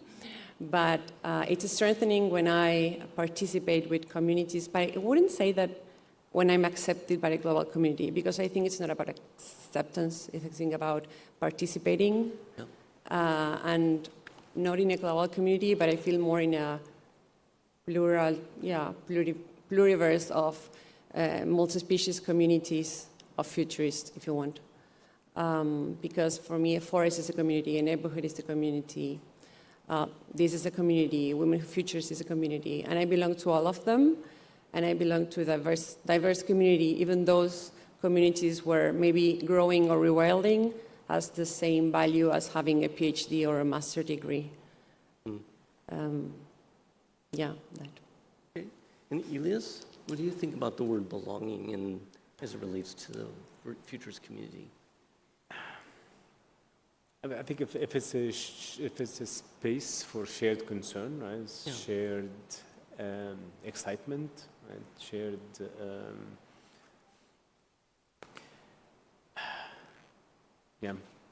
concern and excitement mostly. I think yes, right? At some points more than others, of course. You know, it's not a consistent feeling that one has, and I think. I do feel that. And I think it's also layered, right? That shows up in different ways with different people and in different conversations very differently, right? But as a human connection specifically, I do feel that, again, regardless of the amount of people, you know, and the level of conversation. But yeah, if it's a comfortable space, you know, one of safe space and a comfortable space, I think, yes, I can say I do feel that. Yeah. Okay. Yeah. What about you, Bree? I'm also going to pick up on something you asked before, which is how do we define community in that space? And there is something really powerful about communities don't just come together because of geographic proximity. You know, communities come together because we have shared projects and interests and concerns. And I think something that is kind of quite remarkable about this community is that there is this kind of shared approach that we are not only invested in what happens in the future, but there is a belief that we can collectively make change within that space. And I think that in and of itself is an inclusive project, but you know, there is always a challenge, I think, for us in this community, engaging with others, to acknowledge that many people who are practicing are not necessarily professionally practicing in this space as well, that there are incredible communities and community organisers and activities that are actively going out, making, shaping and framing those futures. So I think a lot of our work is, yes, I feel like I guess I belong in a professional practice. Part of my own personal project and focus, and something I hope that we can all share, is making sure that we are then going out and engaging with others who are active in that space, whether they use that formal title or not. One thing I wanted to ask all of you, we probably have some young people here in the audience, those who are thinking about entering this space of futures thinking. Knowing what you know now, what advice would you give them? Or if you want to go take it from another perspective, what would you tell your 18-year-old self about being here on this stage and this work that you were doing? Elias? My first thought is you're late to get into the game, so do it sooner. Do it sooner. So, yeah, go in, go right ahead, jump in, Yeah. Explore further. Yeah. Do you wish you had discovered this sooner in your career? I think so. I think so. It would. Yeah, I think it would have. I mean, I realize that I'm not here without my previous experiences, and that is, of course, a build-up. But I think, yeah, at the same time, have I been in something like this before? Yeah, probably. I would have had a very different community around me, right? A very different approach to my challenges, be it personal, social, right? And the vision of generally life, right? Okay. And Mila, what about you? You're never too late. I think maybe it's a process, you know, not way of being is the only way possible. So you arrive when you arrive. What would I say? Who would you tell your 18-year-old self? Would you say do this work or not do this work or do something completely different? Yes. Yeah? Yes. Just stay bold. Doesn't matter that sometimes you're pushed away. Depends, you know, sometimes like where the place where you're coming from or your race or your gender or whatever, you get excluded because of that and you feel it. And I would tell myself, just go, you'll get somewhere. Yeah. And you get to work with communities, with beings, with roots, with biomaterials, collaborate with other beings. And I think that's amazing. It's what connects me, reconnects me with my sense of wonder constantly. So yeah, I would definitely say yes, go. Okay. And Bree, what about you? My 18-year-old self was studying in this space, and then my 19-year-old self thought that's not going to be a very useful thing for you to do. So I ended up going into, the arts sector, which I'm not sure why I thought that was necessarily going to be more useful in terms of employment prospects. But then I kind of came back to this practice because I realized that what it really is helping myself and other people to have really honest and strategic conversations about change. So that was already something that was happening in kind of policy work, in urban design work, and in arts practice. The kind of common thread behind all of this is how do we understand, how do we conceptualize, how do we build agency in the face of, or else help to understand and adapt to change within those spaces. So I probably would have told my 18-year-old self to stick with it, you'll be okay within that space. But also I think there is kind of incredible value in understanding that often many of us are kind of practicing in this space again, whether we have that kind of formal framing to it or not. And at the moment, as things feel like they are incredibly accelerating and the kind of complexity starts to feel kind of thicker and denser and trying to navigate through this, finding methodologies, approaches, ways to have that conversation that helps different people engage with concepts of change on their own terms and collectively is more important than ever. So we're obviously here at a conference talking about futures and our futures. When you think about your future career, what you want to be, you know, looking 10, 20, 30 years from now, what do you want to be when it comes to being thought of as a futurist or maybe not thought of as a futurist? Elias?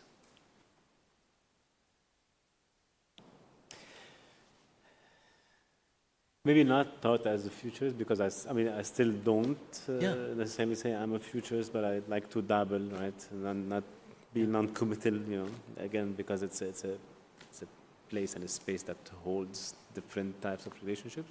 Yeah. But surely keep on doing a lot of what I do, more of it deeper, right, with plenty others. Okay. And Mila, what about you? I cannot tell you. I'm a shapeshifter by nature. I noticed. Isn't that the name of your firm, Shapeshifter? Yeah. So I know that I've been working with creative ethnography, with international organizations, with government, with communities, And now I'm learning to work with roots, to collaborate with other beings. So I would like to go in that direction because I think sometimes solutions are developed having a certain future in mind that it's not more than human. So I'm going to try to hack how we understand, for example, scaling up or production or business, but with interspecies collaboration. But who knows? Yeah. Bree? Hopefully in 20 or 25 years' time, I will be thinking there are so many people doing this work and they are so fluent and brilliant at doing it that I can probably just step back and retire at that point. But I hope that the community has not only built it continuing to grow in strength, but also that this is something that is just much more infused in the way that we run and make decisions and govern and think about our everyday lives. I have to say that I've heard in several presentations here the word hope. Are you all hopeful about the future? Are you hopeful in the work that you do and what it can accomplish, its impact? Bree?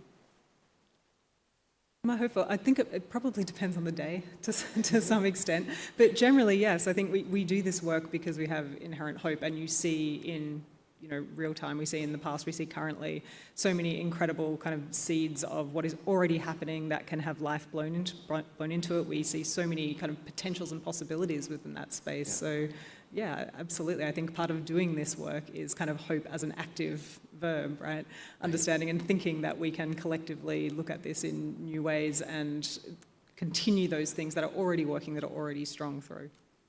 Emila, are you hopeful? Like she said, depends on the day. Most of the days I am. Yeah, but what inspired me, I guess, and gives me hope are all these actions or daily practices that imagine futures otherwise in different places, not like in a forum, but maybe in a community or in a garden. So I think that's what keeps me hopeful. And Elise?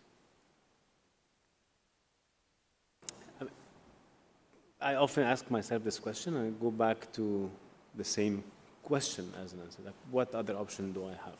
Right? Because honestly, this is as easy as it is for me. What other option do I have? And as we said, this is active hope. I'm skeptical, right? I'm very, very clear about it. I'm skeptical, always skeptical, but at the same time, I'm very hopeful, right?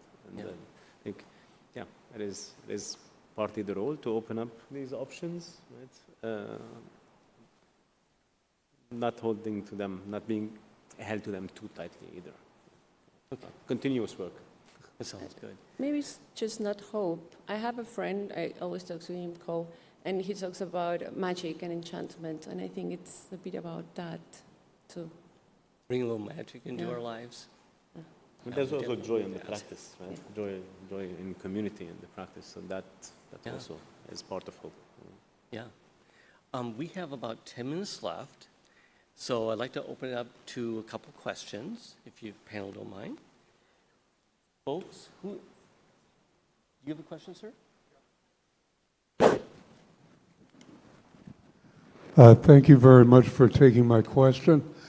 I'm thinking about technology or technological advances through the years. You start with the agrarian revolution and the development of irrigation, and then the development of the printing press, which democratized information, and then the Industrial Revolution and the Information Revolution.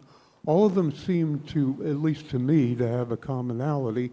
They're all in service to humankind, but they're not an active participant.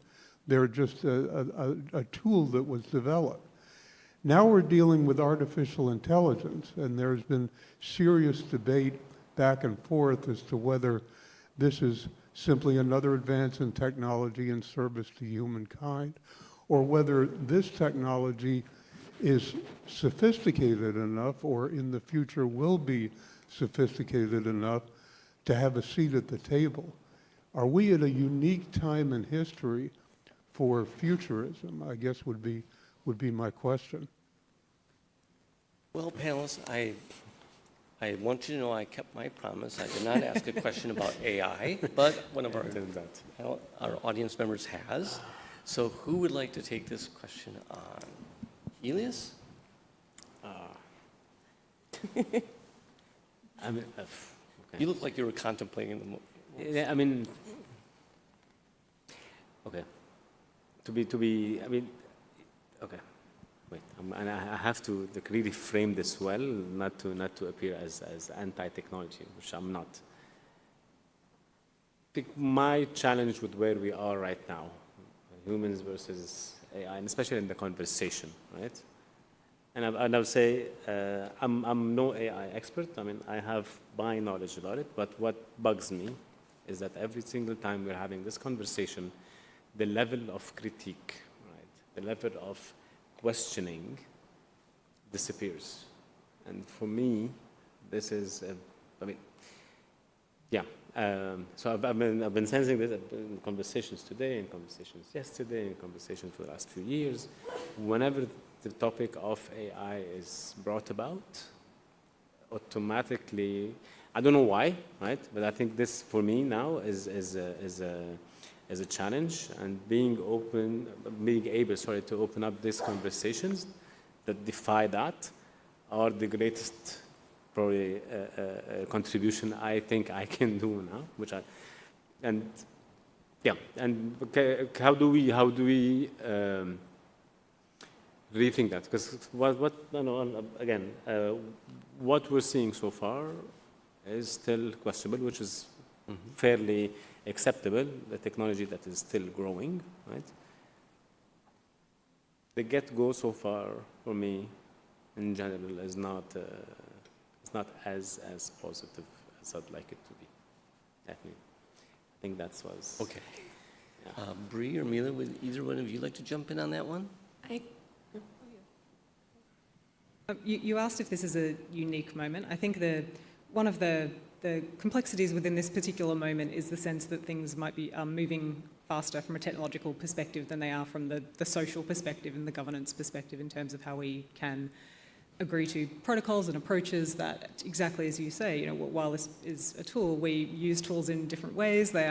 Is kind of our behaviours and how we, the attitude that we take towards AI. And I think there is often challenges in terms of that kind of speed around how do we come as a society, how do we come as communities to understand what we want from AI. Just because you can do things in this space doesn't necessarily mean you should. In saying that, there are incredible opportunities from AI when I think about things like, for example, looking at climate resilience, like kind of incredible, extraordinary moves within just the last few years around how we are much better able to understand from some of the data, how we are able to kind of act more quickly, and how we are able to navigate and support. So kind of incredible benefit. But I think the particular challenge, that intention we have at the moment is how do we ensure that our governance, that our regulations, and critically our community conversations can actually be had at the speed that is kind of commensurate with how fast technology is moving.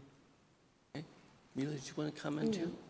I think you cannot negate AI because it exists. My question is, who is serving AI? Is AI serving every living being? And I think it's related to what you were saying. It depends on how you collaborate with AI. I mean, there are some projects where, I think the name of the project is SETI. They're working to try to understand the language of whales. So, depends, I don't have an answer. I think that would be a question.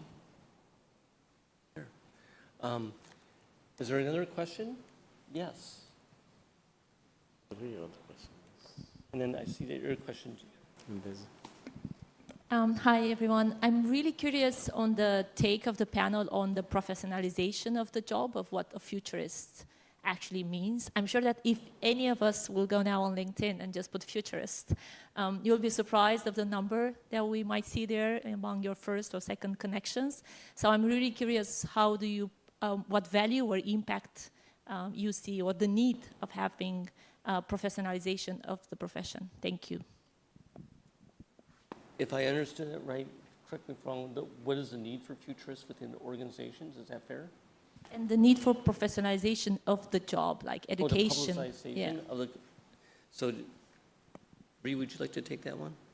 Yeah, I think there's two components in this. One is the value in having rigor around how we think about different futures and the methodologies by which we use for that, the languages that we use, having particularly thinking about how do we professionalize in such a way that is ensuring that we are kind of transparent about what we are doing and assumptions, and professionalization has incredible value for that. I think some of the challenges in terms of professionalization is the potential risk that unless we are very careful about this, it will then start to codify ways that we practice the future and critically who practices thinking about the future in that space. So I was discussing this with some other colleagues from Asia Pacific recently around, do we in fact, is there an impetus to professionalize and to document methodologies and approaches to ensure that we are able to embed that richness and that breadth of approach and the kind of rigor that we need when thinking about futures in that space. So I think it's a bit of a potentially a double-edged sword in terms of either limiting or kind of growing our practice. Okay. This gentleman had one more. This will be our last question. And Mila, if you'll see what this question is. Thanks very much for taking my question. So I'm relatively new to the future space, and what I wanted to understand is maybe where the industry as a whole might be heading.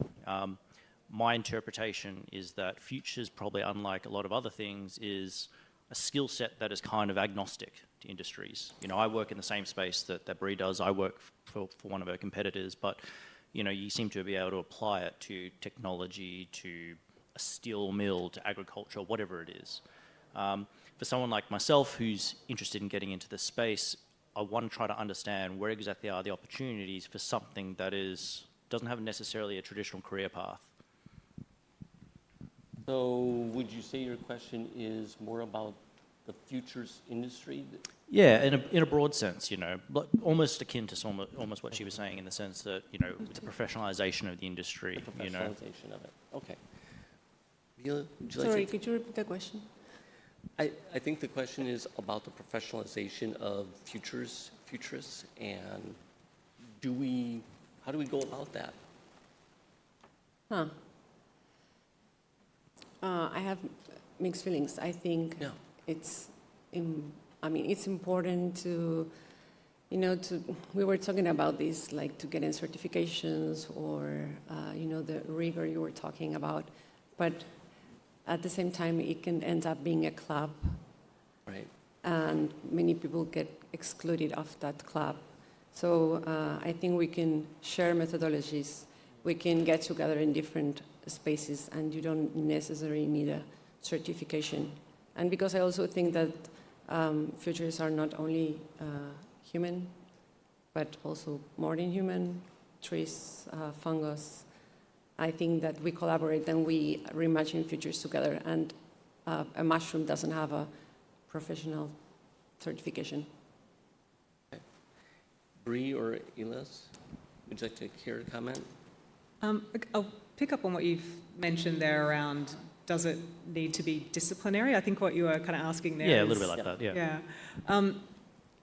I guess there's two ways to take this, right? There's a set of approaches and methodologies and thought processes that can be applied to any field, but to do that responsibly and in a way that is kind of, again, sufficiently thoughtful and rigorous, there is great value in understanding those domains and those fields, and often people who, I think, practice incredibly powerfully, although not exclusively in this space, is people who actually come from a particular industry and then take a futures lens to it rather than the other way around. I think there is a potential risk around making sure that we are practicing kind of rigorously and with a really deep contextual understanding of place and profession and communities that are impacted, unless we have some degree of kind of grounding in the areas that we practice. Elias, I saw you nodding. Last word? No, I agree. I mean, probably the last thing I would like to see happening is just having a set of tools and applying them across, right? And as the saying goes, a fool with a tool is still a fool, right? So I think I would not like us to fall into that, right? Because of just professionalization and certification, what have you. It's more than that. Again, it's an invitation. I see it like that. It's an invitation. that is inclusive. So yeah, there's a balance to keep and to be aware of. Sounds good. And on the positive notes. Well, folks, Thank you. We've come to our time. Please give our panelists a wonderful applause. Thank you all, and please pick up your issues of Compass Magazine and or download it from the internet. Thank you so much, everybody. Thank you. Thank you. Thanks, folks. Thank you.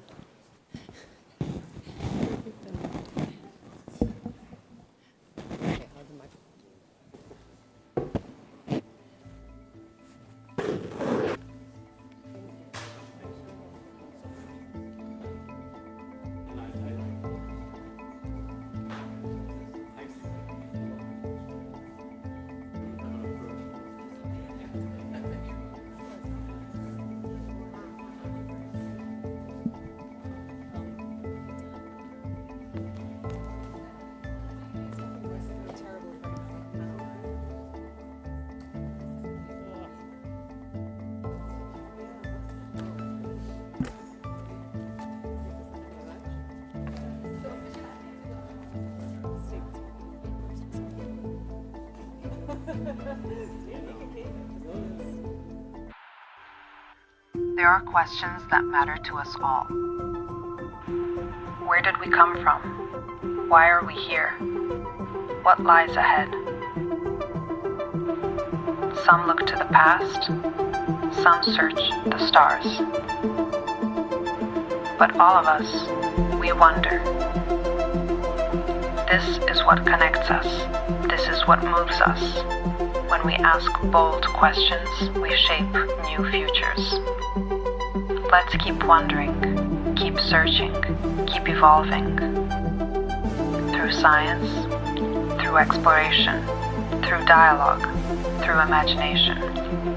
Change minds. Question answers. Defy what's possible. Because the future won't come from certainty, but from curiosity. Ask more. Dubai Future Forum 2025. The world's largest gathering of futurists.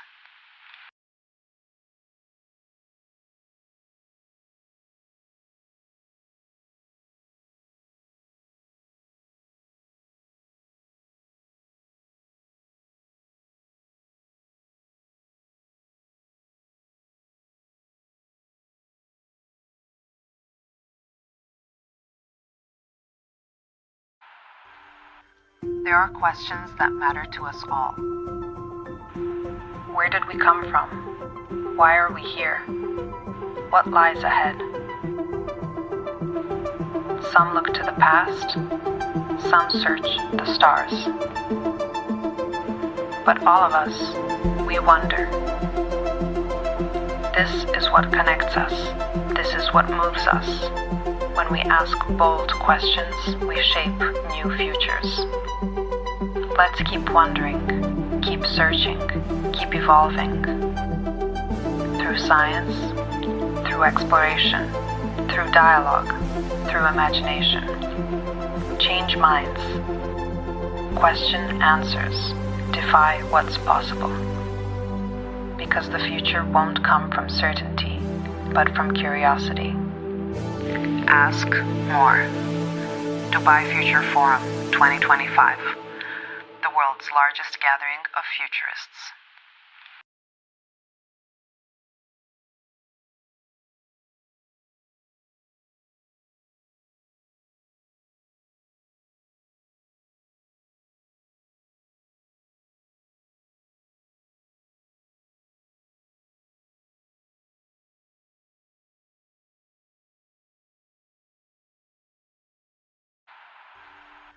There are questions that matter to us all.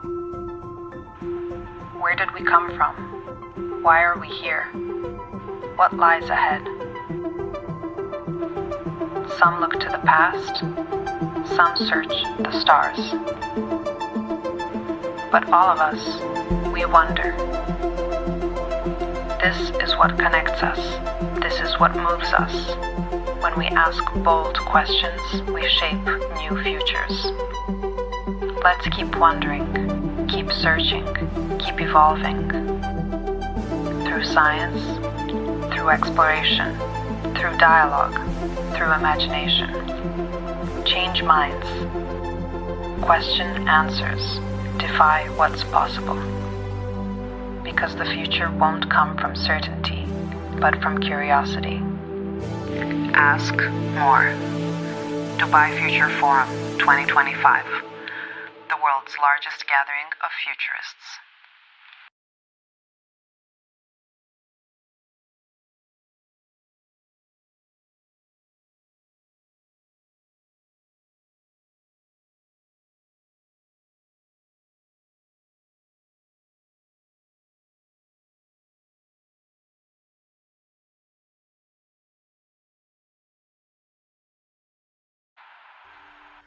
There are questions that matter to us all.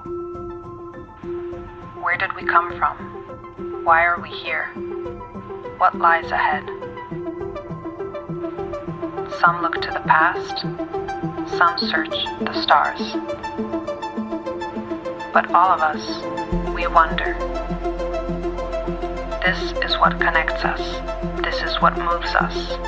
When we ask bold questions, we shape new futures. Let's keep wondering, keep searching, keep evolving. Through science, through exploration, through dialogue, through imagination. Change minds. Question answers. Defy what's possible. Because the future won't come from certainty, but from curiosity. Ask more. Dubai Future Forum 2025. The world's largest gathering of futurists.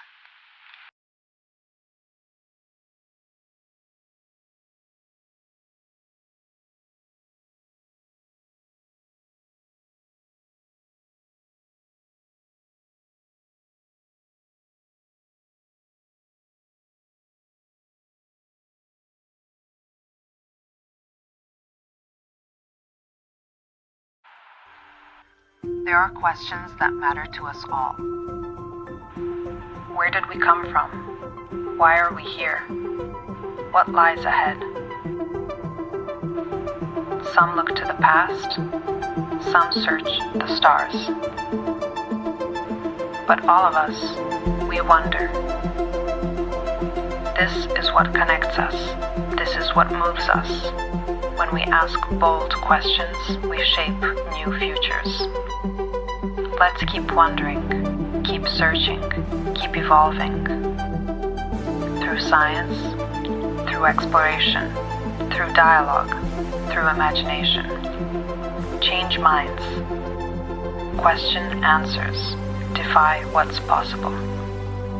Because the future won't come from certainty, but from curiosity. Ask more. Dubai Future Forum 2025. The world's largest gathering of futurists.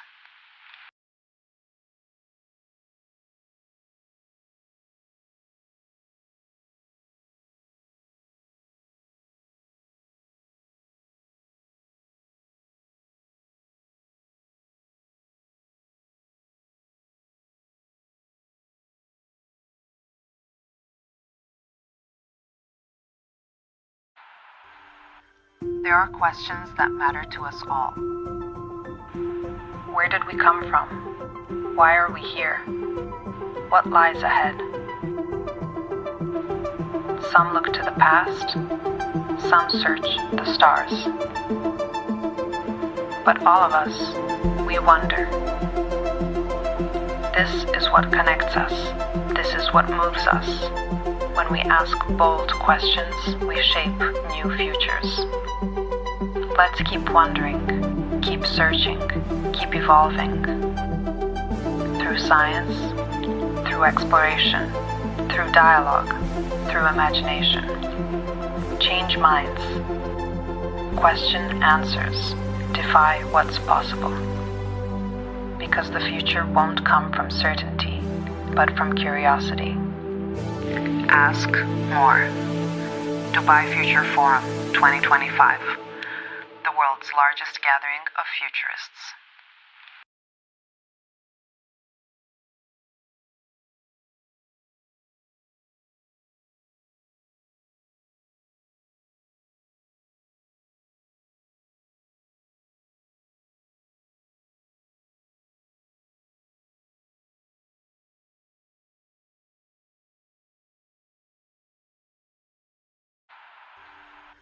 There are questions that matter to us all. Where did we come from? Why are we here? What lies ahead?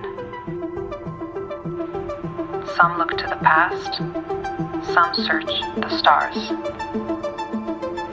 But all of us, we wonder. This is what connects us. This is what moves us. When we ask bold questions, we shape new futures. Let's keep wondering, keep searching, keep evolving. Through science, through exploration, through dialogue, through imagination. Change minds. Question answers. Defy what's possible. Because the future won't come from certainty, but from curiosity. Ask more. Dubai Future Forum 2025, the world's largest gathering of futurists.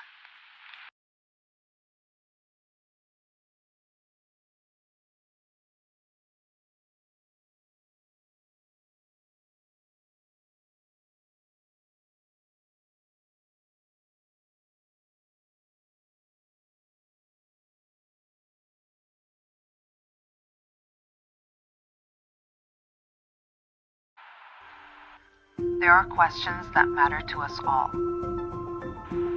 Where did we come from? Why are we here? What lies ahead? Some look to the past, some search the stars.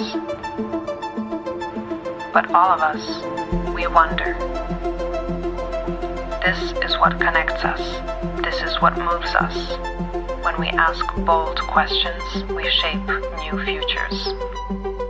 Let's keep wondering, keep searching, keep evolving. Through science, through exploration, through dialogue, through imagination. Change minds. Question answers. Defy what's possible. Because the future won't come from certainty, but from curiosity. Ask more. Dubai Future Forum 2025, the world's largest gathering of futurists.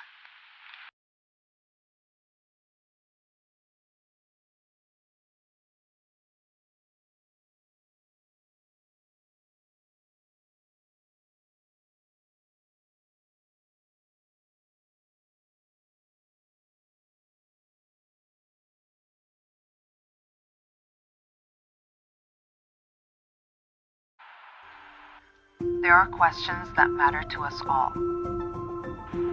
Where did we come from? Why are we here? What lies ahead? Some look to the past, some search the stars. But all of us, we wonder. This is what connects us. This is what moves us. When we ask bold questions, we shape new futures. Let's keep wondering, keep searching, keep evolving. Through science, through exploration, through dialogue, through imagination. Change minds. Question answers. Defy what's possible. Because the future won't come from certainty, but from curiosity. Ask more. Dubai Future Forum 2025, the world's largest gathering of futurists.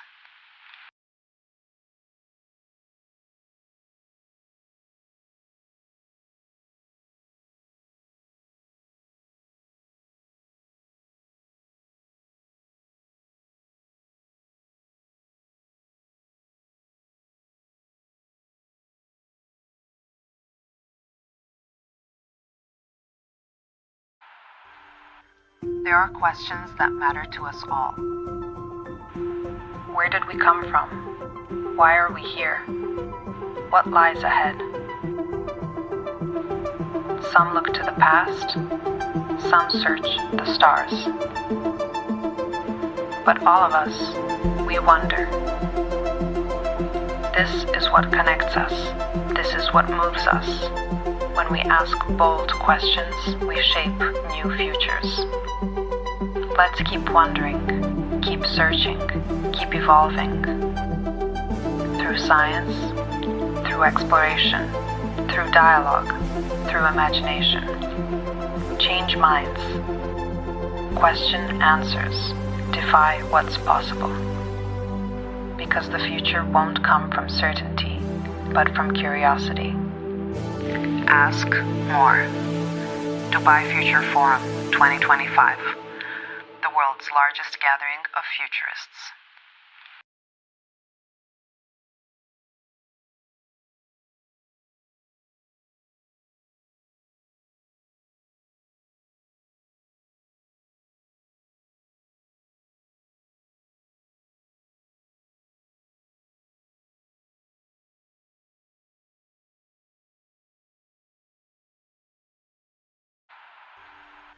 There are questions that matter to us all. Where did we come from? Why are we here? What lies ahead? Some look to the past, some search the stars. But all of us, we wonder. This is what connects us. This is what moves us. When we ask bold questions, we shape new futures. Let's keep wondering, keep searching, keep evolving. Through science, through exploration, through dialogue, through imagination. Change minds. Question answers. Defy what's possible. Because the future won't come from certainty, but from curiosity. Ask more. Dubai Future Forum 2025. The world's largest gathering of futurists.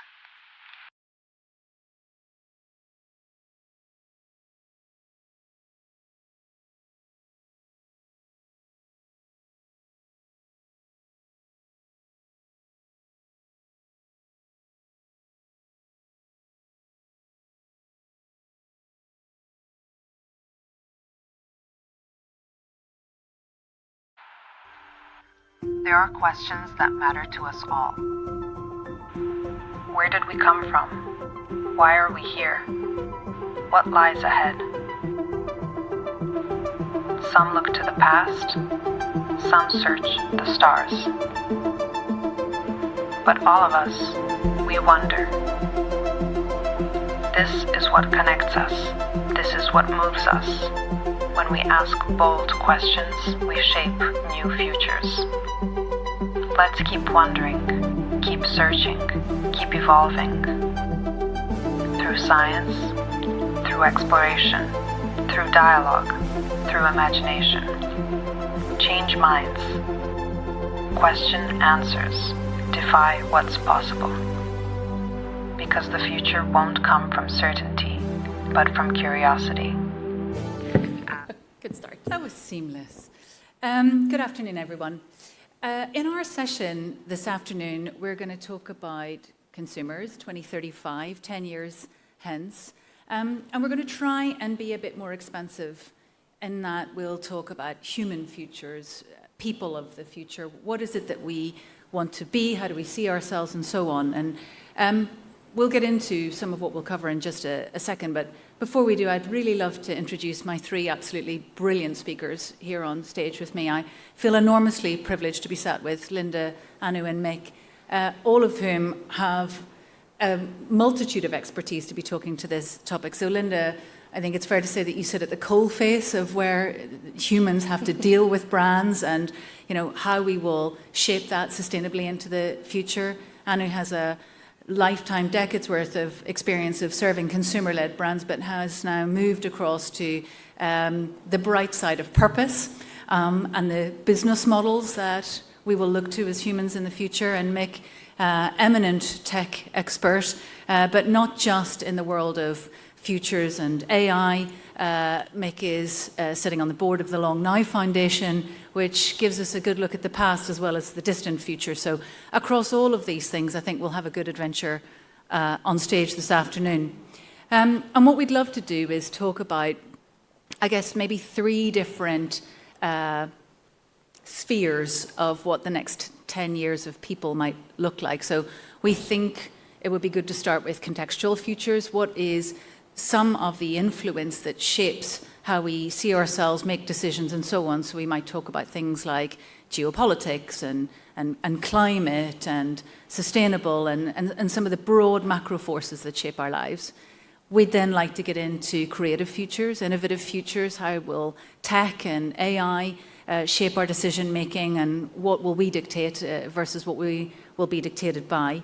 And then the final piece around identity. Who actually will we be in the future? What will shape our decision making, our influence, how we choose to show up in society in the future? So if we get through all of that, we'll be doing brilliantly. And we'd obviously love to hear from you. We'd love your questions. We'd love you to participate, and we'll open it up as we move through the session. Before we jump into the material, I'd like each of our speakers to say a brief word about themselves. Linda, do you want to start? Sure. Hi, everyone. My name is Linda Arvidsson, and I'm from the H&M Group in Stockholm. I work in our innovation and strategy function, and I've been working from a human-centered level since leading our design thinking processes, but over the past couple of years introducing the capability of futures and foresight. So that's the journey that we are on right now. Yeah, hi, I'm Anu, and thanks for the introduction, Maeve. I've worked in CPG, consumer goods, for the last 27 plus years, leading brands like Dove, Lipton, Ben & Jerry's, Pukka. For the last 2 years, I've focused more on governance. So I'm on boards like the B Corp movement, so I'm the B Lab, but also boards of different sizes, essentially with different organizational structures and ownership structures that are different, in order to really understand what is responsible business and what should responsible businesses for the future be like. Mick. Yeah, thanks, Maeve, and thank you to Dubai Future Foundation for this wonderful learning event. I'm confident we're going to learn a ton on this panel and from all the other events. As Maeve mentioned, I lead the Futures team at Salesforce. We're a small team that helps the company anticipate, imagine, and shape the future. We spend about 2/3 of our time doing internal strategy. There's a lot going on in tech right now that is uncertain, so a lot of work to do there. And then we spend about 1/3 of our time speaking with customers, speaking at conferences like this, and publishing. I have a background in futures going back 20 years to Global Business Network, and as you said, recently joined the board of Long Now. Great. So where should we start? I think maybe let's start in today. And I think we talk a lot about unity, connectedness, what we see and shape together. But I think it's fair to say that there's a lot of disconnectedness. We've never perhaps been more polarized when it comes to our politics and the causes that we stand up for or we sign up to. There's a lot of things that we maybe don't see eye to eye on. And I think one interesting terror, if we lean into what that would look like for business and what we want from business, is what do we want companies or the brands that we buy from to stand for? We see that around 2/3 of people will buy from companies that share their values, whatever those values may be. But in a world that's so polarized or polarizing, is that even possible? Can we stand for something any longer? Linda, let me come to you on that. Yeah, I think it's been an interesting sort of decade that we're coming out of, where brands and businesses have sort of stepped up and taken sort of charge of some of the questions around sustainability and diversity and inclusion. Maybe like playing where governments can't really play a role and taking on that role. But then we've seen that sort of backlash now over the past couple of years.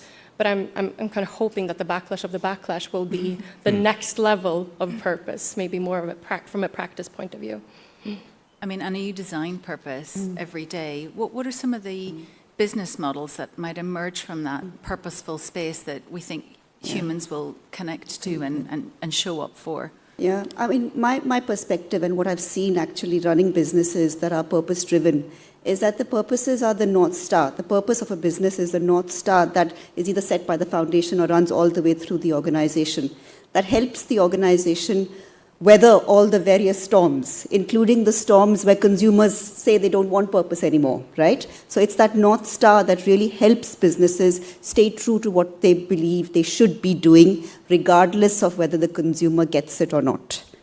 And I think as we go forward, that's going to be even more important.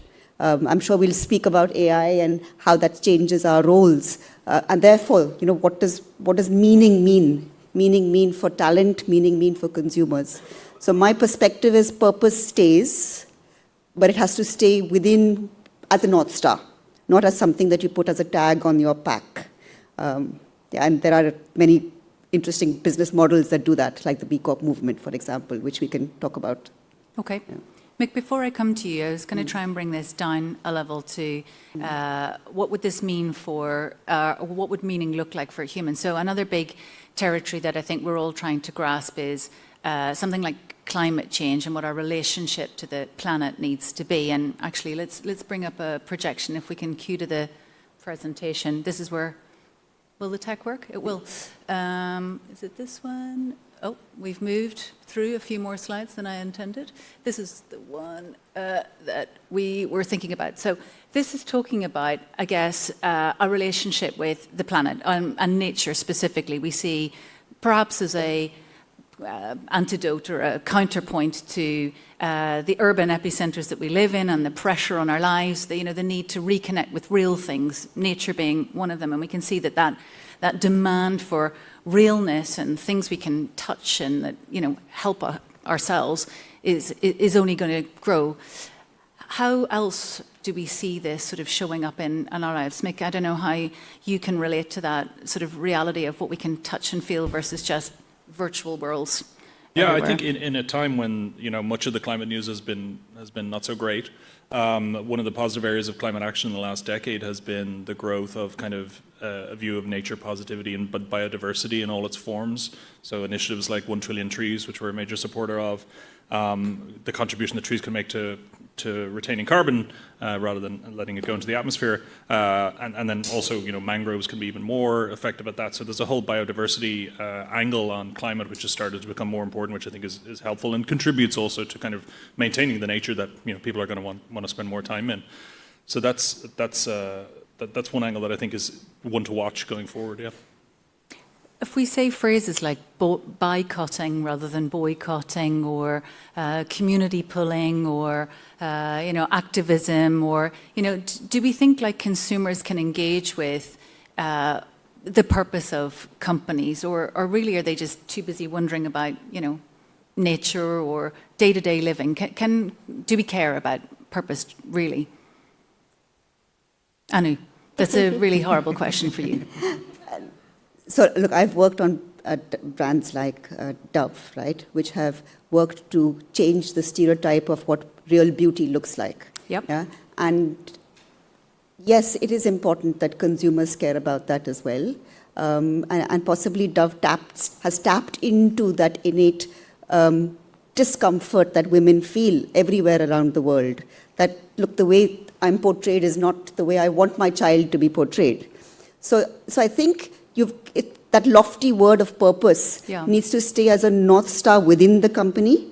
Its expression outward is relevant for consumers, but you've got to work really hard to make it relevant for consumers. Yeah. The fact that I want to be portrayed not in the way that sometimes, or not most of the time, beauty is portrayed, is pretty much universal. And I think that's the trick. The trick is really translating your purpose that drives your business into something that resonates at a human level with what we feel. And that could be with beauty, that could be with the way we associate ourselves with nature. It could be many different things. But I think that's the trick. I think one of the things that we engage with, I suppose, to your point, is the challenges that we find hardest to resolve. One example that I'm sort of fascinated with, especially for Linda, is the Swedish brand Koja, And instead of them selling perfume, they're perfumers, they had people come and give 10 minutes of their time to sit in the forest. And if you did that, you were given the bottle of perfume. So effectively, the reality of the attention economy showing up in a Swedish forest recently. And I mention this because it was said on stage in the opening address this morning, attention and focus is the biggest gift that we have to give in the future. How will any of us harness it? Mick, did you want to pick up on that point? I was coming in on the let's previous go back. point, if that's okay. Let's go Sorry, back. just on the, we talk about purpose kind of can cover a lot of things, but just on the issue of sustainability. So we did some work on kind of net zero scenario a few years ago, and what would it take to get to a kind of the positive net zero trajectory? And we're quite far away from it right now. And one of the elements was a shift from consumers and just citizens in the direction of demanding more action on climate. I think in the context of purchasing, we then saw, coming out of COVID when we had a massive inflation and cost of living crisis, that some of these issues seem to, become less important to people. But I think what it highlights is the issue of if we want to make kind of consumption more sustainable, we have two levers. One is, the shifting of consumer preferences in the direction, right, which is about, finding brands that align with their purpose, elements like the Swedish company you just mentioned, right? That's about shifting people's preferences at a macro level. Whatever we think about today, Tesla made electric cars sexy, right? In a way that they weren't prior to that. And so that was a shift of consumer preferences in the direction of considering electric car for people who might not have done that before. So that was a significant move. But the second part of it then is that too many products and services are still there's a green premium, right? There's the inexpensive version of it, and then there's the sustainable alternative, which is considerably more expensive. So there's a ton of things that technology and innovation and businesses can focus on in order to drive that cost down so that it's more accessible for a wider group of people. And I think expecting kind of everyone to bring their morality to every purchase is not necessarily going to be the winning strategy. I think accessibility is a great point to make. And again, this morning, I don't know if anyone saw the speaker talking about, let's come to you, Linda, sustainable fashion in the future is the organic food of today. So, it's much more accessible to many more people, even if it still carries something of a premium. Can you relate to that? Yeah, but I just wanted to circle back to, the choice of things and also looking at, the say-do gap. Yes. When we interact with our customers, everyone keeps saying that, I want to do the right thing. I care about transparency. I care about, making equality, making the right choice. But at the end of the day, there's always something that, is more important, and that's your time, and that's the price. And I think that's our responsibility to cater for both. So, and going back to what you were talking about, the perfume, I think that's really interesting because what we also see is that, sometimes you want to save time. And that's, we're kind of in this society where we expect no friction. It's like one-click experiences and it's next day deliveries. We've grown kind of accustomed to it. It's habits now. But we also want to spend time. So we need to cater for both. And I think that the perfume example is how do you build that in? Yeah. I think it's interesting that, paying with our time, it's such a refreshing way to think about what might be possible in the future. If we maybe think about how we innovate our way through the future, and let's come to actually maybe this quote from you, Mick. I wanted to spend some time on what's the compatibility of climate and also how we're shaping up with things like AI. I mean, twice as many people are anxious about the impact of AI on climate as they are positive about the possibilities of what it can bring to us. How do we square these things? Yeah, I think there's a few things going on. One, I would say just it's important that we're here at a global conference and there's a wide range of a spectrum of opinions around kind of what AI will do. So there's tends to be a much more positive attitude to AI in certain emerging economies, China, India, for example, way ahead of the West. And so it's important to kind of recognize that different, perhaps in situations where it's creating more opportunity more visibly than, rather than rearranging kind of opportunity, it feels like maybe more in the West. That's one thing. On the subject of energy, I think, there are huge energy issues to be overcome in terms of the projected growth of data centers, in particular around AI. At the same time, I think, the initial cost of training a model, what we've seen is, GPT-4 level of intelligence, the efficiency has kind of, the cost went down kind of 99.7% in 2 years, right? So I think it's important to realize that we have so much efficiency gains that we can make, and the necessity is the mother of invention, right? We're seeing a huge amount of innovation now happening in terms of how data centers can be made more efficient, and there's a lot more to do. There's more to do in kind of energy production for those. So that's a point to this quote here, just to make sense, contextualize it for folks as well. I think the other side then is the opportunity of what AI can do. So this is really in the context of thinking about kind of scope 3 emissions, which is a big focus of climate action. How do you get companies to be able to have an accountability for their entire value chain that they're involved in, scope 3, their suppliers and tiers of suppliers.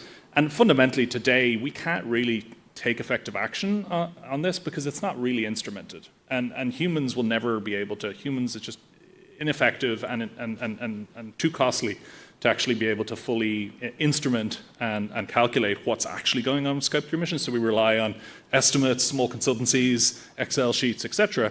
But we can now start to see in some early startups and experiments that are happening, you can start to see how agents, AI agents operating kind of across these value chains, which are able to gather data, synthesize data, see patterns, might offer, as this quote suggests, kind of a new way for us actually to get a clear real-time picture of what's going on and to identify the opportunities to make things better. So I think it's important that we balance the conversation around AI with an understanding of the opportunities that it presents as well. Well, I mean, continuing on that theme of opportunity, but maybe moving us into the, I think slides have moved in a slightly different order than I'm anticipating, but we can go back and forth. This is where I wanted to go next. Again, that space of opportunity, and obviously the other thing that, not to be a pessimist for a second, but the thing that we're also anxious about, never mind climate, is what the opportunity is for us. And we're, obviously relentless reports on job replacement, etc. I mean, this is just one estimate, essentially looking at 78 million in terms of net job creation. But of course, there's going to be a ton of displacement happening. Again, how do we prepare ourselves for that? What are some of the things that is, people and consumers we need to think about in terms of reinventing ourselves for this future job market? Yeah. When I sit on boards and boards of different sizes, I think the thought is more long-term. It's more long-term in terms of what will talent look like and how do we prepare ourselves for that place where a lot of the work will be fractional. So the roles are not going to be set roles because they'll break. But I think most importantly, we don't really know what will come out there. So I know I'm in a futurist conference where everyone kind of knows what's going to happen in the future. But sitting on the boardrooms, we don't. So what we have to prepare for is a very different kind of leader. A leader who's able to combine gut instinct along with being able to confront and face conflict. And conflict as in even trends conflicts, right? So it's shifting the conversation about what we have to upskill ourselves with, and the answer most of the time isn't a course. It's really skills that are much more inner development skills, and really connecting with yourself as leaders as well. So it's skills that I think in the old world would have sounded woo-woo, but are not anymore. They're really essential skills of what we as humans need, which will allow us to benefit, use, leverage AI in the way that will be regenerative, in fact. So we've, to that skills point, I've put a projection up that speaks to that. Again, the expected explosion in terms of self-teaching. It's already a large phenomenon, but, the mother of necessity here, we will have to continually reinvent. And I think it's fair to say that we've maybe been surprised by just how many people like us have already learned to use these tools to reinvent ourselves. What else do you see coming down the track? Linda, did you want to talk to? No, but maybe I'm like the tech pessimist in the room. Looking at you. There always has to be at least one tech I'm not pessimist. a pessimist, but I'm very cautious, and especially looking from like the human perspective of things. I keep thinking about agency and choice and sort of I don't know, what's going to come after. And I think that we've seen some of these patterns before where we're kind of like all in on things because it's gonna, it kind of praises or it teaches us that we're going to and know more and do more and be more. And I think that, you know, just looking at social media and all those type of things, it kind of it promised like the empowerment of us doing so much more and connecting so much more. And for a while, you know, that's what it felt like. But then what do we have now? It's sort of like the backside of, you know, we're kind of more disconnected than ever. And so when we're looking at, you know, AI and moving in now, I think that we need to be very cautious to think about, okay, well, what are the skills that also being eroded? What are the human capabilities that we really want to treasure and bring forward? And so that's something that I really think about when we talk about the human perspective of things. Yeah. As you build a brand that is inevitably going to have an exchange with consumers in the future that will go via AI, agentic AI, etc., how will you shape that? What is today seen as a premium of human time and interaction. What are some of the things that you're innovating in that space to? I mean, I wish I had the answer to it. It's all I can always exploration ask the for all question. of us, and I think for all brands right now, we need to keep an eye on that, and we need to experiment and really think about, okay, well, what's that going to be for us going forward? The relationship between brands and consumers is going to shift dramatically, and also how do you stay on the minds of the consumers? Mick, we know you're a tech optimist. And you know, you talk about personal empowerment and also things like the imagination leap. And if only we can just, you know, get there. Talk to us about where you see this. Yeah, I mean, I think it's interesting the point around attention that you were talking about earlier, and the kind of some of the critiques that have been fairly made of social media and what it did for us. I mean, I've been thinking for several years that if the algorithms felt like they were working against individuals in service of big tech for maybe that time, you know, you're being profiled, you're being personalized, you're being targeted, you're being brought down rabbit holes of radicalization in some cases, right, via social media. Anyone in the room who's used a ChatGPT or one of its peers, right? I'm guessing we probably had 100%, yeah? Everyone's had that moment where something happens, you do something, and you think to yourself, wow, I personally could never have done this before. Maybe your vibe coding you were kind of referencing implicitly there. Or I could have done this, but it would have taken me, you know, maybe 10 times as long. And so, you know, the AI is working for you. It's giving you personal productivity. And that I think, you know, that's a huge opportunity for us moving forward. And I would, you know, I'm trying not to be purely tech optimistic, but I do think it's important to kind of rebalance the conversation so that we see these types of things. And to your earlier question, Maeve, around kind of attention and where we might go, I really liked, like you in the opening session, where, you know, the connected, focused minds of the population becomes the greatest asset of a country. I thought that was a nice way of putting it.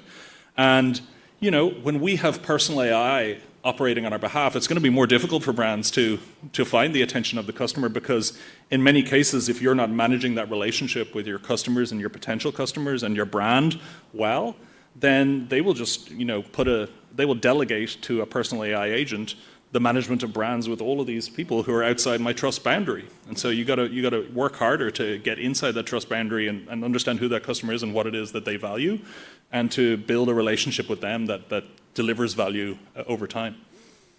A lot of the businesses are moving towards retreats of some sort, because, you know, they're finding that the people need that away time, and you know, what's providing them with that. So there's a whole set of people who have kind of moved off standard jobs and kind of setting up smaller retreats. Yep. And I think it's how do you then combine that? Because that's also a need. So how do we find the right way to kind of cater to what people are actually craving for, and what we're also predicting will be there in the future, right? Where, you know, I might pay for stuff that allows me to actually have more focus, mindfulness, groundedness. And I think these are the areas where consumer needs are definitely shifting. Well, let's pivot to that. Here are some examples on stage of, I think it's fair to say we didn't see this kind of reinvention or creativity coming. Anna, you're talking about mindfulness. There are a couple of things, I think, in terms of long-term social needs that have really changed in the last decade.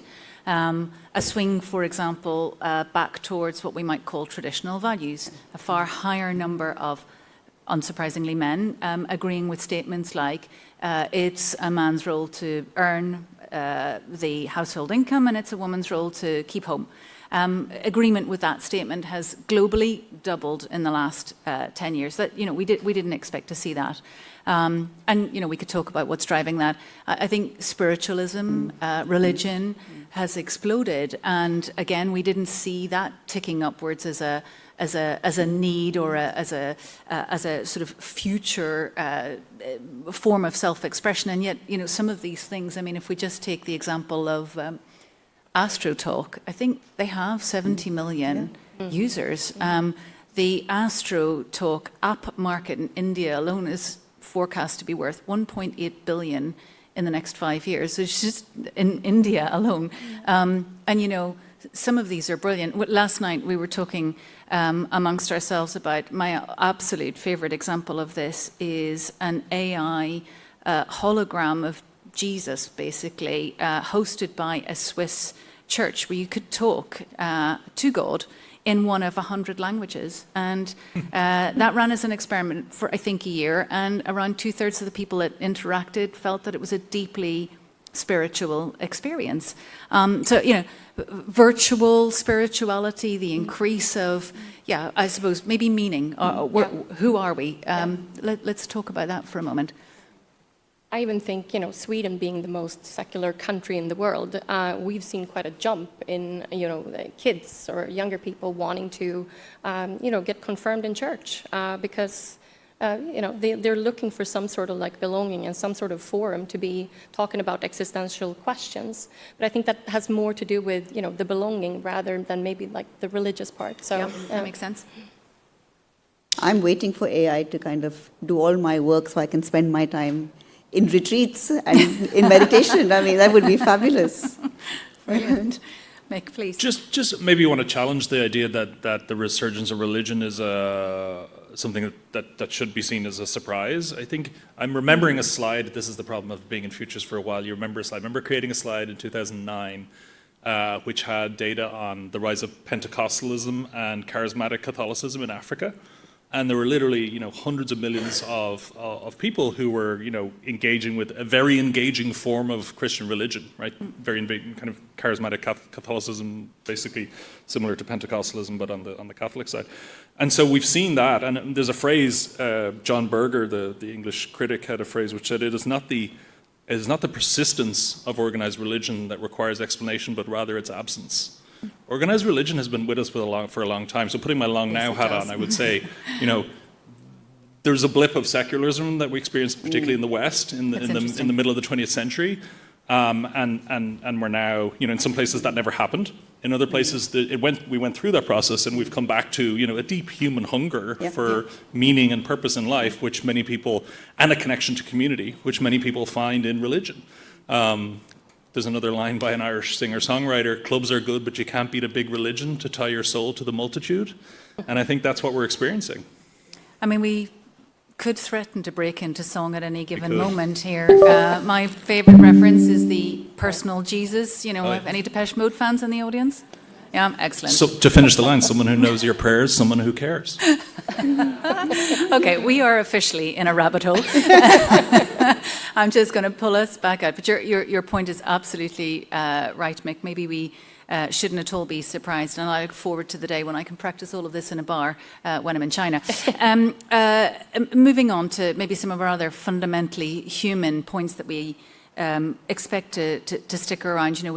We've talked about upskilling, reinvention. I think we see that sort of constant pressure to profile ourselves in these online worlds, and that just gently ticks along and ticks upwards. But if we look at like self-expression in the future, clearly it's going to be ever more virtual and avatarial, if we can say that. What are some of the other ways in which, if we can say, self-actualization will come to bear for us as humans over the next 10 years? Nature connection, I suppose. I mean, self-actualization in terms of that. I'm assuming we've all, met our basic fundamental needs of, food, water, and access to AI, but, to survive. But what are the big points around self-expression that you think? I think the bit that actually keeps me a bit worried and a bit upset is the fact that we're all talking from a place of privilege, and the whole aspect of self-actualization might get quite reversed on its head. And that's in the coming years, and not least because of AI, but because of just climate change and the overall polarization that's happening, even when we don't take into account, technology. And I think that's why when I'm trying to think of self-actualization, I think I'm very conscious that I'm speaking from a place of privilege. And I would love to have answers on how do we really make sure that we're taking everyone along with us. And I don't think we're having enough conversations on that at all. It's a very fair point. Mick, please. Yeah, I look at the Memoji and I kind of think, well, Apple made it really easy to make one. Was it really an expression of consumer preferences, or was it a reduction of friction? I feel like the opportunity moving forward will be people using the tools that are available online, or not just online, but technology, to improve their lives offline and to spend more time offline. I think we've all gone through the poor teenagers who grew up in the last 10 years were the guinea pigs of what it's like to grow up online, what it's like to spend your life online, what it's like to be subject to the feeling of being, surveilled by the whole world. And it wasn't a good experiment. We didn't come out with some good outcomes from that. So I think there's a kind of a shift. We looked at, the coming out of COVID, the kind of, we got the benefits of technology. Many of us were able to, the privilege, those of us who were in knowledge work, et cetera, were able to work online. But we also experienced the benefits of being connected to the people we were around again, right? And so there's a kind of a more of a tech detox kind of attitude now that I think is going to continue. And I think there's huge opportunity for people to not just use technology in a way to fluff up their online appearance, but rather to improve the quality of their life in meaningful ways, using kind of the empowerment and the additional kind of firepower, right, and superpowers that AI can give you, complementing your own skills and finding what people want is beyond a certain level of income. It's purpose, autonomy, and mastery. And a lot of them don't get that from kind of employment. So I think entrepreneurship is an interesting area to watch. People who may have had some of the creativity that you need to be an entrepreneur, but not some of the other administrative skills. And AI can take care of a lot of that for you now. Let's talk about some of the watch-outs. We were talking last night about, AI. It's still pretty sycophantic right now. It tells us what we want to hear. And, we can create the person that we want to be. And we can, how do we stay real in all of this future that we're shaping for ourselves? I'm part of a mycelium group of people. We call ourselves the mycelium, so it's still emergent and underground. But it is bioleadership, and a few of us are here in this conference as well, where essentially it's made up of individuals who are professionals in the work life, have kind of gone through certain career paths and are saying, no, I need to find something with more meaning. And it's all very solo entrepreneurs, because they're more individuals who are saying, I'm going to do something myself. And in this case, the ecosystem that's supporting them is not yet completely there. But the ecosystem is, yes, it includes tech, but it's much more than tech. It's much more about connectivity. It's much more about really changing your mindset from a scarcity mindset to an abundance mindset. Really understanding what that means in terms of give, take. And this is a little bit more out there in the future yet, because the actual ecosystems are not there. But how does capital really help to flow in a way that's not just equity? And I think these are the kind of questions that we're asking. Yeah. That the equity model's not going to serve the world in the future. What are the other models that we need to have? What are the stewardship models? What are the guardianship models in business that need to really support this emergent ecosystem? Yeah, I think the future of reward and equity is likely to see some significant shift, simply because, otherwise there just isn't enough cake to divide out. Understood. I'm conscious that you might all like to contribute, and the clock is ticking. We still have time, but let's come to some questions in the audience. If you just wait for the mic to arrive to you. So we have a question at the front here. Mic is on its way.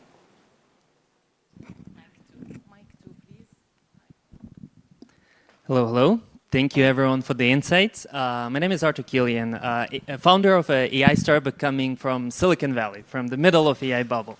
And I have a question for my fellow AI bubble resident, Michael. Coming here on a DFF program to accelerate innovation in governments, I was surprised on the willingness to bridge the old world of kind of like traditional planning and the new way of using AI tools, LLMs, and all of it. And the question is, how far are we from enterprises, companies, from your perspective, obviously at Salesforce, of actually doing the real-time dynamic simulations of like what's happening instead of relying on traditional, piles of Excel sheets from McKinsey and all of that? So. Yeah, we could go on for hours on that. I don't want to take up the whole panel, so we might have a sidebar conversation. The short answer is I agree with you that that's something that is increasingly possible. And just to pull it back to the consumer for a second, I think this ability to increasingly simulate at scale is going to be something that's also going to benefit individuals. I think the best way.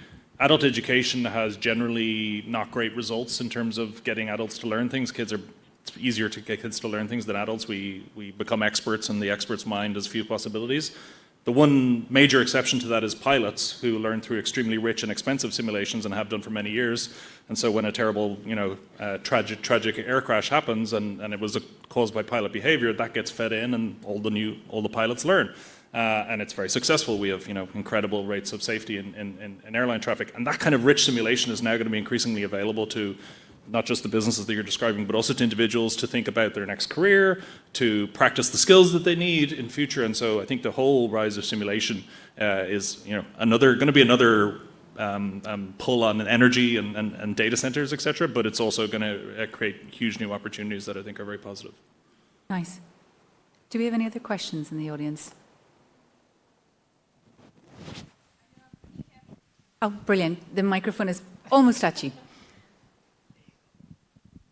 Thank you. This was a great session. One of my questions was about, you spoke about purpose and translating that expression for your consumers.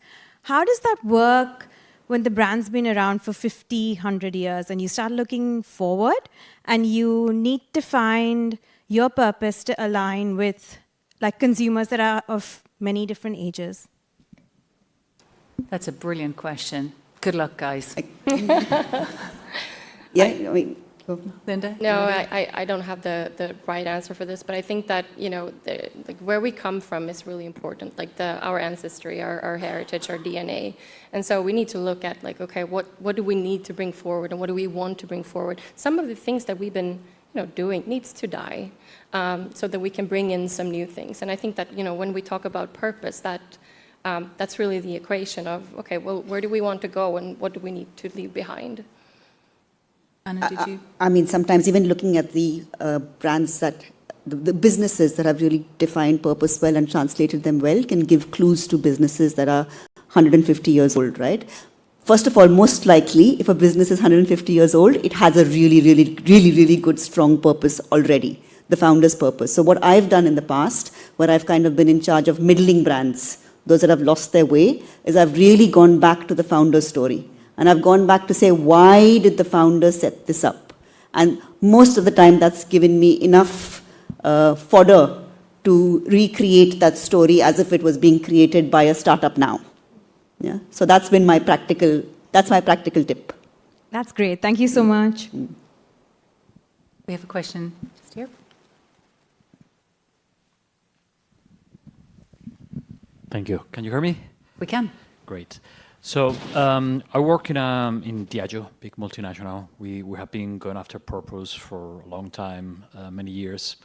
But I work as well in the futures department, and I'm always questioning and wondering, when is this shift that you were talking about of consumers going to be created around purposefully driven products versus the push that we do from a company? I mean, is that a role?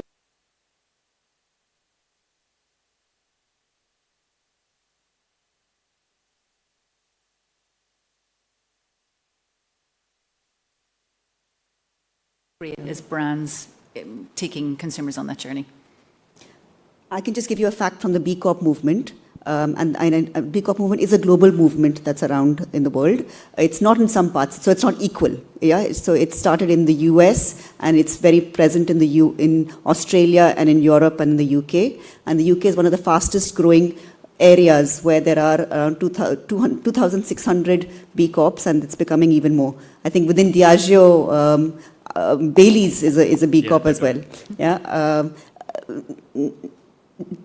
My predominant belief is that purpose is what you as a company own. You should not push it to you should not expect the consumers to be wanting to have it. That said, we're seeing more and more awareness for example, people turning the pack and trying to say, does this make sense? And that's become 50% in the case of UK with, say, the B Corp movement. There is apps like Good on you, especially on fashion, where again younger consumers are picking it up and looking and saying, oh, this is only a 3. I'm only going to buy a brand that's 5. That's starting. It's very small and it's in pockets. And I think, as the younger consumers become more conscious about their future and what's happening there, I think this is only there to be increased. So you feel it's going to be more organically than anything else? I don't think I should be pricing it expecting consumers to be paying for my purpose. I do my purpose because I believe I should be doing the right thing. Yeah. This is perhaps a heathen view on this, but I think people will pay for what they feel they need more of in the future, and I think what they'll need more of in the future is human connection. And we can already see that, and there will be a say-do gap here, but that's what people are prepared to pay a premium for. So if they know that service is being delivered by a human versus something automated, I think it's striking that one of the biggest human needs we have is to solve for is loneliness. I think it's striking that, for instance, 1 and 2 Gen Z today are worrying that they're lonely and they're going to be lonelier in the future. So actually human connection, community, time, these are some of the things that I think will drive purpose in a way that people can relate to, rather than a price premium just because it was produced in a better way. But that's just my view. That's great. Thank you, guys. We have another question.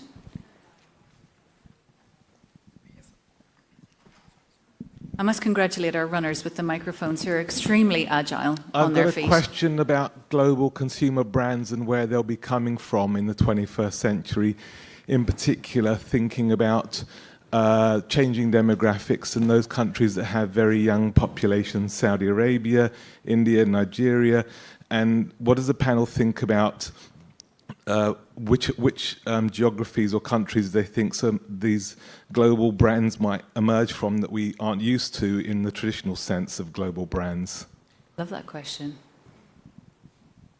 I was very pleasantly surprised to hear someone not ethnically Indian talk about using the kids are learning from Khan Academy, and that's become a global brand, right?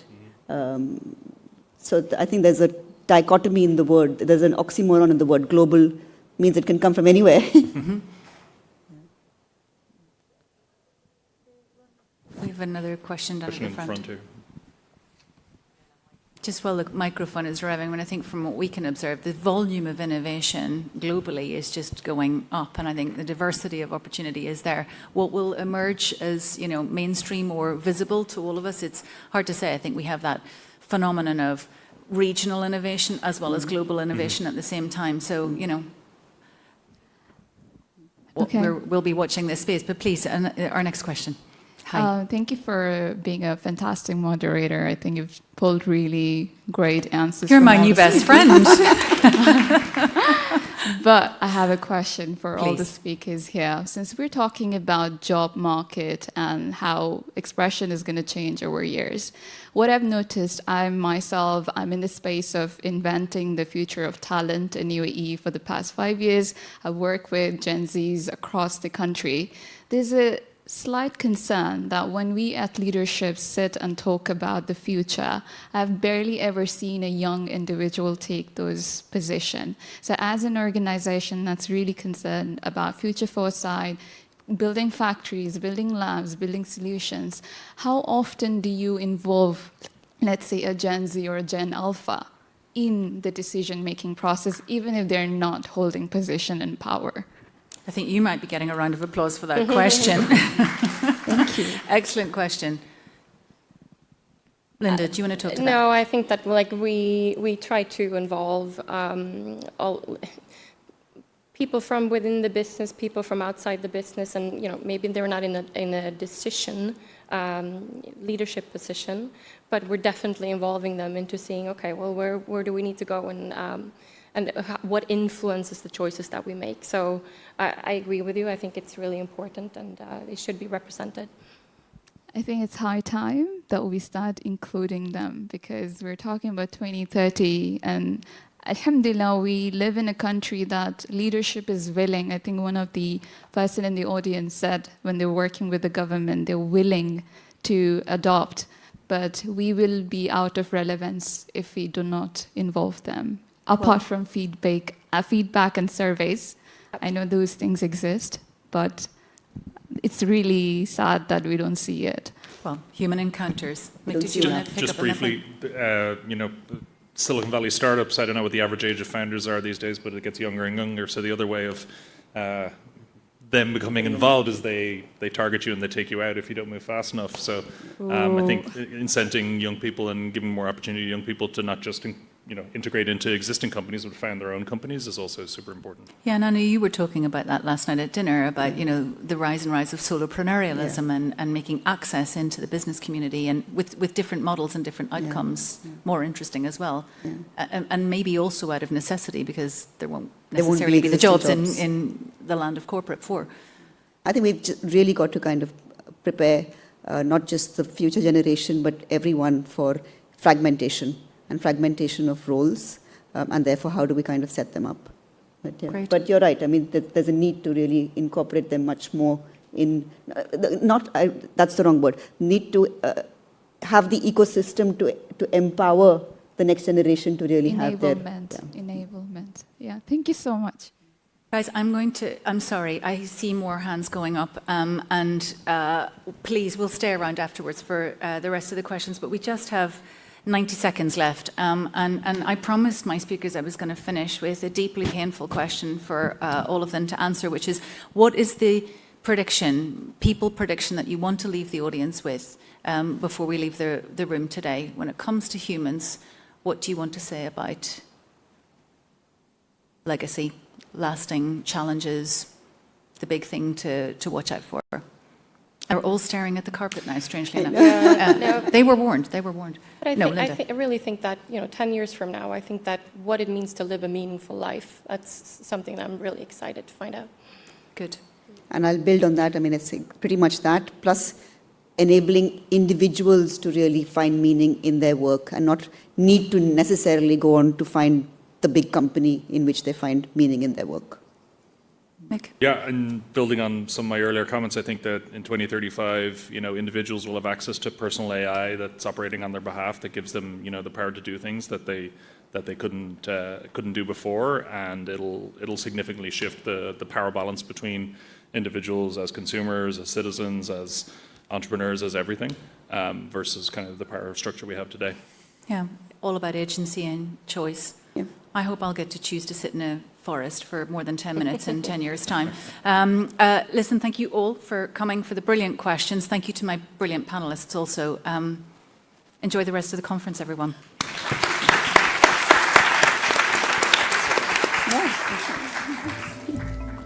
Well done, everyone.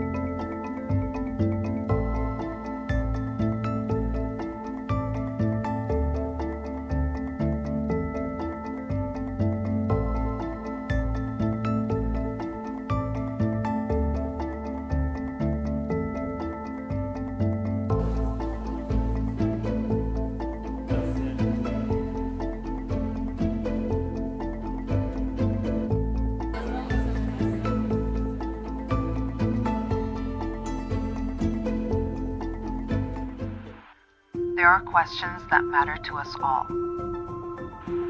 Where did we come from? Why are we here? What lies ahead?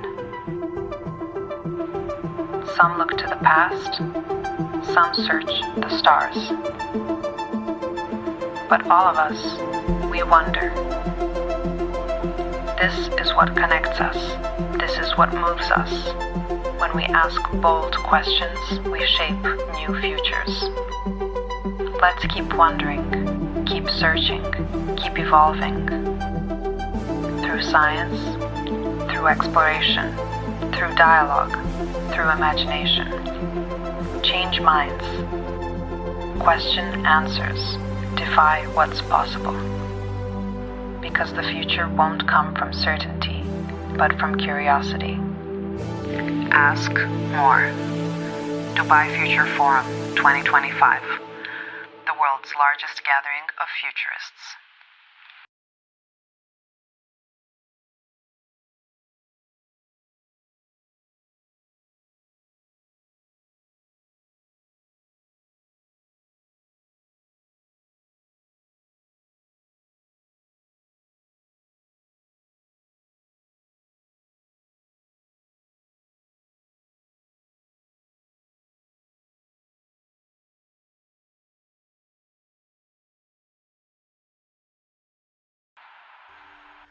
There are questions that matter to us all. Where did we come from? Why are we here? What lies ahead? Some look to the past, some search the stars. But all of us, we wonder. This is what connects us. This is what moves us. When we ask bold questions, we shape new futures. Let's keep wondering, keep searching, keep evolving. Through science, through exploration, through dialogue, through imagination. Change minds. Question answers. Defy what's possible. Because the future won't come from certainty, but from curiosity. Ask more. Dubai Future Forum 2025. The world's largest gathering of futurists.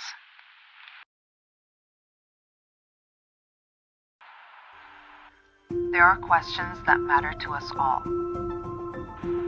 Where did we come from? Why are we here? What lies ahead? Some look to the past, some search the stars.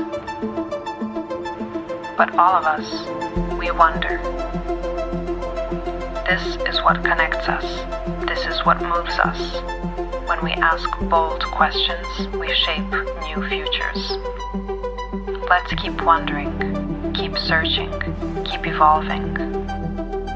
Through science, through exploration, through dialogue, through imagination. Change minds. Question answers. Defy what's possible. Because the future won't come from certainty, but from curiosity. Ask more. Dubai Future Forum 2025. The world's largest gathering of futurists.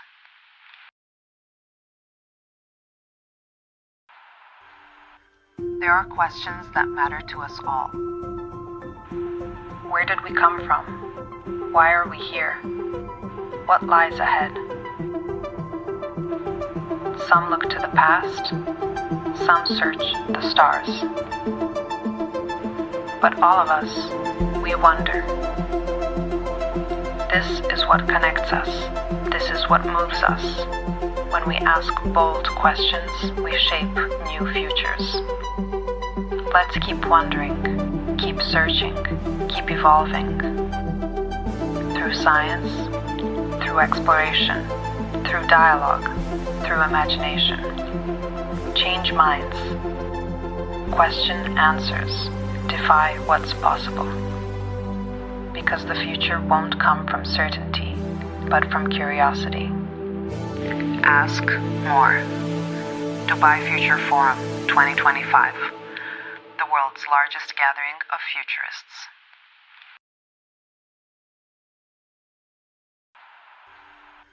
There are questions that matter to us all. Where did we come from? Why are we here? What lies ahead? Some look to the past, some search the stars. But all of us, we wonder. This is what connects us. This is what moves us. When we ask bold questions, we shape new futures. Let's keep wondering, keep searching, keep evolving. Through science, through exploration, through dialogue, through imagination. Change minds. Question answers. Defy what's possible. Because the future won't come from certainty, but from curiosity. Ask more. Dubai Future Forum 2025.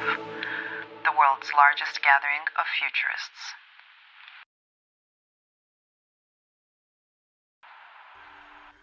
There are questions that matter to us all. Where did we come from? Why are we here? What lies ahead? Some look to the past, some search the stars. But all of us, we wonder. This is what connects us. This is what moves us. When we ask bold questions, we shape new futures. Let's keep wondering, keep searching, keep evolving. Through science, through exploration, through dialogue, through imagination. Change minds. Question answers. Defy what's possible. Because the future won't come from certainty, but from curiosity. Ask more. Dubai Future Forum 2025. The world's largest gathering of futurists.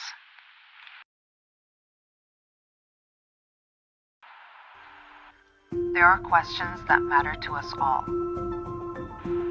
Where did we come from? Why are we here? What lies ahead? Some look to the past, some search the stars. But all of us, we wonder. This is what connects us. This is what moves us. When we ask bold questions, we shape new futures. Let's keep wondering, keep searching, keep evolving. Through science, through exploration, through dialogue, through imagination. Change minds. Question answers. Defy what's possible. Because the future won't come from certainty, but from curiosity. Ask more. Dubai Future Forum 2025. The world's largest gathering of futurists.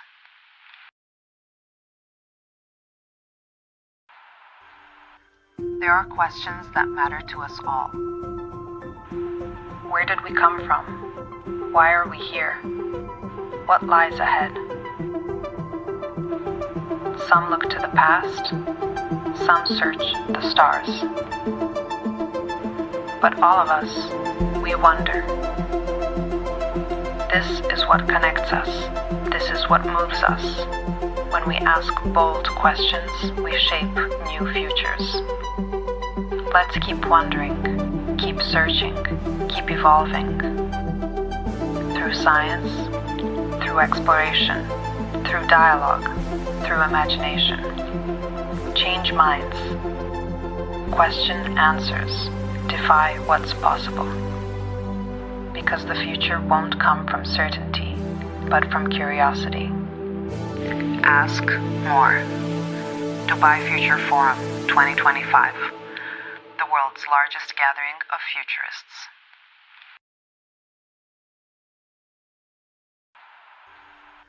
There are questions that matter to us all.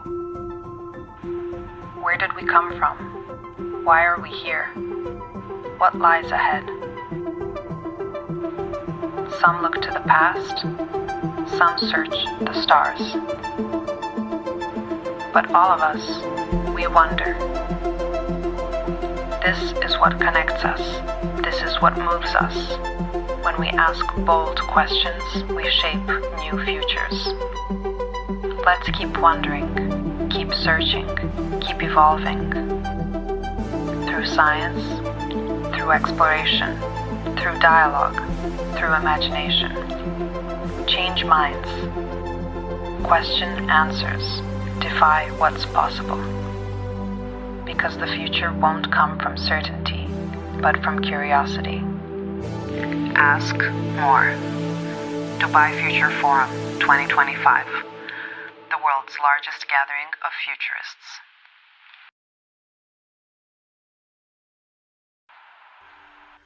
There are questions that matter to us all. Where did we come from? Why are we here? What lies ahead? Some look to the past, some search the stars. But all of us, we wonder. This is what connects us. This is what moves us. When we ask bold questions, we shape new futures. Let's keep wondering, keep searching, keep evolving. Through science, through exploration, through dialogue, through imagination. Change minds. Question answers. Defy what's possible. Because the future won't come from certainty, but from curiosity. Ask more. Dubai Future Forum 2025. The world's largest gathering of futurists.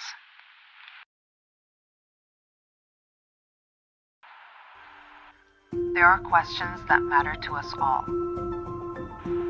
Where did we come from? Why are we here? What lies ahead? Some look to the past, some search the stars. But all of us, we wonder. This is what connects us. This is what moves us. When we ask bold questions, we shape new futures.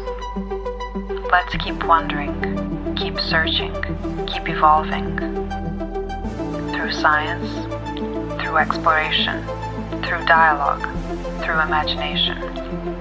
Change minds. Question answers. Defy what's possible. Because the future won't come from certainty, but from curiosity.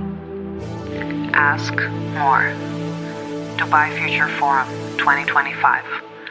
The world's largest gathering of futurists.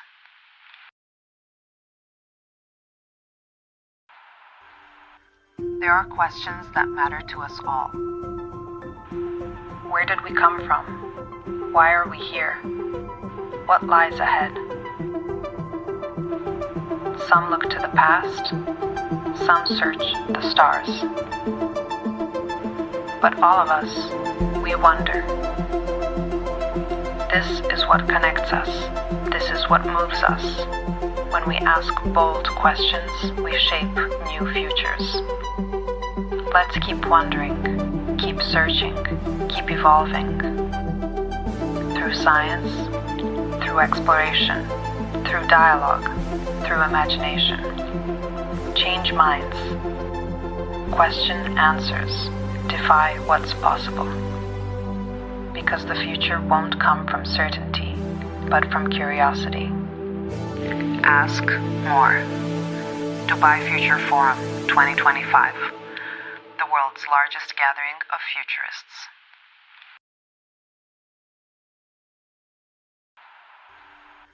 There are questions that matter to us all.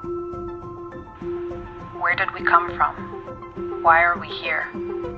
What lies ahead? Some look to the past, some search the stars. But all of us, we wonder. This is what connects us. This is what moves us. When we ask bold questions, we shape new futures. Let's keep wondering, keep searching, keep evolving. Through science, through exploration, through dialogue, through imagination. Change minds. Question answers. Defy what's possible. Because the future won't come from certainty, but from curiosity. Ask more. Dubai Future Forum 2025. The world's largest gathering of futurists.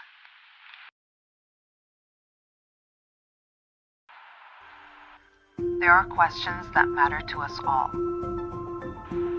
Where did we come from? Why are we here? What lies ahead? Some look to the past, some search the stars. But all of us, we wonder. This is what connects us. This is what moves us. When we ask bold questions, we shape new futures. Let's keep wondering, keep searching, keep evolving. Through science, through exploration, through dialogue, through imagination. Change minds. Question answers. Defy what's possible. Because the future won't come from certainty, but from curiosity. Ask more. Dubai Future Forum 2025. The world's largest gathering of futurists.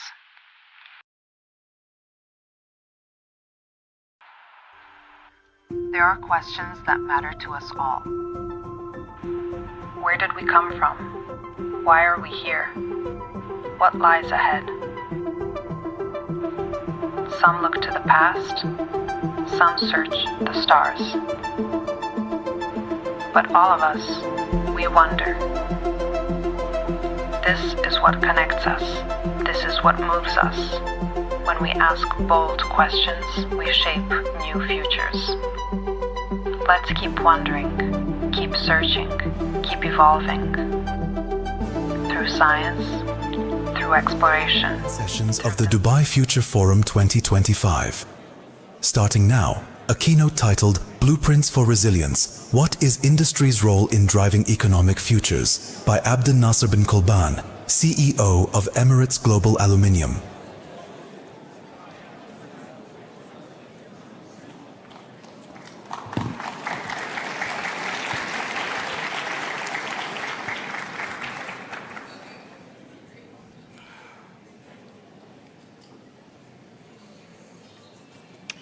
Assalamu alaikum and good afternoon. It's an honor to join you here at Dubai Future Forum for 2025, a platform where the future is not only imagined, but actively shaped. At Emirates Global Aluminium, we believe the future thinking is not just about predicting what next. It's about preparing it and building it for now, for today. It's a mindset that guides how we can run our business, empower our people, and strengthen the future of our industry and our society. Aluminium plays a vital role in that future, powering green energy, enabling sustainable transport, and building the cities of tomorrow. At EGA, our purpose goes beyond production of aluminium. It's about producing it responsibly and the foresight to meet the challenges and the opportunities ahead. One moment that truly inspired me during our digital journey was when we first deployed the AI to monitor our operational excellence in our production lines. The ability of detecting some things wasn't really foreseen by the human eyes.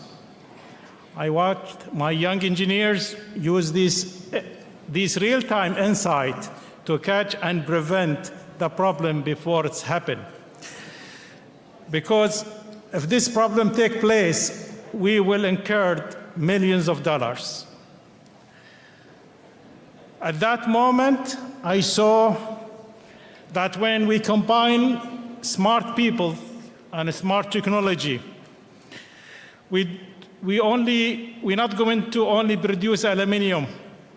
We will make it better quality, safer for our people, and we'll produce it in more efficient way.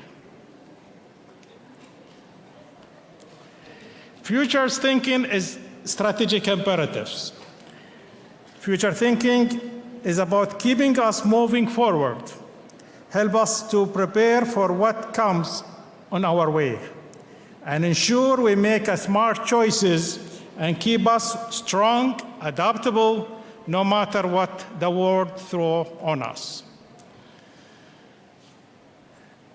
Because in a world of constant change, from market shift to climate to technology challenges, company cannot succeed by thinking short term. At EGA, we don't just talk about foresight.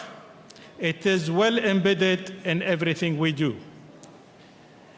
It shapes our strategy, drives our investment, and guides how we nurture our people.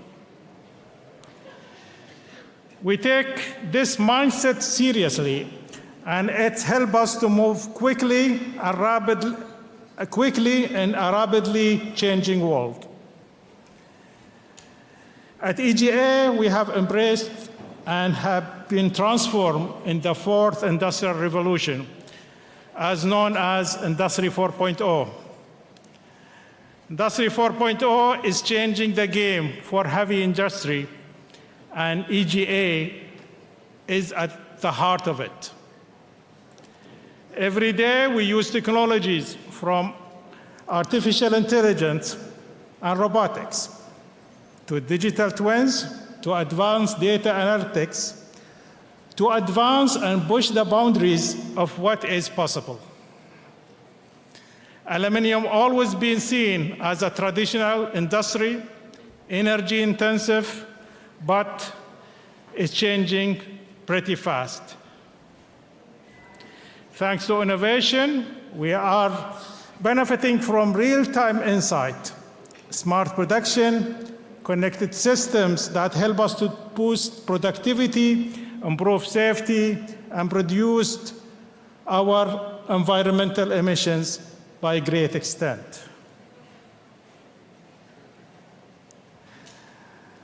One of my proudest accomplishments in EGA, and I really thank my team who work on that, is now EGA has been recognized by the World Economic Forum at Davos as Industrial 4.0 Global Lighthouse, being the first company in the UAE and being the first company in the aluminum industry. This has just took place January this year.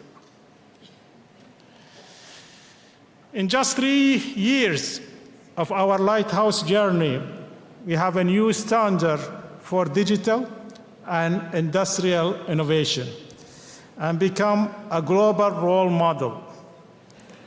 Across all our operations, we are putting cutting-edge tools into action. And one quick example I would like to share. In the last few years, we used to do only 2% quality checks for anode production plants. This is part of the electric processes we do for aluminum production. Only 2%. And today, we use smart cameras, advanced analytics, and we were able to produce and inspect 100% of our anodes produced. This shift of these use cases help us to significantly reduce our waste, save time, and greatly improve our productivity. We are not just keeping up, we are leading the way. And I would like to share with you the benefit of Industry 4.0 so far. Just in less than 4 years, this transformation delivered more than $120 million to our EBITDA. And we managed to complete more than 100 use cases and upskill more than 3,500 employees. As a result, we are now part of the global network for Industry 4.0 with 21 other companies in the networks. We are sharing use cases and we are learning from each other. For me, such connection will deliver great operational gains in the future, but the gain will come in much more sustainable way, and we will be more resilient in the future. But for this future thinking is not only about technology, it's also about our people and leadership. At EGA, we know that transformations succeed only when we have the right culture evolve with it. Through the initiative like Digital Academy, we are actively preparing our people, equip them to respond to multiple challenges and uncover opportunity that must be hidden somewhere from our eyesight. We encourage innovation at all levels by fostering curiosity, collaboration, and willingness to experiment. Our people know that their ideas are valued, and they are part of a longer mission to build a brighter and more sustainable future. This approach enables us to make better choices to keep our organization more stronger, resilient, and adaptable, no matter which the wind of change might blow. Also, through Forza, which is our learning development platform for EGA youth members, we're also nurturing future leaders by providing training on foresight and helping them anticipate change. So when the time comes, they will be ready to shape the future of our industry. As a CEO of EGA, I know this culture of continuous learning and adaptability is just as crucial as any technology we deploy so far. At EGA, we have learned that to prepare for the future, company must do two things at once. Deliver immediate value today while building the foundation for long-term transformation. This goes beyond business performance. Large companies like ours share responsibility for growing while building resilient future for industry, our communities, and our beautiful planet.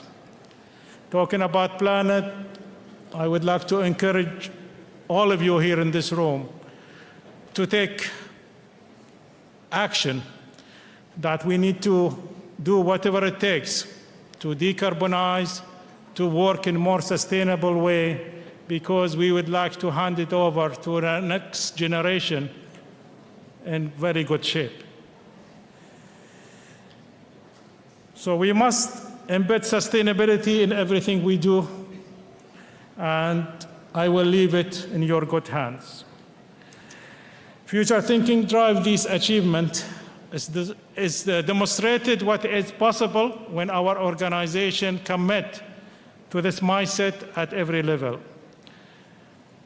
But the journey doesn't end here. Ultimately, Industry 4.0 is more than technological revolution. It challenges us to think bigger, faster, innovate responsibly, and accept that change is natural and part of the normal range of expectation. At EGA, we are proud to stand with our partners in the UAE and around the world who share this commitment to future thinking, so we will all become future ready, and as well as as well as the future shaping. Let us push forward. Let us continue looking ahead, embracing change, setting a new standard for excellence. We are very excited about the future with all its complexity. So I would like to invite you all to share this remarkable journey with us. Thank you.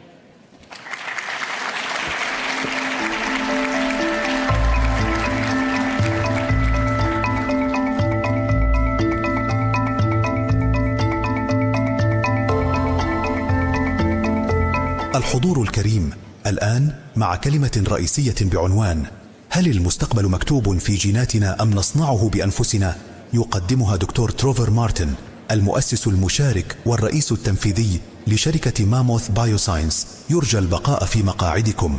Dear guests, now starting a keynote by Dr. Trevor Martin, co-founder and CEO of Mammoth Biosciences, titled Beyond DNA, What if your genetics are not your destiny? Hello, everyone. I'm really honored to be here and excited to chat with you about the world I hope to live in, and I think many of you will hope to live in as well. And that's a world where your genetics are not your destiny. Before we dive into that, though, I want to leave you with a little piece of context about biotech that was surprising to me, and I think it might be surprising to you. And that is that the first trillion-dollar biotech is inevitable. We know there's many trillion-dollar tech companies. We could probably name all of them. But so far, there hasn't been one on the biotech side. And there's a piece of data that I think is very interesting in this regard. And we all know OpenAI, probably a trillion-dollar company, more, right? If you look at their revenue over time and the ramp of their revenue, it's actually less than a single drug that many of you may be familiar with. Mounjaro, Zepbound, GLP-1 weight loss drugs. And not only have they ramped the revenue faster, but the absolute value of the revenue that they're bringing in per quarter is over 4 times higher. And we'll come back to this lesson kind of towards the end of the talk, but I think the wrong lesson people learn from this is that you have to build like an obesity drug or a GLP-1, there's so many people piling into it.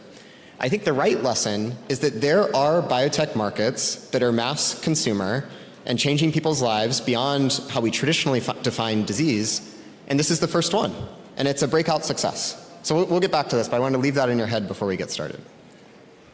So, the way we're going to do this at Mammoth is that we're going to usher in a world where your genetics do not determine your future. I think many of you probably know people with genetic disease. Many of you know people that have suffered from genetic disease. And the way we're doing this at Mammoth is through this technology called CRISPR. You might have heard of this. It's an acronym, actually. It stands for Clustered Regulatory Interspace Short Palindromic Repeats. So you can see why we call it CRISPR. And the way I think about it is that if you think of your genome as this giant Word document of 2 billion letters. In many ways, this is an incredibly complex Word document, obviously encodes life. And in other ways, it's actually shockingly simple. It only has 4 letters, A, T, C, and G. And what CRISPR allows us to do is to go into this Word document of life and do things like find and replace. We can like insert a sentence, or we can insert a paragraph, or we can bold or italicize. You can really abuse the metaphor here. But basically, we can make any kind of change we want to that code of life. And the way that actually works is that one of our co-founders, Jennifer Doudna, over at Berkeley, and she won the Nobel Prize for this work, discovered that if you ripped the immune system of bacteria out of bacteria, similar to us, bacteria actually have to defend against viruses. And the way they do that is this CRISPR technology. And they basically have this CRISPR technology to chop up any viral sequences that invade the bacteria that are trying to use it as a factory for more viruses. And if we zoom in, the specific way it works is that there's this kind of globular thing here that we call the CRISPR protein, or Cas. And then there's this thing on the top that has the black part and the red part on the left, and that's called a guide RNA. And one of the really exciting things about CRISPR is that we never have to change the blob protein. That's really hard in biology. We just switch out this thing called the guide RNA, and that tells it to go to any location in the genome and only go there and nowhere else. And that means we can very selectively edit any location in the genome without changing anything else, because that could be bad, right? Like you want to only change this one location and not accidentally give someone cancer or something like that. So this is all very sci-fi, but what's exciting is that already this is being put into practice. Like hundreds of people have been dosed with this technology successfully. And where everyone's really been focused is what we call ex vivo. And that's, for those of you that know Latin, outside the body. And this is things like blood disorders. So there's a genetic disease that's very common, for example, in the Middle East and Africa, sickle cell disease. Many ways devastating disease. And this is something where you can actually take the blood cells out of the body, edit them with the CRISPR technology to remove the sickle cell trait, put them back in, and then for the rest of that patient's life, they don't have sickle cell. They're truly cured. It's a one-time therapy. And that's a very different way of thinking about medicine. Now, taking cells out of the body, you can only do it for so many things, right? You can't take your brain out or your heart or your muscles. Blood is kind of the only one, really. So where CRISPR is going and what we're focused on at Mammoth is how do you take this technology and then bring it into the body or in vivo and go to any different tissue, whether that's muscle or heart or brain. When you think of genetic disease, you probably think of like Alzheimer's and Parkinson's and Huntington's disease. And these are things we have to edit the brain, and you can't take the brain out and put it back in. And this is a lot harder, as it turns out. And what this will do, though, is it'll unlock the vast majority of diseases. So there's already diseases like sickle cell and beta thalassemia, where there are actually drugs on the market in the US that can actually cure these diseases. But now's the time for us to move beyond that. And another example I'll leave you with about the power of this technology, and this really goes to how fast it can be spun up and how bespoke it can be, is in the US you may have heard about this baby KJ. So there was a child born in the United States who had a genetic disorder. The child, if they continued with that genetic disorder, faced a very real chance that they would not survive. And basically, academic scientists were able to create a customized therapy within months, dose the child, and so far it looks like the child has been cured of the disease, as far as we can tell. And I think this really shows the power of the programmability of CRISPR. That's the other thought I want to leave you with, is that normally in drug development, every single drug you build is just as hard as the next one. And that's why pharma companies spend billions and billions of dollars, and they take just as long to build their 100th drug as building their first drug. And that's not the case for CRISPR. Actually, every time you build a CRISPR therapy, you get better and better at building that. And that's a very unique kind of new thing for biology that's very exciting. At Mammoth, we have a therapy that will be going into humans soon as well. It's for high triglycerides. The way this works is that the patient gets an injection in their arm. It takes the CRISPR technology to the liver, which is where you metabolize many things. And basically, it deletes this one gene called ApoC3. And by deleting that gene, you can actually, no matter the diet or the genetic background of the patient, you can actually prevent them from ever having high triglycerides for the rest of their life, no matter what they eat. So this is transformative, of course, for a small subset of patients that have extraordinarily high triglycerides to the point where their serum is actually milky. But it also can be transformative to more common disease. The millions and millions of people with elevated triglycerides that could actually benefit from this, and how many millions of heart attacks we could stave off by dosing this more broadly. So when I think about the next 5 years to start, I think the real question is, like, what diseases do we focus on? And people have kind of narrowed it down to certain types of diseases. There's lipids, triglycerides, we're working on triglycerides. There's like inborn errors of metabolism generally. And I think the key question beyond that is, how do we increase access to these therapies? For example, the sickle cell therapy. Incredibly expensive and kind of difficult to actually administer. It'd be very tough to bring that therapy into Africa, for example. But if we switch it to an in vivo therapy, these are actually way more simple and cost-effective to administer. So how do we move down that path and make it so this is not just something that people in the United States can have access to? Okay, so that's the next 5 years. And I think the statement I'll make here is that I truly believe in the next 5 years, all blood and liver genetic diseases will be cured. They'll be cured. We're very good at it, okay? All right, so moving on, how do we move beyond blood and certain tissues like the liver that are easy for various reasons? Well, at Mammoth, what we did was we innovated on the CRISPR side. We developed new CRISPR technologies. And we developed a portfolio of types of edits. So really kind of fulfilling this promise of, in any tissue in the body, doing any type of edit, insert a paragraph, delete a sentence, et cetera. That's what we've built at Mammoth. And we've done that actually by leveraging nature. We actually went out into nature, created the world's largest database of metagenomic data, the bacteria that have these CRISPR systems. And then we used artificial intelligence, and we have a whole floor of our building that has high throughput liquid handling robots that are just testing these things night and day. And we use that to refine new CRISPR technologies that allow us to go into the muscle, go into the brain, go into these other tissues. And one of the key innovations we made to do that is pretty interesting. We actually just physically made the CRISPR system smaller. So if you think about the CRISPR system trying to get somewhere as like a semi-trailer tractor driver trying to get somewhere versus like a little smart car, we basically invented the smart car version of CRISPR. And it turns out this can be very, very effective at going into muscle, going into brain, going into these other tissues. And one data set we're really, really proud of is that we test this first on monkeys, then on humans. And in the monkeys, we actually saw for the first time ever that we can actually edit muscle. So many of you may know someone with like a muscular dystrophy. These are horrible diseases where basically over time you degenerate, you're stuck in a chair, sometimes you can't even breathe, and eventually you can even die. So for the first time, we actually have line of sight to being able to permanently cure muscular dystrophies. And this is something that wasn't possible with the original CRISPR systems. It's only possible with these new systems that we invented. And we're working on 8 different programs. We have a bunch that we work on ourselves. We have a bunch with really great partners. For example, we work with Regeneron most recently, great biotech in the United States. And this is really across all sorts of areas. We have liver, we have muscle, we have CNS, brain. And that really, I think, highlights typical drug development. You kind of focus in on a single disease, but CRISPR can really be applied across pretty much any of the 4,000 genetic diseases that we know. Okay, so what's the next 10 years? Well, in the next 10 years, I'll make an even stronger statement. I think all genetic diseases can be cured because we'll be able to go into muscle, we'll be able to go in the brain.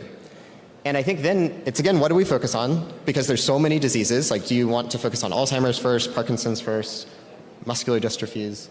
And then I think the new question there is you have so many products. This is a new way of thinking about healthcare. How do you pay for this? It's a one-time permanent cure. You're not keeping the patient on a therapy the rest of their life. This could save the healthcare system immense amounts of money. But how much do we want to create the value for that up front versus maybe we still pay for it over time? Anyway, there's lots of very interesting economic questions about how does this change our healthcare system? All right. Now beyond that, beyond 10 years. So one of the things I'm really excited about is that everyone knows that kind of rare diseases can benefit from CRISPR. That's the bottom of the pyramid. There's Huntington's disease, persistent chylomicronemia, all sorts of diseases. I think the next frontier that people have started to realize is more common disease. So what if you could remove back pain? What if you could dose the general population for lipids so that you have 10 million less heart attacks around the world every year? But then I think what we're not talking enough about is what we call human flourishing or health defense or human enhancement even. And I think there's many genetic markers that we already understand. And I'll give you a few examples. Hair loss. What if you could have a cream that grows back hair? Reduce the need for sleep. This is my favorite one. Obviously, a lot of people are excited about longevity, including myself. Well, the ultimate longevity drug to me is I have to sleep like 7.5, 8 hours more a night. There are people that, because of their genetics, only need to sleep 3 hours a night. What if we could all have access to that? That's double the lifespan, basically. And it's not like you're just tired. Like, you genuinely only need 3 hours of sleep. Or strongular musculature. We know that there's a gene that we can knock out that basically allows you to build muscle without going to the gym. Happy to show you a picture after the talk. But these, going back to the very beginning, these are the types of markets that could be trillion-dollar markets, right? Obesity is basically human enhancement at this point. It started with type 2 diabetes, it moved to severe obesity, and now you have celebrities microdosing GLP-1s to lose like a couple pounds, right? So we're already there, and we see that it can help humanity, A. I think GLP-1s are going to save more lives than any drug on Earth. And B, it can be an incredible business that's finally on the scale of tech. That's been something biotech has frankly suffered from. I think this is the first time we can actually say there's going to be $1 trillion biotech.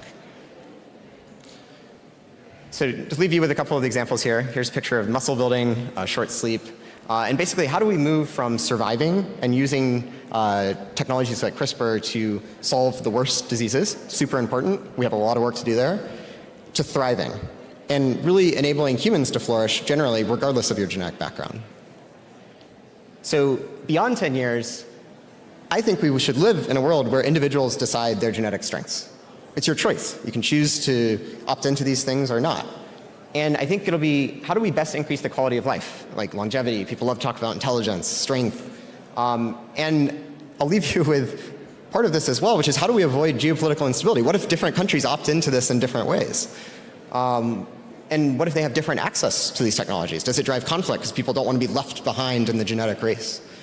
So some meaty questions for maybe everyone in here can solve for me. So to finish, I'd like to thank the Mammoth Biosciences team, and I'd like to thank the Dubai Future Foundation and the forum for allowing me to present some of my crazy ideas to you. Thank you.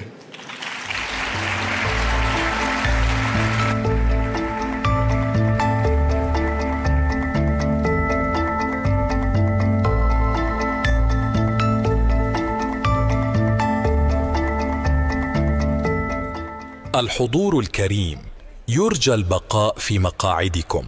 ستبدأ الجلسة التالية بعد قليل. Ladies and gentlemen, please remain seated. The next session is about to start.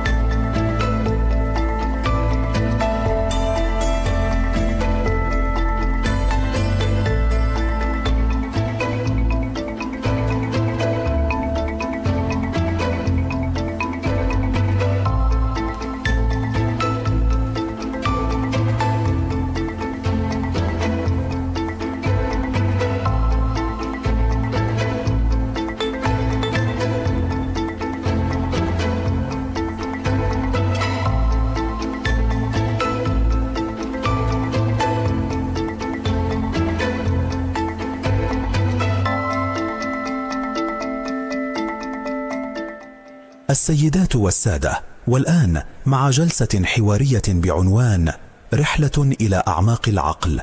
هل نستطيع هندسة الوعي الإنساني؟ تديرها دون ناكاغاوا، رئيسة مؤسسة Berggruen Institute. Ladies and gentlemen, a panel titled Mapping Inner Worlds, Can We Decode Human Consciousness?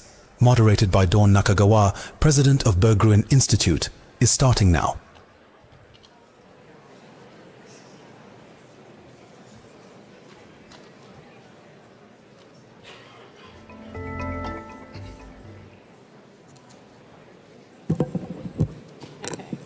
It's on. Testing, testing.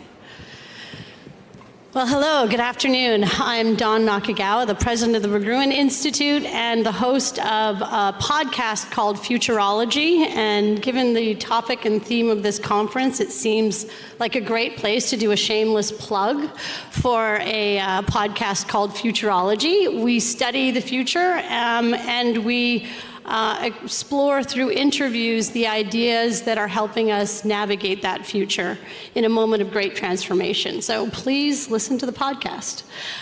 Today we're going to be talking about consciousness, and I'm on stage with two world-renowned neuroscientists, Dr. Anil Seth of the University of Sussex and Dr. Giulio Tononi of the University of Wisconsin-Madison. Both of whom have theories of consciousness that I think illuminate a question that we've been asking for millennia. This question about what consciousness is, where it comes from, who has it and who does not, and why it exists, is one that we've been asking obviously for a very long time, but it's been reanimated recently because of the emergence of AI, obviously. And the emergence of LLMs that seemingly express themselves as we do and seemingly reason as we do. For the longest time and for centuries, our definition of being human was our ability to reason. I think, therefore I am. And yet, that may not be the distinctive feature that makes us human. And having to reinvent what it means to be human in light of AI consciousness creates a kind of urgency, a moral and ethical urgency to answer this question. So here to illuminate that, as I said, are two amazing neuroscientists, both with different theories of consciousness. I'm going to start by asking about integrated information theory, which is a theory of consciousness that was developed by Dr. Giulio Tononi with some collaborators, that basically, and I'm going to let him describe it, but I wanted to ask specifically about this description of it, Dr. Tononi, which is that it is a system's capacity, I guess, to integrate information and it has something to do with cause-effect power. Could you walk us through what integration information theory is? Sure. Thank you, Donna, and glad to be here to talk about consciousness and the future. So let me just say, it's essential to define what we are talking about for all of us here.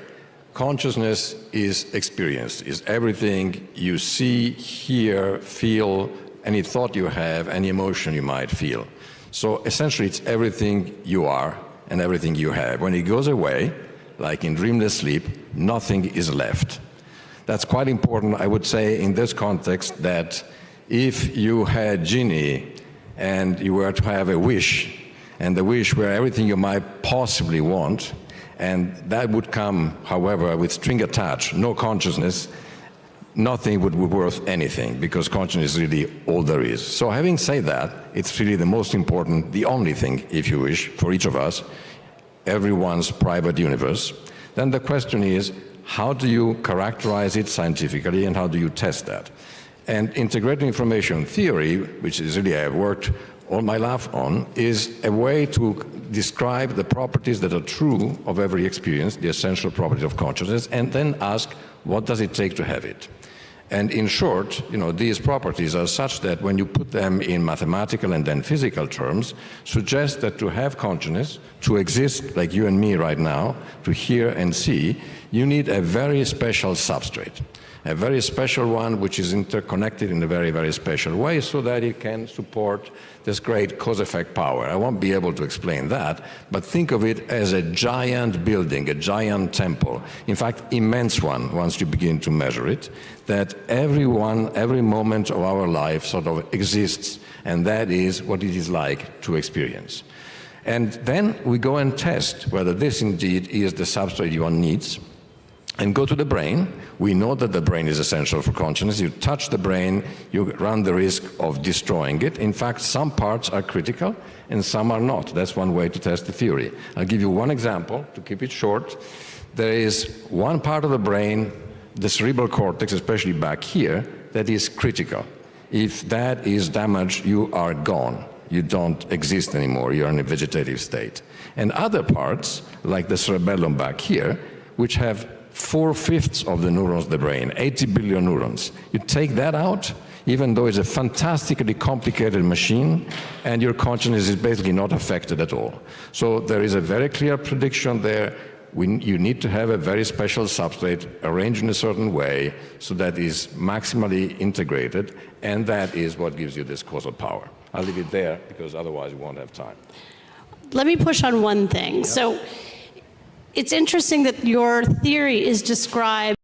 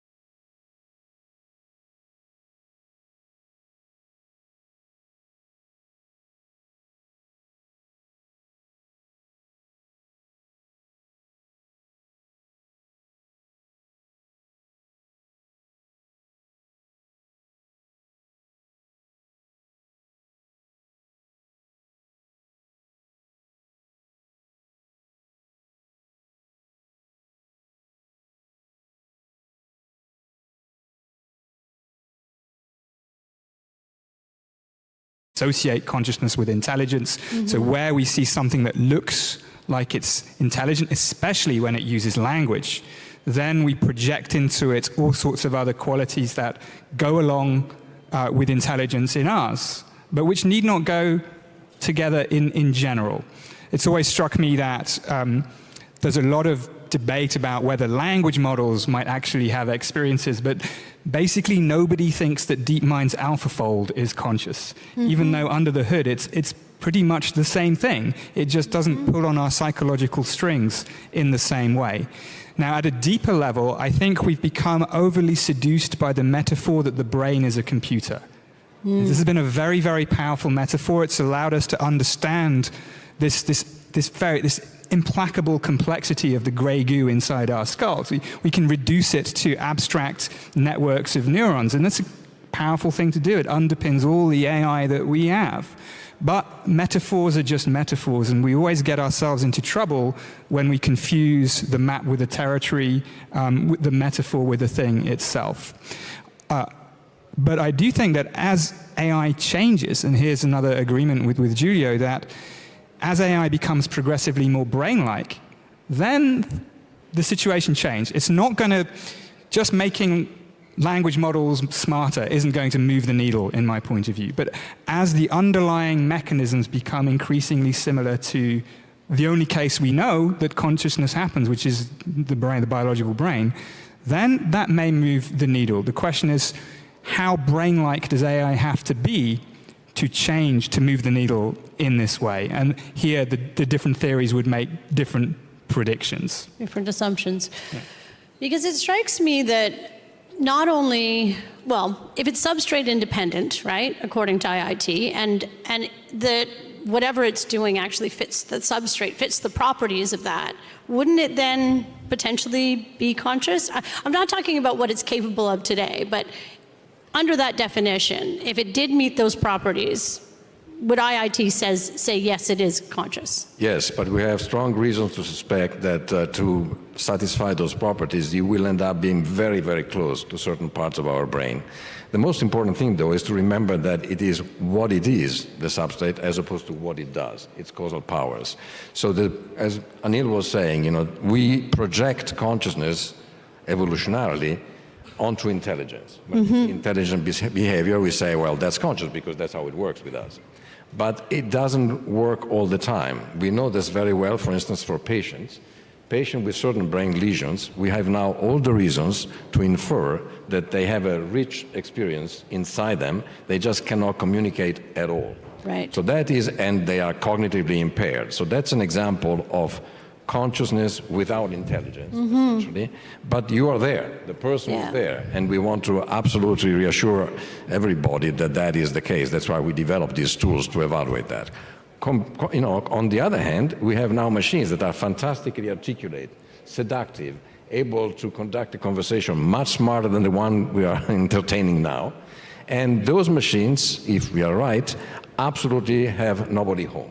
And so that contrast between the inarticulate patient, or even baby for that matter, and the incredibly articulate AI, I think is one we should bear in mind when I say again that we should reevaluate the importance of experience of consciousness and perhaps consider intelligence not as the apex of what we can do, but just as a tool, like what we use machines for. So we're about out of time, but I'm going to try to ask this question quickly to Seth. By the same token that I just asked him a question, if AI, which is now, behaving in ways that for self-preservation, and is, increasingly deceptive, and is showing awareness of itself, self-awareness, does any of that lead you to a conclusion that maybe there's consciousness there? No, I don't. I think we cannot infer consciousness reliably from the overt behavior of AI systems, because there are other ways from which that behavior can be generated. And that's really the danger here. I mean, I just want to make 3 quick points to close, I think, from my perspective. One is that, hopefully this is obvious, but the idea of creating conscious AI whether or not it's possible is a terrible idea. We should not be trying to do it. It's an ethical catastrophe to introduce into the world potential new forms of suffering that we might not even recognize. I think it's a good thing that it's very unlikely. The second point, very quickly, is that where we are now, we often confuse the question of whether AI is really conscious with the clear and present risks of AI that seems to be conscious. That's here and now. People already think that it is. Some people think that at least. That carries with it all kinds of social problems and challenges. We are more psychologically vulnerable. We might brutalize our own minds if we treat AI systems that seem conscious badly. If we're nasty to ChatGPT, it's bad for us, psychologically unhealthy for us. And then so we should not build those systems even to appear to be conscious. And I think that's the third point, that there sometimes seems to be this sense of inevitability about the direction, the trajectory of AI, that it's going to sort of approach the human case and then blast right through it, and we'll be in the world of ASI or some futuristic Terminator or utopia. It's either triumph or disaster, right, isn't it? It's a utopia or it's apocalypse. And I think this is nice to be here in Dubai, thinking about different manifestations of possible futures.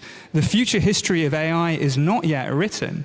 And to assume that there's this single trajectory that goes through the human point in the space of possible minds and then continues onwards, I think is an unfortunate lack of imagination. And we can imagine all kinds of futures for AI where, as Giulio said, they don't replace us or pretend to be us.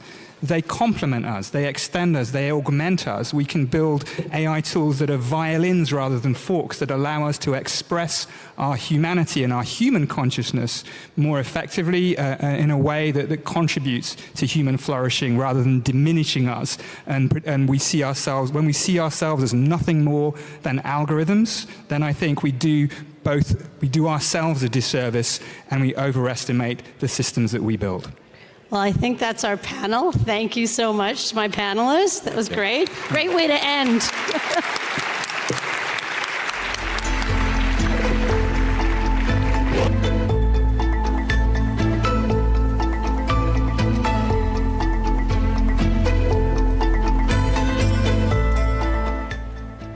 الحضور الكريم، يرجى البقاء في مقاعدكم. ستبدأ الجلسة التالية بعد قليل.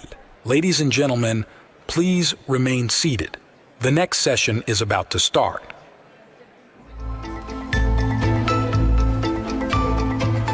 الحضور الكريم، يرجى البقاء في مقاعدكم.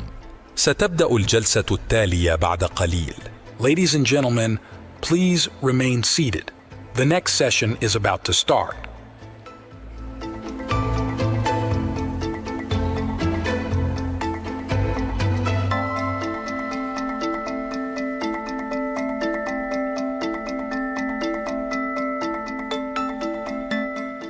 الحضور الكريم، يرجى البقاء في مقاعدكم.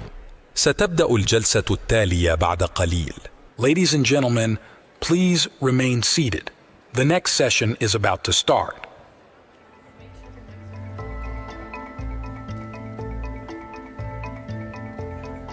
الحضور الكريم، الآن مع جلسة حوارية بعنوان ابتكارات للبشرية.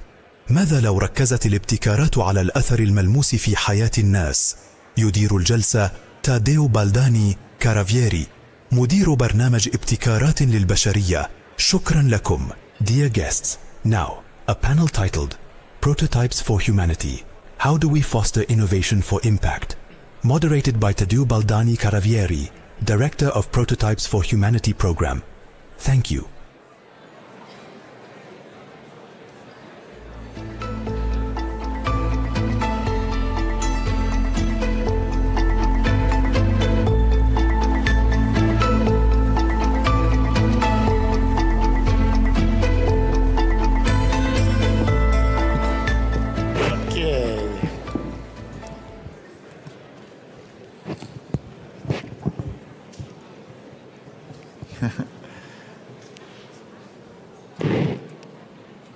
Very good evening, everyone. It's almost evening. It's a glorious sunset happening outside.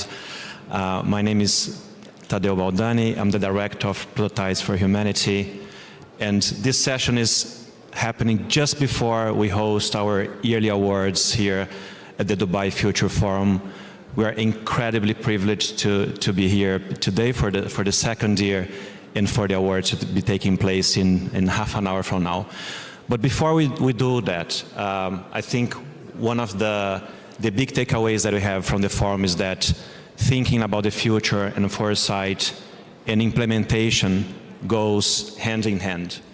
And we are big proponents of the role of academia as a catalyst for that. I think as we look for solutions for very complex problems, we know, and this is our work, is to enable academia to do more and to contribute more to society.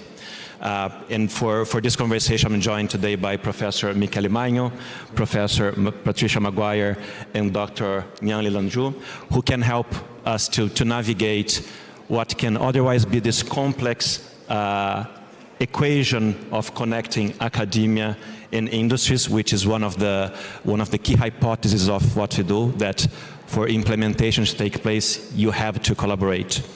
So to start, if I can ask you, Professor Patricia, across everything that we see and the pace at which technology is evolving, what is this evolving role of academia? What is the responsibility of universities staying truthful to what they have to do, but also keeping up or being at the forefront of technologies? Thank you so much, Tad. So I think universities can no longer sit at the edge of the innovation pipeline. I think we need to be right in the center, in the middle. We need to be catalysts for innovation. We need to co-create. In my university, which is University College Dublin, we always say we need to break boundaries. And what I've been doing in my research over the last 10 years is bringing people together and leading teams, cross-functional teams. So bringing scientists, clinicians, data scientists, and also industry together to design and co-design solutions together. And I work very closely with industry, work closely with SAS, closely with Microsoft, and also some industry based here in the UAE, such as P4ML, which is led by Patrick Maloney. And I think, you know, this model of being this catalyst of innovation, we really need to go and move as universities. We need to move from just being centers of academic excellence to being centers for innovative excellence. Thank you, Patricia. Michele, just following on from that question, I know that within your department at ETH, you foster a lot of collaborations between industry and academia. What are the key takeaways? What are the big learnings? Because I think when we look into the future, we want that to be multiplied by tenfold so we can accelerate adoption process. What are the key takeaways from your experience in collaborating between academia and industry? Yeah, so thank you for the question and for the invitation. Actually, my experience with this cooperation, it's very nice, it's very important, as you mentioned. And I agree also with Patricia that we need to go out of the research field. And my experience with having a cooperation with industries that they really can give us real problems. And I strongly believe that the research need to go in real problems. And also it's important to notice that the industry partners are very happy with our cooperation because basically we can often solve the problem or show them an innovative way to solve their problems or to show how their technology can work in real field.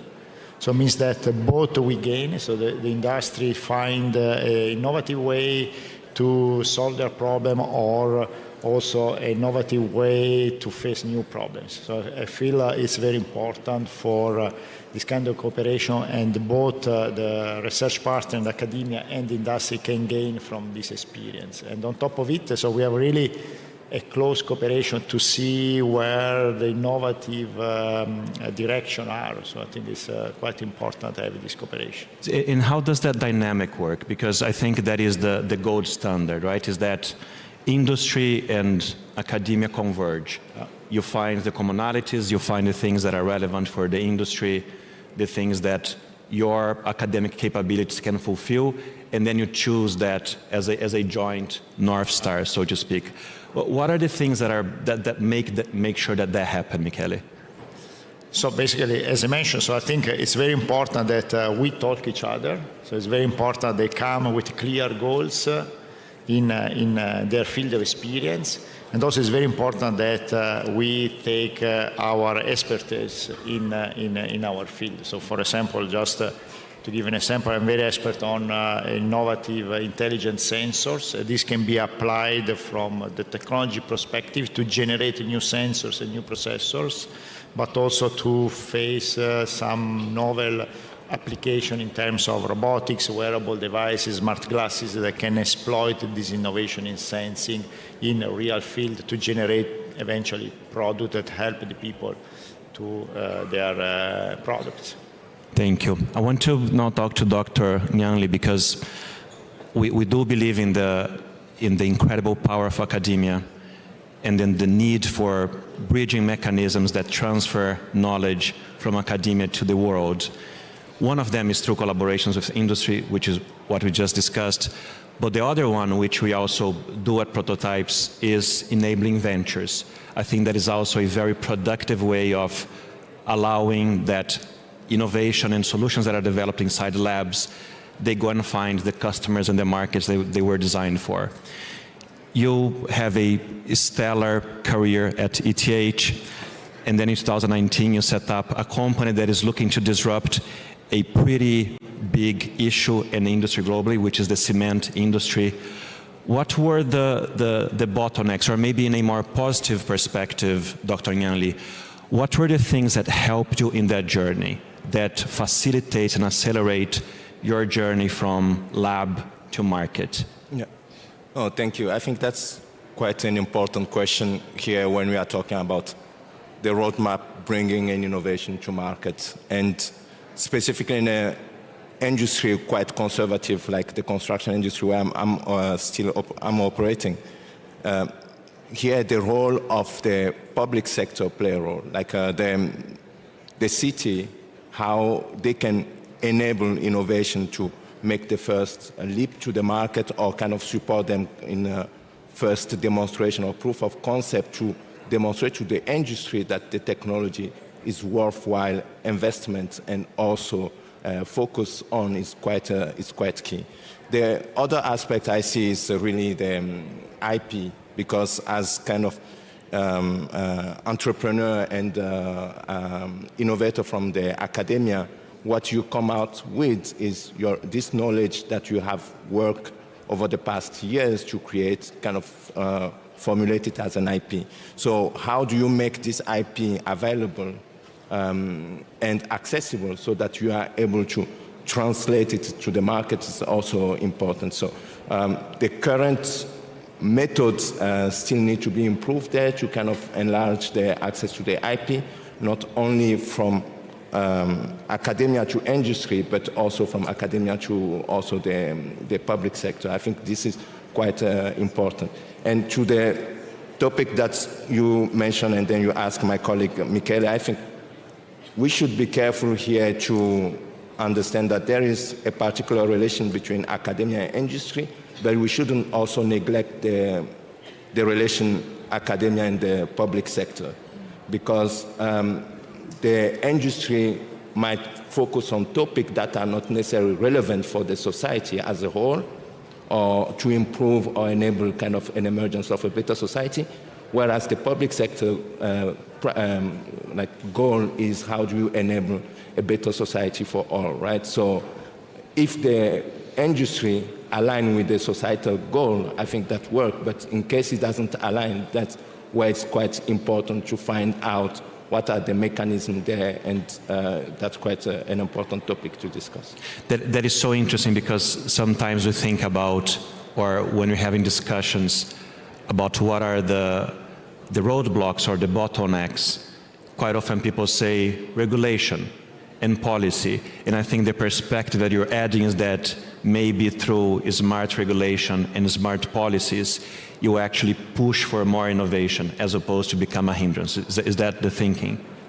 Yes, clearly. I think it's the policy and regulation need to be obviously framed in collaboration. You have these three-party that are quite important, the public sector for the policy making, the industry to commercialize and bring market adoption, and also the academia where the creation, the innovation is coming in. So these three parties need to happen. And that's the route we took with Oxara. Like, we didn't go right away for the industry.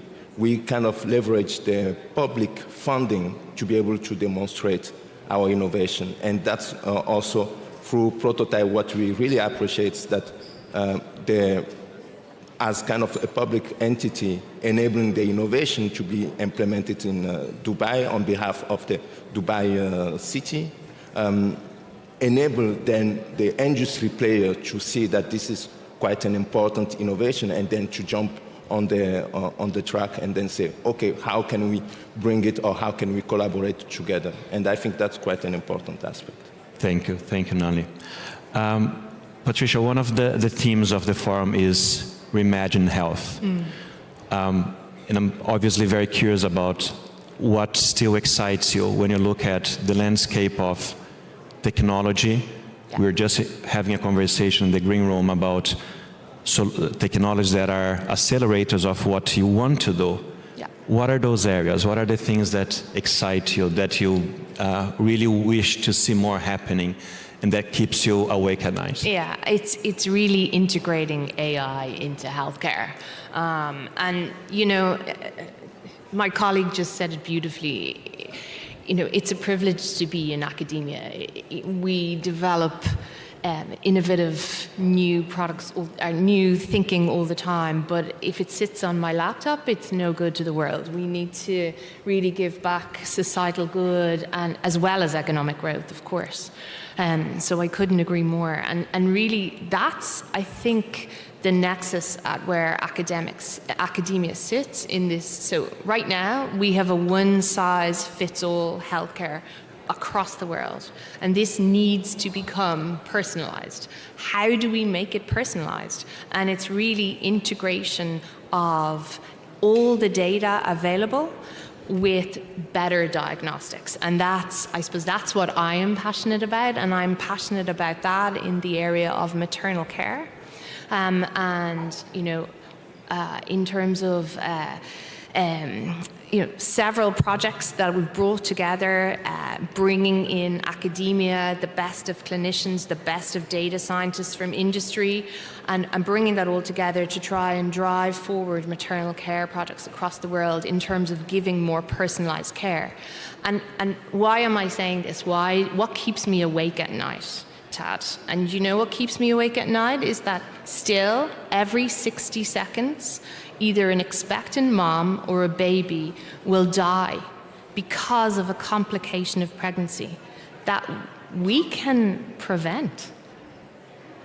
It's every 60 seconds. That's what keeps me awake at night. And I really think bringing together good diagnostics, better diagnostics, AI and healthcare together, delivering the right information to clinicians and care providers at the right time can absolutely save lives. And this is one of the projects that I'm leading out on. It's called AI Premi, and that's what we're trying to do. And it's to diagnose and risk stratify this disorder of pregnancy at the right time. But also, if you go right back to the start of pregnancy, and this is what we brought to Prototypes for Humanity, is new diagnostics that can actually predict a mom who will get sick. And if you can predict she will get sick, you can give her aspirin, a really cheap drug. And you can stop her from getting sick later on in that pregnancy. And not only do you enable a better So the baby will be delivered at a later time in the pregnancy, so they'll be born later, which is great and much better for their quality of life and their community, but also economically. But also, which is really intriguing, is if you stop a mum getting sick during the time she's pregnant, you can also protect her later in her life and give her better longevity. So it's incredible what we can do. Thank you, Professor. And thank you for bringing those innovations to prototypes and to Dubai through prototypes. Michele, we had a relatively controversial conversation backstage about what you think. It is really exciting what is 2015, I think, as you mentioned. But in your space of applied robotics, applied AI, smart sensors, what are the things that, when you look at actual applications for what the problems that we have now are exciting? What do you think the big opportunities are? Yeah, I really feel that actually Patricia brought a very interesting example that I will expand with robotics, that actually to monitor these people in health, you need a continuous monitoring. And actually many people are still talking about generative AI, agentic AI. In academia, actually we consider, most of us consider it the prehistory. This is actually the easier job that AI can do is generating text, but actually, or pictures. But actually, what is really the exploitation of AI for the future is concretely work in the physical world. AI is not some things that run in a big server. AI is some things that need to run in a small sensor that with you.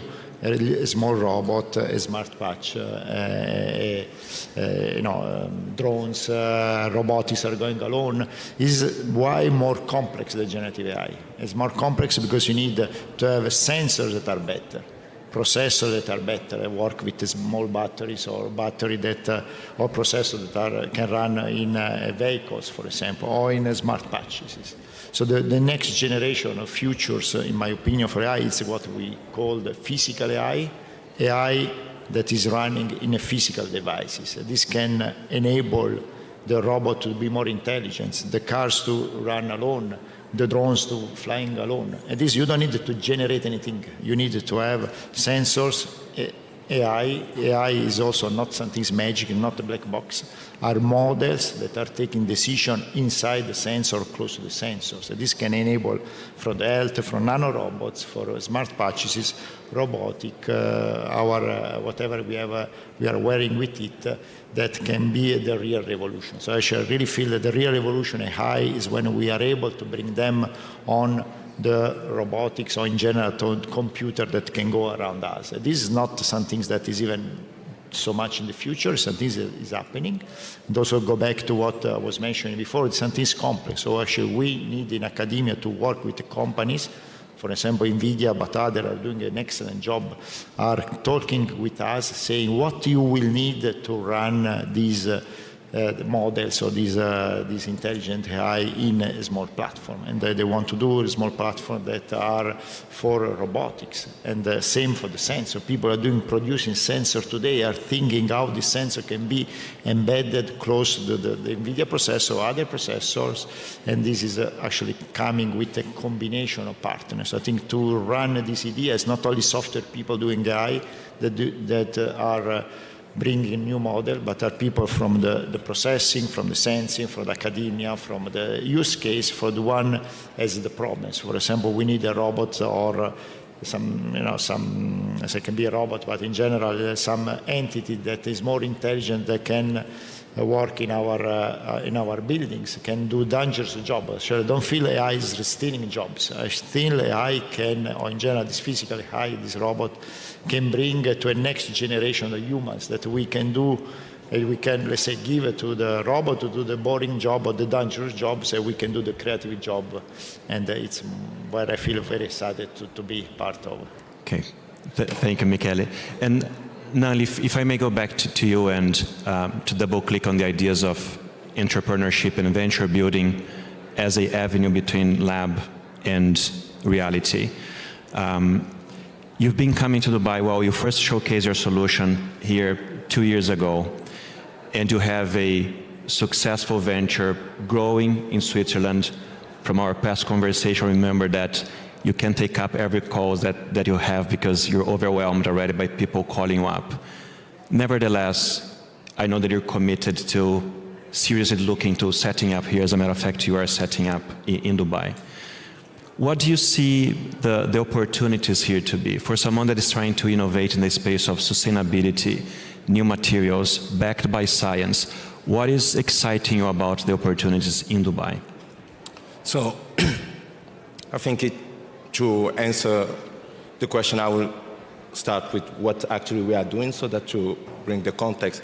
Basically, I founded, after my PhD at ETH, a startup called Oxara, which means community, and the essence is there. How do you build sustainable housing and affordable housing for future generation without destroying the planet, as we say it? So for me, it was a lot about innovation for impact, not innovation just for money, but for impact. And so in Switzerland, we are quite successful. We kind of grow, and then we have most partnership that we have. But being from Togo, where I'm grown up, it's important, how can I bring the technology back to the continent? And how can I prove that we are able to create a new future that doesn't rely necessarily on the cement that emits most of the CO2 in the world, 8% of global CO2, but also consume a lot of resources. About 10% of global resources goes into that. And for us, a gateway for the African market is Dubai. And applying to the prototype and being part of the prototype venture program, it's really to scale outside of the Swiss market our innovation on a kind of a growing industry that can provide the necessary regulatory environment, but also funding, and is also open for new innovation to come and deploy the technologies, right? So for me, it's really key to be here in Dubai and to see that convergence of excitement and new idea, but also the openness and eagerness to embrace innovation. Obviously, over the years after Dubai, we are looking to the African market, where the construction will be taking place the most for the next 20 to 30 years. Therefore, for us, it's more than urgent to make the shift, and we will be incorporating our business here by end of the year and starting operation 2026. So I think that's really where we see Dubai playing an important role, like Dubai as one, but also the UAE. Yes. Thank you, Nali. And I don't think it's a coincidence that we are here together, because the work that we do is only possible through collaboration, joint effort, joint vision. That is the spirit of the program, which is a Dubai Future Solutions, Prototypes for Humanity. It is bringing academia, entrepreneurs, industry together, and have opportunities like this one right now to speak with such an amazing audience. Following up, we have the awards for this year's Dubai Future Solutions Prototypes for Humanity. Thank you very much, Professor Michele, Professor Patricia, Dr. Nunley. Thank you very much, everyone. Good evening. Thank you.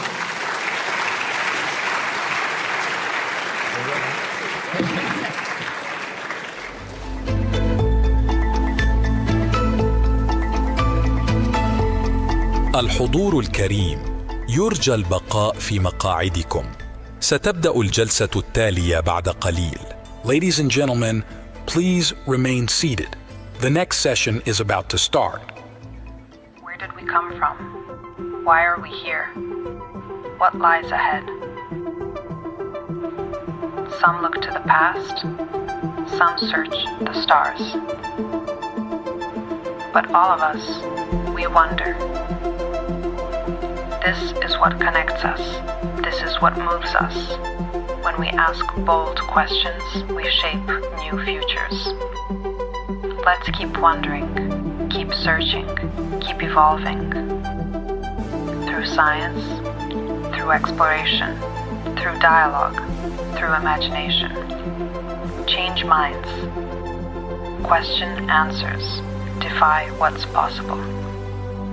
Because the future won't come from certainty, but from curiosity. Ask more. Dubai Future Forum 2025, the world's largest gathering of futurists.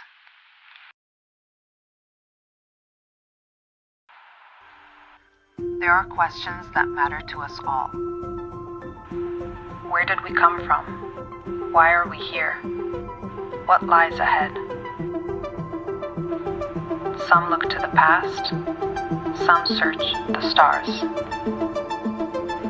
But all of us, we wonder. This is what connects us. This is what moves us. When we ask bold questions, we shape new futures.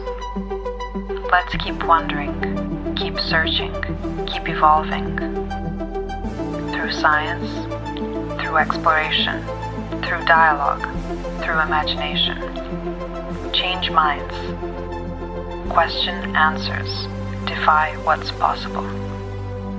Because the future won't come from certainty, but from curiosity.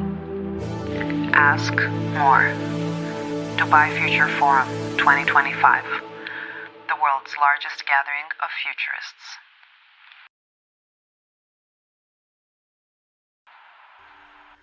There are questions that matter to us all. Where did we come from? Why are we here? What lies ahead? Some look to the past, some search the stars. But all of us, we wonder. This is what connects us. This is what moves us. When we ask bold questions, we shape new futures. Let's keep wondering, keep searching, keep evolving. Through science, through exploration, through dialogue, through imagination. Change minds. Question answers. Defy what's possible. Because the future won't come from certainty, but from curiosity. Ask more. Dubai Future Forum 2025, the world's largest gathering of futurists.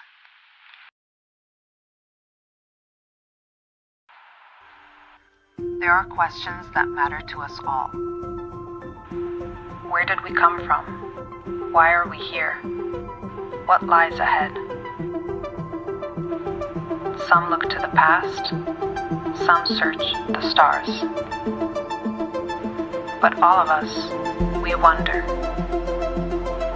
This is what connects us. This is what moves us. When we ask bold questions, we shape new futures. Let's keep wondering, keep searching, keep evolving. Through science, through exploration, through dialogue, through imagination. Change minds. Question